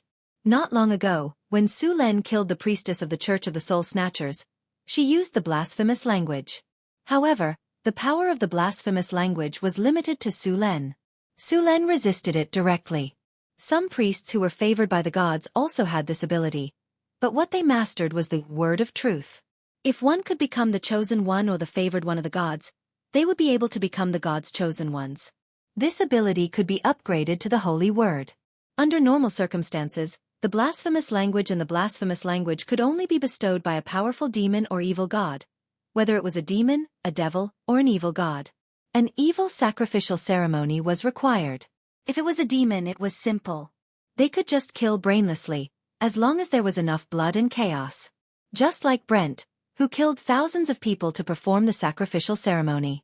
If it was a devil, then a simple bloody massacre would not satisfy them. They liked all kinds of conspiracies and betrayals, especially those melodramatic dramas where relatives plotted against each other and killed each other. For example, the fight for the inheritance of nobles, the son killed the father, the younger brother killed the elder brother. Conspiracies and betrayals were the devil's favorite. Of course, they could also choose other evil gods. After all, there were still many evil gods in the lower planes. They could be obtained by offering sacrifices to please them. For example, if Chris wanted to obtain this ability, she would have to offer a sacrifice to the succubus queen and please her. As the most dangerous and beautiful bitch in the bottomless abyss, she had mastered the divine concepts of lust, depravity, promiscuity, and so on. The more unreasonable a joyous ritual was, the easier it would be to gain her pleasure and rewards. Simply put, holding a large-scale feast would be enough to gain her rewards. Of course, this was only the most basic level. After all, as the succubus queen, what kind of extravaganza had she not played before? She was known as the biggest chicken coop in the multiverse. Not only did they receive humanoid creatures, but they also received other creatures. This kind of pleasing activity was held every once in a while, and each time, it was more and more excessive. Therefore, in the beginning they might be able to complete it. However, after a few times, the difficulty would increase. Moreover, this kind of ability bestowed by the evil gods came with a price. Although it could increase their strength, it would also cause them to fall into the control of the evil gods. For example, the glorious nun of the succubus queen. Although these legendary succubi were strong, they were basically completely controlled by the succubus queen and could not resist at all. The blasphemy language that Chris obtained was different. She obtained it by absorbing the power of the Baler. It was equivalent to awakening on her own and was not restricted by other evil gods at all. She could now be said to have escaped the control of the succubus queen. She had also obtained divinity now. If she could absorb all the divinity of the Baler, her power would become even stronger. The divinity of the Baler was the power of slaughter, destruction, and chaos. It was not easy for Chris to fully master it. After all, the succubus was better at lust, depravity, and promiscuity. For a long time, Chris's strength would continue to grow until she completely integrated the divinity of the Baler. Su Len only gained experience and a gold treasure chest in this battle. He opened the gold treasure chest and heard the familiar prompt of the system. Congratulations! You have obtained the item Magic Gem X3. 3 high-quality magic gems were worth about 30,000 kinner. For this kind of spellcasting material, Su Len did not mind too much. These things had always been used in battles and experiments. All kinds of magic gems produced in the underground world were basically stored in the wizard tower for their use. While Su Len was investigating the nobles in Harvest City, the old city renovation plan was also in progress. The former slums were completely flattened. After the land was flattened, they began to build according to the design that had been prepared long ago. The first thing to be built was still the housing. The housing style was uniform. All of them were 3-story buildings. This kind of house was not difficult to build and saved the land. At the same time, the first floor of the house could be used as a shop. In addition to the houses, Su Len also asked to build a prison and a college. He was going to build a college in Harvest City to train more grassroots officials. The teachers in the college were selected by Su Len from the nobles who were about to be exiled. These people needed to go through ideological and political education before they could become teachers. After everything else was on track, Sullen's investigation of the nobles became faster and faster. This time, about half of the nobles in Harvest City would be stripped of their titles and confiscated of their land. Not to mention other things, just the land was enough to make people speechless. 80% of the farmland around Harvest City belonged to the nobles. This time, the confiscated land took up more than 30% of the total land in Harvest City. Su Len did not plan to keep this much land. He planned to use some of it as salary. For the poor, if they had to choose between money and land, they would usually choose land. Very few people would choose money. After Su Len announced that the compensation for this work would be land, no matter if it was the refugees or the poor, they all worked hard. Even the commoners in Harvest City were jealous of Sullen's practice of using farmland as compensation. The farmland confiscated from the nobles were all good farmland. The land was fertile, and there was plenty of water around. Basically, there would be a bumper harvest every year. This kind of farmland used to be monopolized by the nobles. Now that it was being used as compensation, the refugees and the poor all wanted to get their hands on it. In this era, there was still a big difference between good farmland and normal farmland. Farmland that was close to a water source was good farmland. On the other hand, farmland that lacked water source was poor farmland. After all, there was no pump in this world that could pump water to irrigate farmland. A group of priests under the protection of 2 groups of knights came to a desolate land. Su Len looked at the land. The surrounding land was more or less green, but the land here was yellow. There was not a single plant on the ground. Su Len grabbed a handful of soil, and the yellow sand slipped through his fingers. It was obvious that the land here had been severely damaged. This was the trace left behind by the Baler. Su Len threw down the sand and said, "Mr. Michel, I'll leave this place to you." "Don't worry, Your Majesty. I will definitely restore this place to its original state." Pastor Mr. promised. Pastor Mr. was the bishop of the Nature Church in Harvest City. His position was second only to the Archbishop of San Felto City. After discussing the details with Su Len, he began to restore the land. Bishop Michel and a few other priests began to pray. Soon, a powerful force of nature descended from the sky. With the appearance of this force of nature, The evil energy on the originally deserted land was dispelled. The land also changed from desertification to soil. Green grass grew out of the soil. Soon, this desolate and withered land became fertile farmland. Su Len looked at the land and said in surprise, "The Nature Church's force of nature is indeed powerful.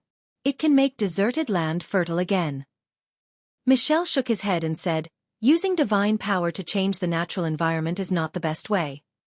I can turn this place into a desert mainly because the damage to the farmland here is not serious.